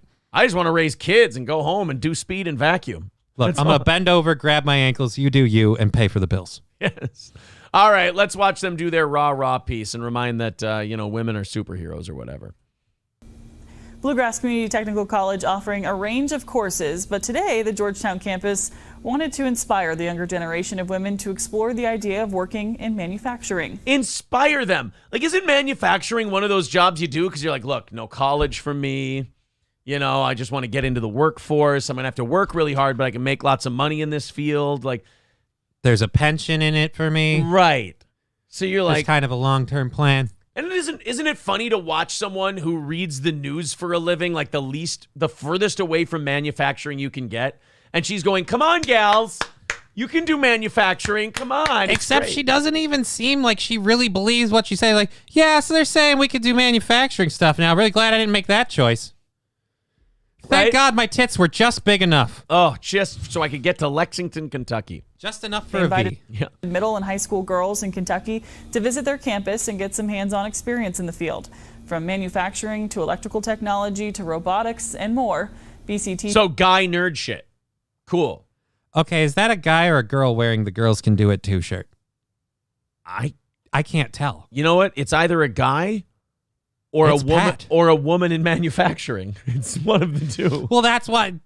If it is a woman in manufacturing, she should be there, clearly representing. I don't think women get those kind of guts. I don't know. I don't think their bodies go that way. I don't want to make a judgment either way. I don't feel comfortable. I feel like either way I go, I could be wrong. I carry a sports sack. Can I do that? It's Urkel. I was doing Pat. I know. BC even has a female faculty members help instruct those courses. There is a huge need for this job field right now. I mean, not really. Guys got it covered. we can do it if you want to.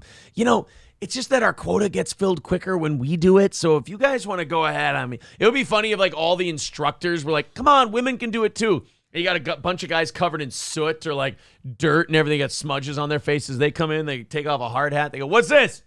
Oh, this is the women can be in manufacturing. Gals, honestly, go do something else. This is hard work and bullshit. Like the workers come in and just totally ruin what the instructors are trying to do. I just feel like, again, instructor at the facility, really the wrong person to push the message of, you can work in manufacturing too. You could. Oh, God, no, not me. I'm a faculty instructor. Yeah, it's exactly that. It's, hey, you gals can work in manufacturing. Oh, do you work in manufacturing? Fuck no, I fucking work in manufacturing. Jesus Christ, you out of your mind? I read the news. These hands don't touch things that get dirty. Be funny if the workers come in and go, oh, you want the girls to know if they can work in manufacturing? You want me to introduce them to Ida? No, guys, don't introduce them to Ida. No, come on back and meet Ida. Ida, where you at, honey? Over here, you silly cunt. Scratches her tits, rubbing her pussy, and she's like, you girls want to be in manufacturing, huh? Well, you come over here and grab a seat right by me. We'll just share a lunchbox and a thermos. Girls are like, I think secretary sounds good. I think I'm going to reconsider. Yeah. So we really want to open up that opportunity to females too, because traditionally this is a male-dominated field. Again, they're treating women like they're fucking stupid. Do you think that maybe women have considered this and they're just passing on it? Like, hey, stupid girls, did you know these jobs exist? Oh, you mean the one that all my dads and brothers did? No fucking clue. Yeah, I had no idea that was an option. And again, I feel like we're ignoring a part of history where, for very obvious reasons, there were a lot of women in those fields and job markets. They didn't stay there, though. No. Kind of like they changed their mind. The minute they didn't have to be there, they were like, I'm going to skedaddle out of here, thanks. Wait a minute, you mean I can be a receptionist? Fuck yeah. Be funny if the girls at this event, they were like, girls, you can do manufacturing. Oh, me can? Me sorry, me so stupid. Me not know me allowed to do manufacturing. Well, it's all the menstruating. They can't keep their brain cells. But there's no reason that females can't participate too. Nobody's saying they can't. Well, I came up with a list. Well, yeah, but my point is nobody's smaller saying. hands, smaller muscle mass, terrible under pressure. And those are all valid points. But my point is... Whiny, bitchy, cunty. I feel like those can be grouped into one. I feel like other than you, nobody's saying that, though. Other than me. Yeah, you have to specify next time. Yeah. I hate it when I hear people say, no one's saying that about women. I'm like, excuse me. Trying to make a living over here. Experience today, the girls can learn that doing these activities is a skill for everyone to achieve, and even women can take part in the field. You can find more information. See, look at the condescending nature of that, even the way they're talking. Even women. Even women. Did you hear that? She goes, even women can do this. These activities is a skill for everyone to achieve, and even women can take part in the field. You can find more information. Even you stupid, weak girls can take part in this. Even people disingenuously, or disproportionately, whatever, I fucked it up. Like the news people, like they are the insult that they think we're giving them. Guys, leave Herman the Great alone. He's a VIP. Why did Zeke just fucking delete? Yeah, why? Hey! Zeke is fucking stripped of his. No, Zeke's not a what do you call it? A moderator anymore. Nope, not okay. Sorry, Zeke. Herman the Great's fucking cool. Knock it the fuck off. That's a VIP right there that you're doing that. And the guy said good morning. Yeah, he's not even doing anything. Yeah. And thank you very much to Herman the Great for the 1999 super chat as well. That's going to knock us down to 130. Yeah, at a time where we're dangerously close to our goal this morning with 10 minutes left in the show. And we're going to be a dick to old Herman the Great. No, it says, just wondering why I got timed out. Did I do something wrong? No, you didn't. I don't know if Zeke, I don't know if he just pocket did that shit or whatever. Or like Gordy said, he's watching porn on another tab. But yeah, I'm sorry, Zeke. If that was a mistake, honest mistake, whatever, but I gotta take the mod away. I've been threatening that with people who have been pocket banning people for a long time. I gotta back it up from now on. I gotta stop making the threat and I gotta back it up. Thank you very much to Pelt for renewing his membership. That puts us 120. Well, now we're 120 away, thanks to M.A. Mahalik with his. That says 1120. Oh, God, we're not 1120 away. Jesus Christ. M.A. Mahalik with $5 in Super Chat says, I've yet to meet a female driller in my years of being in my career field. Equality means doing the job equally without help. I just love how the news is doing the. Like the whole, even women can do this thing. It's like, oh, and we're the ones who look at them as less than? Look, guys, we're just saying that, they can too. Yeah, we're saying that's a little insulting. Yeah. That's what we're kind of saying here. We kind of feel like, just like guys can seek out those jobs if they want them, we feel like women are equally as capable of. It doesn't go the other way.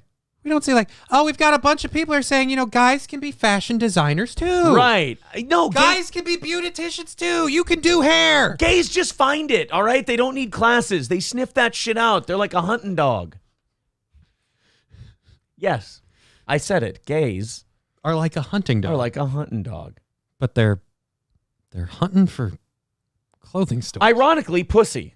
That's weird. That's it's antithetical. I will admit I am jealous of how easily they get it. Because they don't do anything with it. It's like, why do you have it? All right, you know what? Herman the Great idea. You're getting Zeke's mod. And Zeke, if that was an accident, I'm sorry, buddy, but I had to do it. You had to be made an example of. Sorry, pal. Zeke says I didn't do that. Well, I got to do what I got to do. The pocket timeouts are starting to bug me a little bit. There was a couple of messages that got timed out there, so... Yeah, especially to our buddy Herman, who's an innocent. Herman is a complete innocent. I mean, if it was Gordy, fuck him, right? No, I'm joking. I'm kidding. Gordy's great. Right. I had to beg to have my mod taken away, says Sandy Squatch. Yeah. I operate in very mysterious ways, guys. What can I tell you? Oh, Yags with $100 Jesus, over man. there on PayPal. Jesus with Yags. Holy shit. $20 away from our goal today. Thank you very much. Any amount we go over today ends up going to me. No. But I like the attempt. It was I know. quick. One of these days. Anything over the goal goes to tomorrow's morning show, if you will. Man dressed as Halloween character Michael Myers spotted at a Florida beach. This is just fucking creepy. Dude, this is a good way to get yourself shot. I feel like someone's going to freak out. I feel like this happened a few years ago. I had to check the date on this story because I feel like this happened a few years ago too. But this is last week. Yeah, I did the same thing recently with like an old lady celebrating her 91st birthday with like skydiving or some shit. And I'm like, I swear to God, I did a story on you before. So this guy dresses up as Michael Myers. He goes walking around beaches, and that's all he does. He doesn't sit down. He doesn't go in the ocean. He doesn't threaten people, which I think makes it almost creepier. At least he's not doing the Austin Powers character. That's the worst Michael Myers. That would be thank God he's not doing the Love Guru. Oh my God. Looks like the She Married an Axe Murderer one. Oh, at least it's the non-offensive Michael Myers. So that's good. At least he doesn't have Dana Carvey behind him going diddly-doo, diddly-doo, diddly-doo, diddly-doo. A Michael Myers, a Halloween Wayne's World crossover. That would be weird.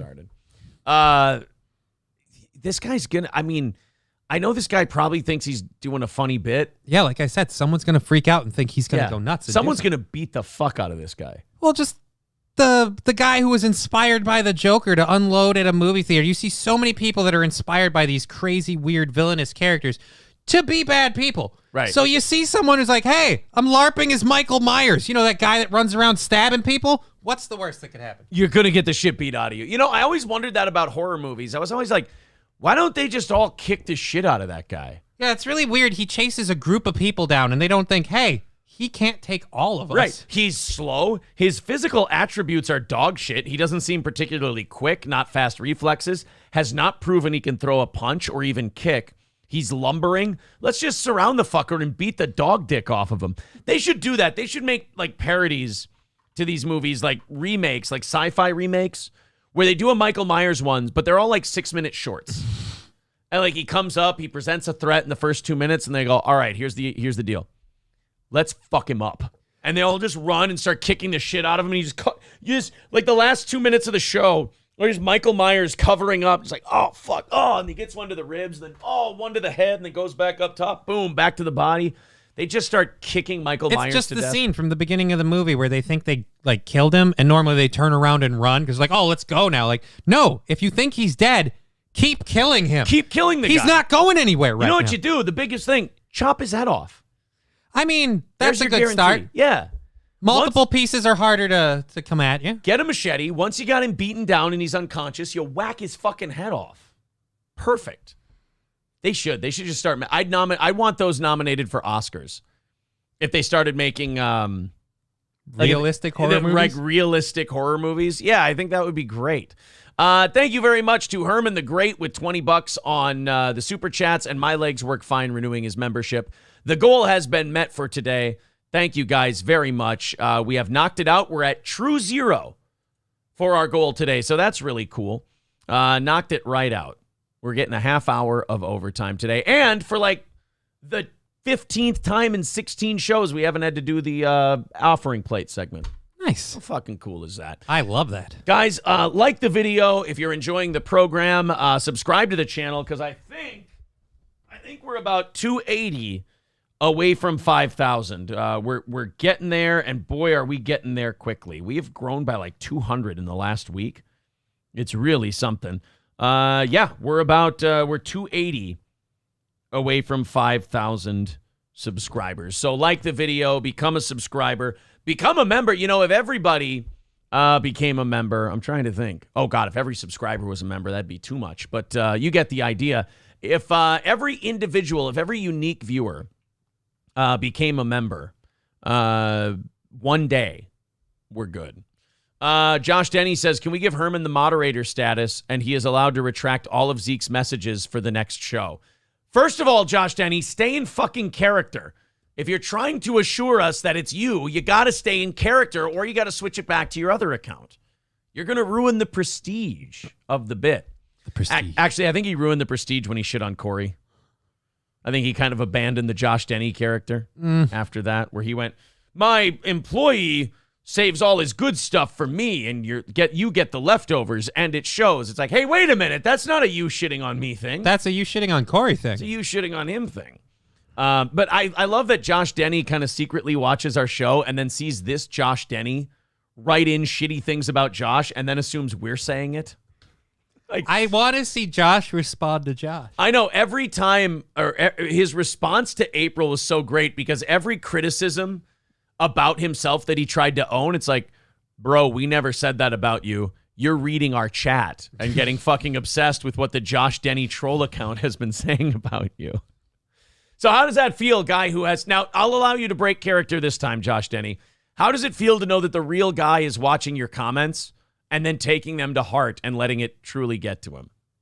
I mean, that's got to feel a little bit good, right? It's making me laugh my balls off. Josh says, sorry, my fanboy came through a little bit. Yeah, I understand. I'll let you break character for a couple of minutes here. He says, yes, I said it shows, but I want my employee to give you the shittiest work. And then he calls Corey his employee. What a dick. Admit it. It feels good that he reads your comments and then thinks it's the show saying it. I want him to admit that before I move on any further with the rest of today's show. Not checking up on DSP today. I'm going to be honest with you. He's probably not up to much. He's just kind of been blah lately. He doesn't do a whole lot. Like, he just kind of begs and acts like a dick. We covered it last week. Yeah. M.A. Mahalik says, how does troll Josh Denny cope with having more talent than the real Josh Denny? I mean, I have laughed at troll Josh Denny more than the actual one. I've never seen the actual one do stand-up, so... That's almost more insulting. You've managed to avoid him all It these wasn't years. that hard. Jesus. Everybody on this show has made fun of Josh Denny except the guy who takes a paycheck from him. And he's the one that Josh Denny's shitting on. I know. So anyway, this beachgoer says he spotted a man dressed as Michael Myers from Halloween at a Florida beach over Labor Day weekend. Todd Brandon Easter shared images of what he saw at a Panama City beach. You know what? This isn't even that big a deal. I guarantee I know what he's doing. He's doing the things that people at like not Disneyland, that like Las Vegas and New York City Times Square do. They just walk around dressed, dressing up, hoping people want pictures. And he's trying to make some money. Now, if you're trying to make some money by taking pictures with people, probably best to not be a guy who chops people to death. And to stand on an empty beach alone, it looks a little...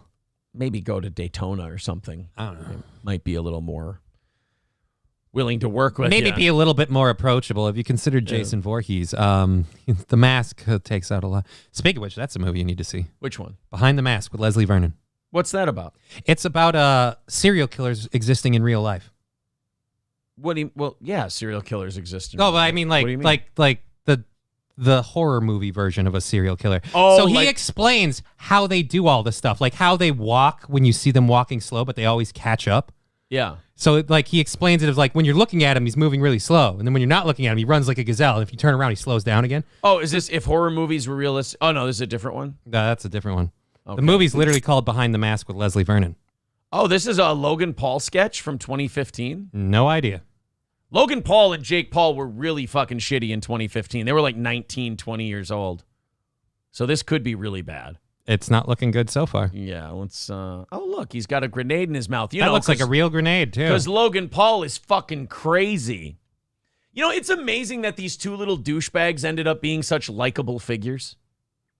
Well, I mean, the Logan Paul, I don't know about likable figure, but I know like Jake Paul, I got a lot of respect for him with the boxing thing. You know why I think Jake Paul's so likable? He's legitimately out of his mind. He was a multi-millionaire before he ever stepped in a boxing ring. How many multi-millionaires do you know that go, I'm going to train to become a professional boxer at like 22 years old, and then not only do it, but beat up world champion level combat sports athletes like Tyron Woodley? I mean, they go in. I mean, I have no need to do this whatsoever. I'm taken care of, and my future family is taken care of for the rest of their natural-born lives. But I think I'm going to put myself in harm's way and get punched in the head for a living for a while. And just make even more money. I make even more money. And Logan Paul, too. Logan Paul's like, I could sit here and do a podcast once a week and make $2, $3, $4 million a year. But I think I'm going to fight Floyd Mayweather Jr. Like, again, these kids are insane. Let's see. But are their parents happy about it? Oh, their dad. Yeah, their dad's a total douche. He loves this shit. Oh, God. Yeah, Greg Paul is a fucking lunatic in his own right. Greg Paul did a sketch with his son Jake where Greg kissed Jake's girlfriend while she was blindfolded to see if she could tell if it was Jake or somebody else. Oh, yeah.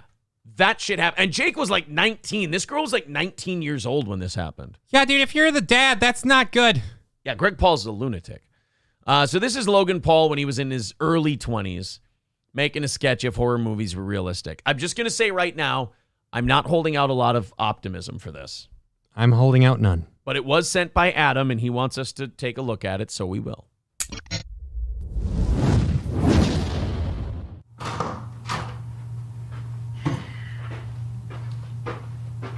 Oh, wow. Show that you live in an apartment building. Yeah, hold up.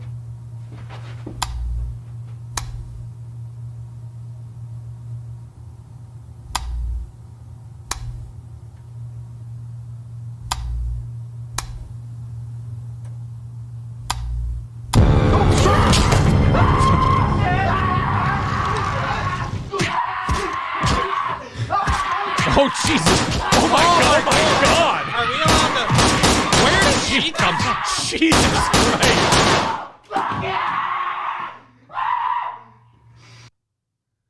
It's not wrong, though. Kind of went all in on that one, didn't they? Yeah.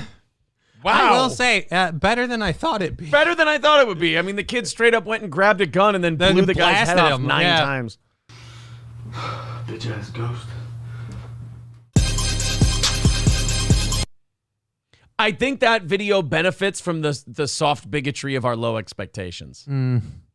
Because, But like I said, it wasn't bad. I mean, it could have been worse. No. That could have been a lot worse. Let's go. Oh, boy. The Josh Denny now saying, just to give you a little bit of insight, Mr. Washington took my advice by first getting rid of his Facebook account, only to recreate it for his next big step. He is moving down to Austin, Texas to join my empire. Josh, are you living in Austin, Texas right now? I feel like you're telling a lot of people to move there, and then you are not there. Actually moving there. John R. says, gotta love some soft bigotry. I know, usually mine is so hard. It's nice that I softened it up just a little bit. Thank you guys for helping us hit our goal today. We are in overtime at the moment. Let's open up our, I got some stories. Yeah. Just for overtime. Thank you very much. Oh, shit, I got a lot of them today. We get to pick it. This is fun. We got like, 24 minutes left? I'm going to have to pick and choose. Yeah, we can't hit all of these. Oh, I want the another Texas teacher story. Okay. I want to do this one. This one's old school. This is a teacher fucking. This isn't like a teacher having sympathy for pedophiles or anything like that. Well, oh, no, it's North Carolina. Sorry. North Carolina. A North Carolina teacher. Let's see if we have this story video version so I don't have to read it to you, but I will read it to you if you want me to, because I like reading to you guys. No, they just have live coverage of the news. All right. A North Carolina teacher who was on house arrest for accusations that she sexually abused a student now faces even more charges after the same student was at her home 9 times, according to police. I have a question, not to take the side of the teacher in this one. How is that her fault? You got a point. She's under house arrest. She's not going anywhere. He's coming back for the punani. At what point is it his dick that gets him in trouble? I like that you went Jamaican for that. The punani. He's a rascat bombaclat man. She got a wee tight box, don't you know? Why don't you? Now he's Swedish. I have no it's a idea. Swedish Jamaican. I have no idea. I said, hey, man, he come back with the lutefisk. Man, you don't come back at all. Wagwan. I am doing so bad. Him come back with the lutefisk or him no come back at all, man. I can't explain my actions. I'm sorry. I don't have a good reason. Oh, you know, I was bartending up there at Smitty and Eklund's, you know.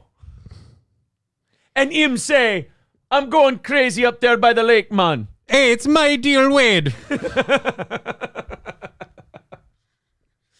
Jamaican Fargo. And he said, oh, the last guy who asked me that question is dead, and I don't mean of old age. So what you think about that, man? And I said, oh, that don't sound too good for him. For him. Sorry. Yeah. I did it wrong. It's not easy. He goes, oh, I really need to get... I said, I'm looking for some action. And I says, oh, what kind of action? And him say, woman action. And I say, I don't arrange them kind of things. What kind of guy do I look like? And him say, what do you think, I'm a jerk? Except him don't just say jerk. And I said, last guy who called me a jerk, that guy isn't alive anymore. And he died, and you don't mean of old age, man. Looks like him's gonna rain. All I'm saying is he was at the lake and take a puff. An Irish Jamaican Swede, says M.A. Mahalik. Yep. Yeah, that's pretty much. It's called a melting pot. Him cooperating here, man. Full compliance, don't you know, man? Him say him want to be in full compliance, man. In the last 20 minutes, we're just ripping on Johnny. Oh, shit. Y'all look proud right now? What do you mean? Hey, Wade, I want to say, what you watching? Oh, the Gophers, don't you know? Him say I'm watching the Gophers. Does your dad say that he's staying for supper? I don't know. Him say, Dad, are you staying for supper, you roast-caught bumbleclot? Sorry. Him say he want to take care of this right here in Brainerd. Oh, boy.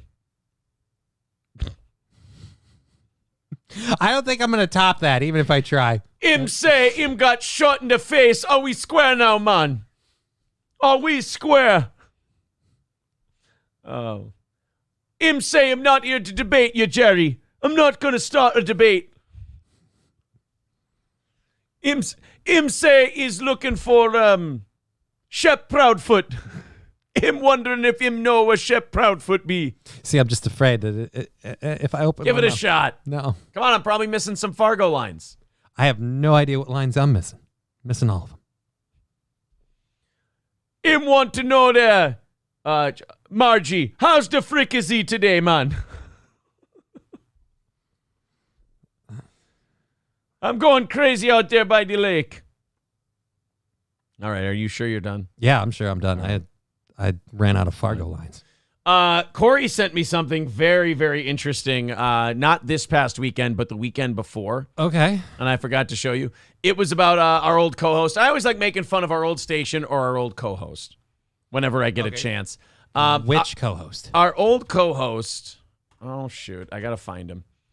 Uh-oh. Oh, there he is. Our old co-host, apparently, tried to do a thing for his career. You know, we've always talked about Adrian being a fake it till you make it kind of guy. Mm-hmm. And, you know, he likes to kind of present himself as this major success when in reality, people who are comedians look at it and go, dude. Him say he be doing a lot better than this. Him saying him doing a lot better than him actually is. Him lost a lot of fans when he left him Steel Toe Show, man. So anyway, Corey sent me this thing. And Corey, being in comedy for decades now, he goes, look at what Adrian did. He goes, here, let me find the picture here. It might be a while. He posts a lot. Who's that fucking guy? No idea. Nobody. Here we go.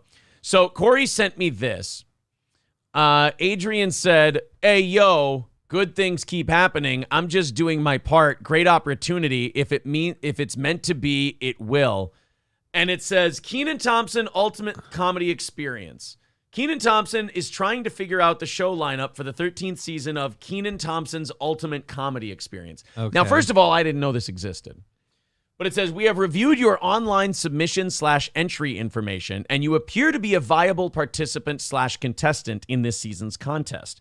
This was the first step of being chosen to be on his show. Congratulations. So Corey sent this to me, and he said, the guy is online bragging about how he signed up for a questionnaire to be on a comedy show.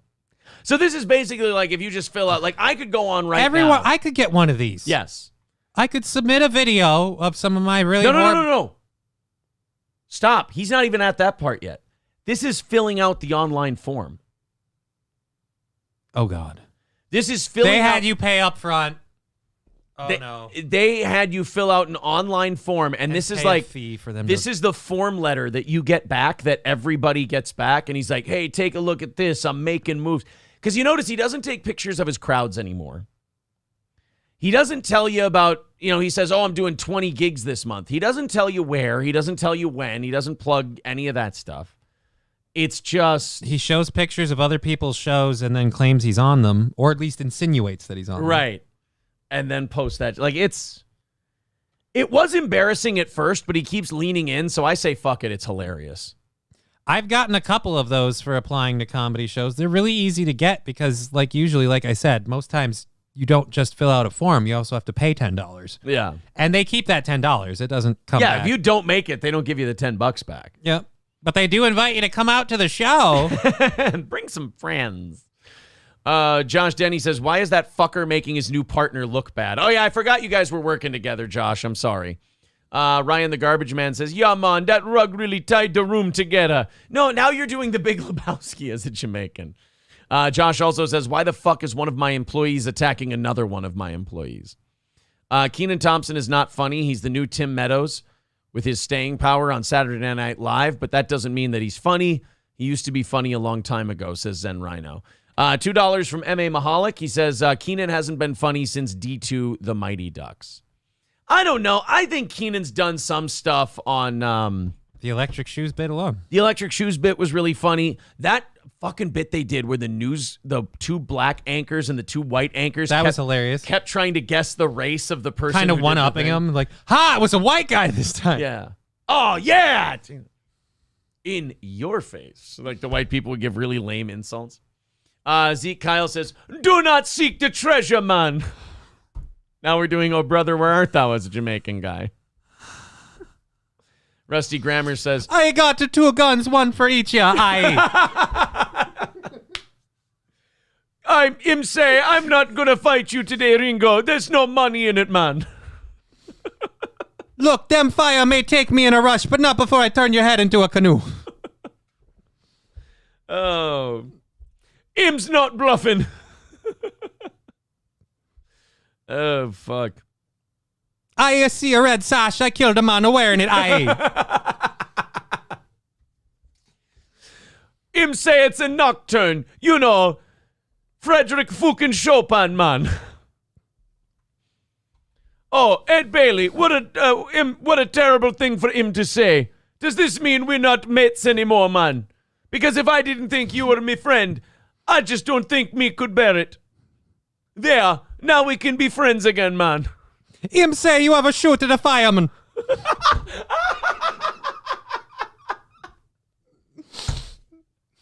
Him say, put your mouth on the curb. Oh, no. That's too far. Say goodnight, man. There's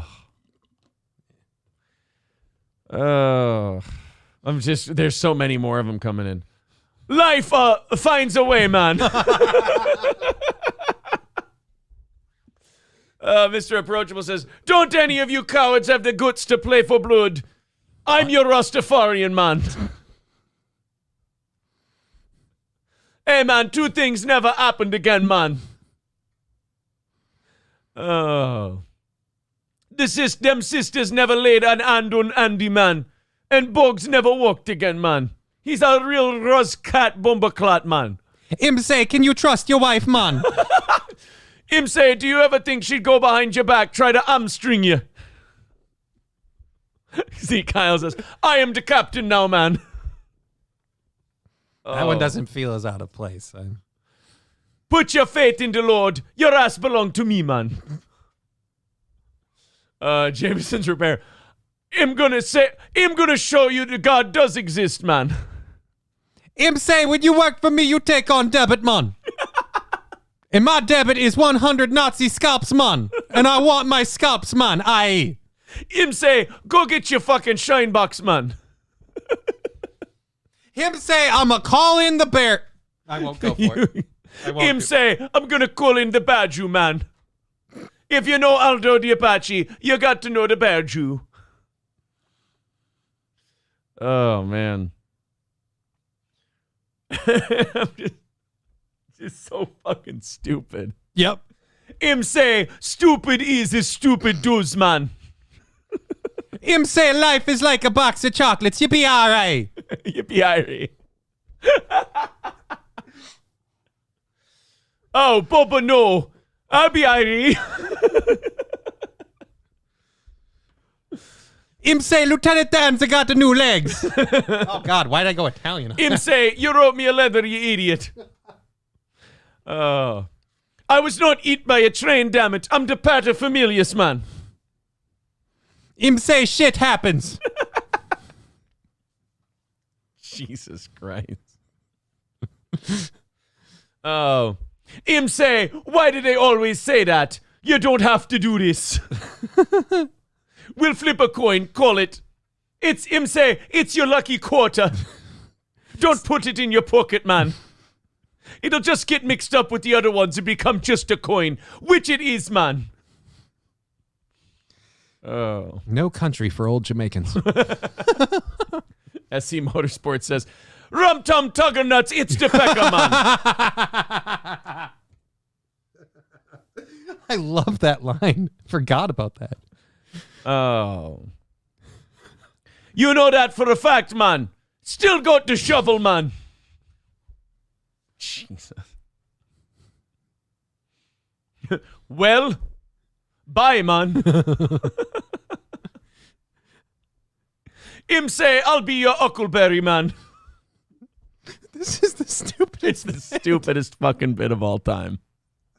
Why it really am I is. laughing so hard? Check, kids got alligator blood, man. Him say, Mike, I always gotta go for the edge, man. Him say, you should have played them Kings, Mike. Him say, I can't believe I caught a fucking hanger. Him say, and I need a blowjob from Christy Turlington. Oh. Jameson's Repair. Boy, it's not about the money, man. It's about sending a message. My accent got fucked up there at the end. What do you do? Oh, man. Cheddar Bob shot himself, man. That actually, he would belong in 8 Mile. That guy. Him say, I am the law blood. Oh, fuck. Him say, and what? That Rebenga hit was a game of dominoes, man. Him say, you do drugs, Danny. Every day. Good. Well, the world needs ditch diggers too, man. What makes you so different than us? Him say, I'm not wearing hockey pads, man. Oh, man.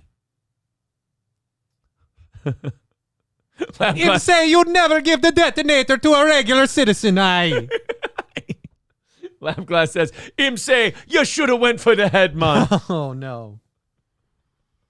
Oh, let me just. Him just a bastard in a basket, Ari. Oh. Neat VR says, please God, this horse is dead. Yeah, but we only have 9 minutes of show left. And we're going to beat it across the line. Oh. Who do I trust? Me. That's who, man.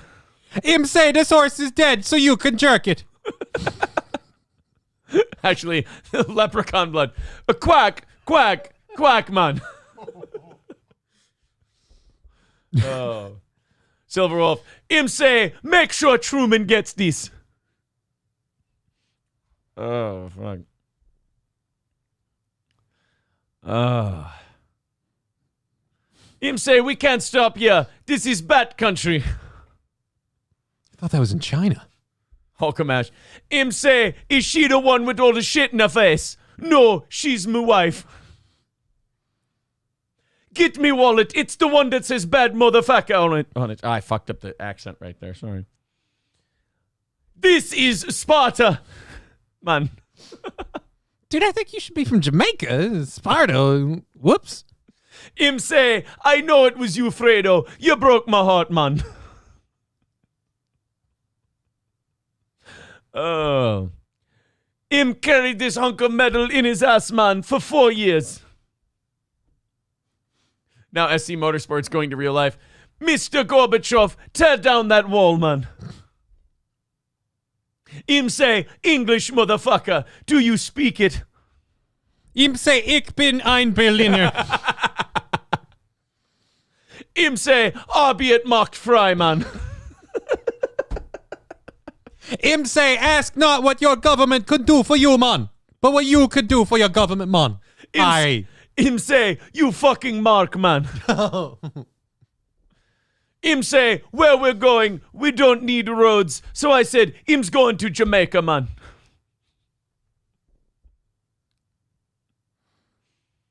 Look at the big brain on Brett, man. Him say, what's wrong? Chicken.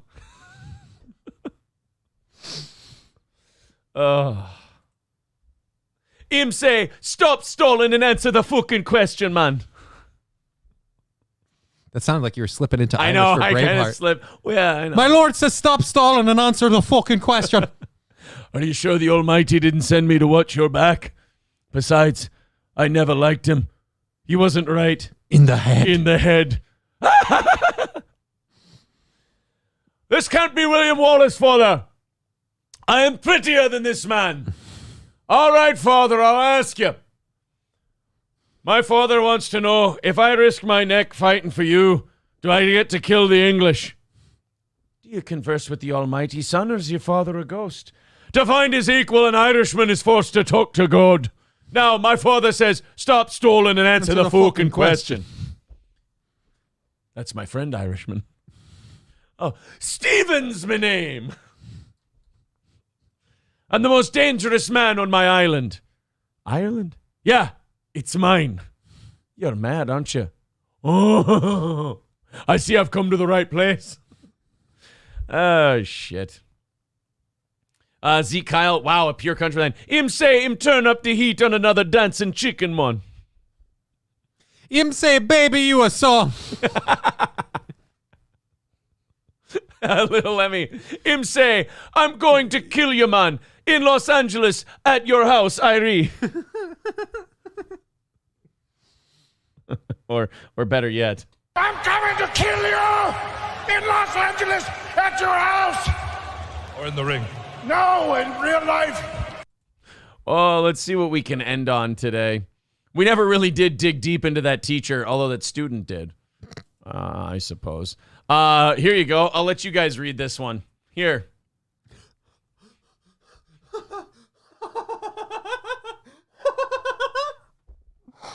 There you go.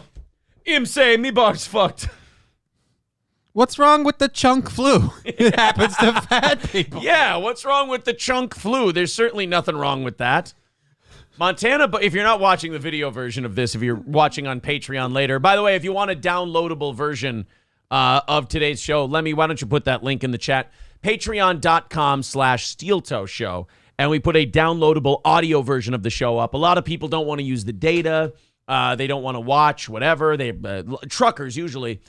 Become a subscriber to our Patreon, $5 a month. Easy as that. And consider that your contribution to the show for the month. Montana bar owner says she isn't racist after flu comment. And, of course, we're going to call it chunk flu. Yeah, it was just in the armor. It was a chunk in the armor. Yeah. For the purposes of keeping our channel, we're going to call it the chunk flu. A Montana bar owner is claiming she isn't racist in response to comments she made during the start of the COVID-19 pandemic. Holly Tinch, owners of Holly's Roadkill Saloon in McLeod, Montana. Yeah, I can't imagine why they thought she was racist. I don't really need the chunk flu comment to think that this lady's racist. Oh, God, they interviewed her? Oh, fuck yeah. We're going a little late today, guys. Yeah, because I'm sure she didn't put her foot in her mouth.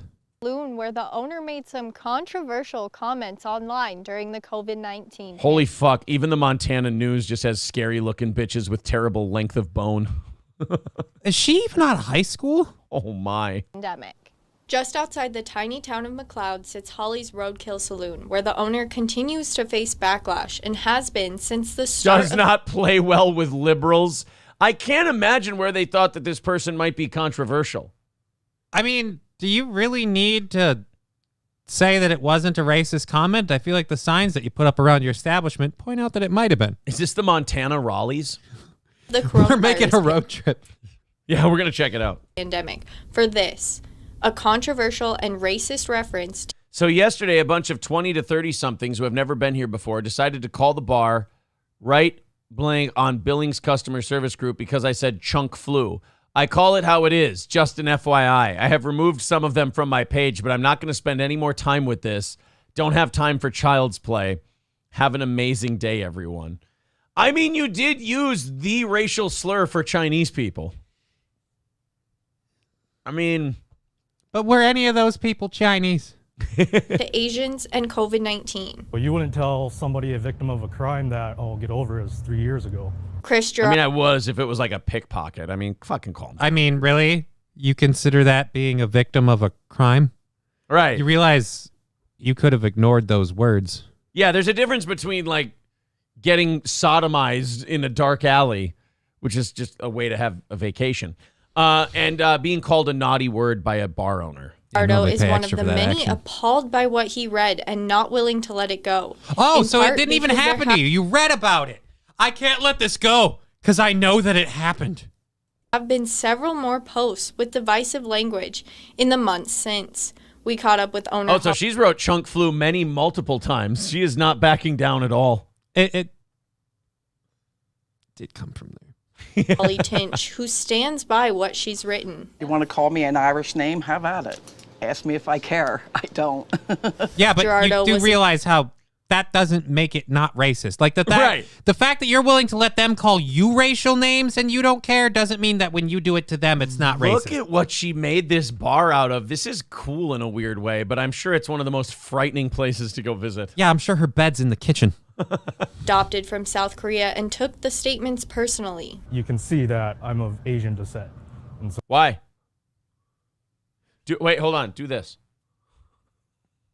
Can't tell. You can see that I'm of Asian descent. Yeah, but you're pulling a real white American game with that whole victim card thing. Yeah, you can see I'm from Asian descent. Well, then zip your pants up, you fucking weirdo. You're out in public. Just because we can't see it doesn't mean it shouldn't be closed off. So I've been in fights in high school because I was the only brown kid. Ooh, tough guy. You're not. You're No. brown. That's not brown. That's not how the Crayola box works. Latinos would like to speak with you. Latinos have entered the chat. He and others are fighting back the only way they know how. By being dickbags on the internet. By rating a service they've never had but are willing to do because they read something. Bad Google reviews for the saloon. And the owner tried to post my personal phone number to get people to This harass lady's a bitch. me. But Tinch sees it much differently. She's convinced most aren't upset by these comments, but instead by her decision to make the establishment a 21 and older saloon. I've never had any fights in here. I've never had any problems in here, except for people wanting to bring their kids here. And I'm not a babysitter. Jesus, Montana. Could you be less trashy, please? I mean, I think it looks bad on you. Like, we got to call this lady out for racism. Yeah, but we also have to apparently call out a lot of you guys for poor parenting. Yes, Holy I mean, shit. you guys are all trying to bring your kids in there. The fuck is wrong with you? Look at the example she's setting for the children. You shouldn't be bringing children. Play some sink I'm it. not a racist person at all. And if you think that I am, that's your problem, not mine. Then the language you're using is a little misleading. I'm not a racist. And if you think that, then you can get your ass out of here. Whoa. Tinch says she is standing by her rights as an American to say what Trump. she wants. Oh, she's got a Trump one flag in the... And says the bad reviews haven't hurt, but have actually helped bring in business. And I'm going to stay. Really? In Montana? I can't imagine. Is it called the Roadkill Cafe or Saloon? or whatever? Roadkill Saloon. Because every time you find roadkill, you put the skeleton on the roof? They'll cook it for you, and then they put the skeleton up on the roof. By my First Amendment and my Second Amendment. Hey, you know they're taking that one in from you. McLeod, Haley Monaco. I'm protecting my First Amendment and my Second Amendment. Great, so now we're shooting the people who come to you with problems with the chunk flu comment. Well, you got a problem with my comment, we'll find out how you feel about my ACP. You know what? I feel like we should keep an eye on this one. Maybe. All right. Guys, thank you very much. Hit the goal today. Did our overtime. We appreciate all the help, the support. Clicking like really helps. Subscribing to the channel is awesome. Thank you very much. Johnny, thank you as well. You're very welcome. And we're going to talk to the rest of you tonight at 7 p.m. for the evening show. Take it easy.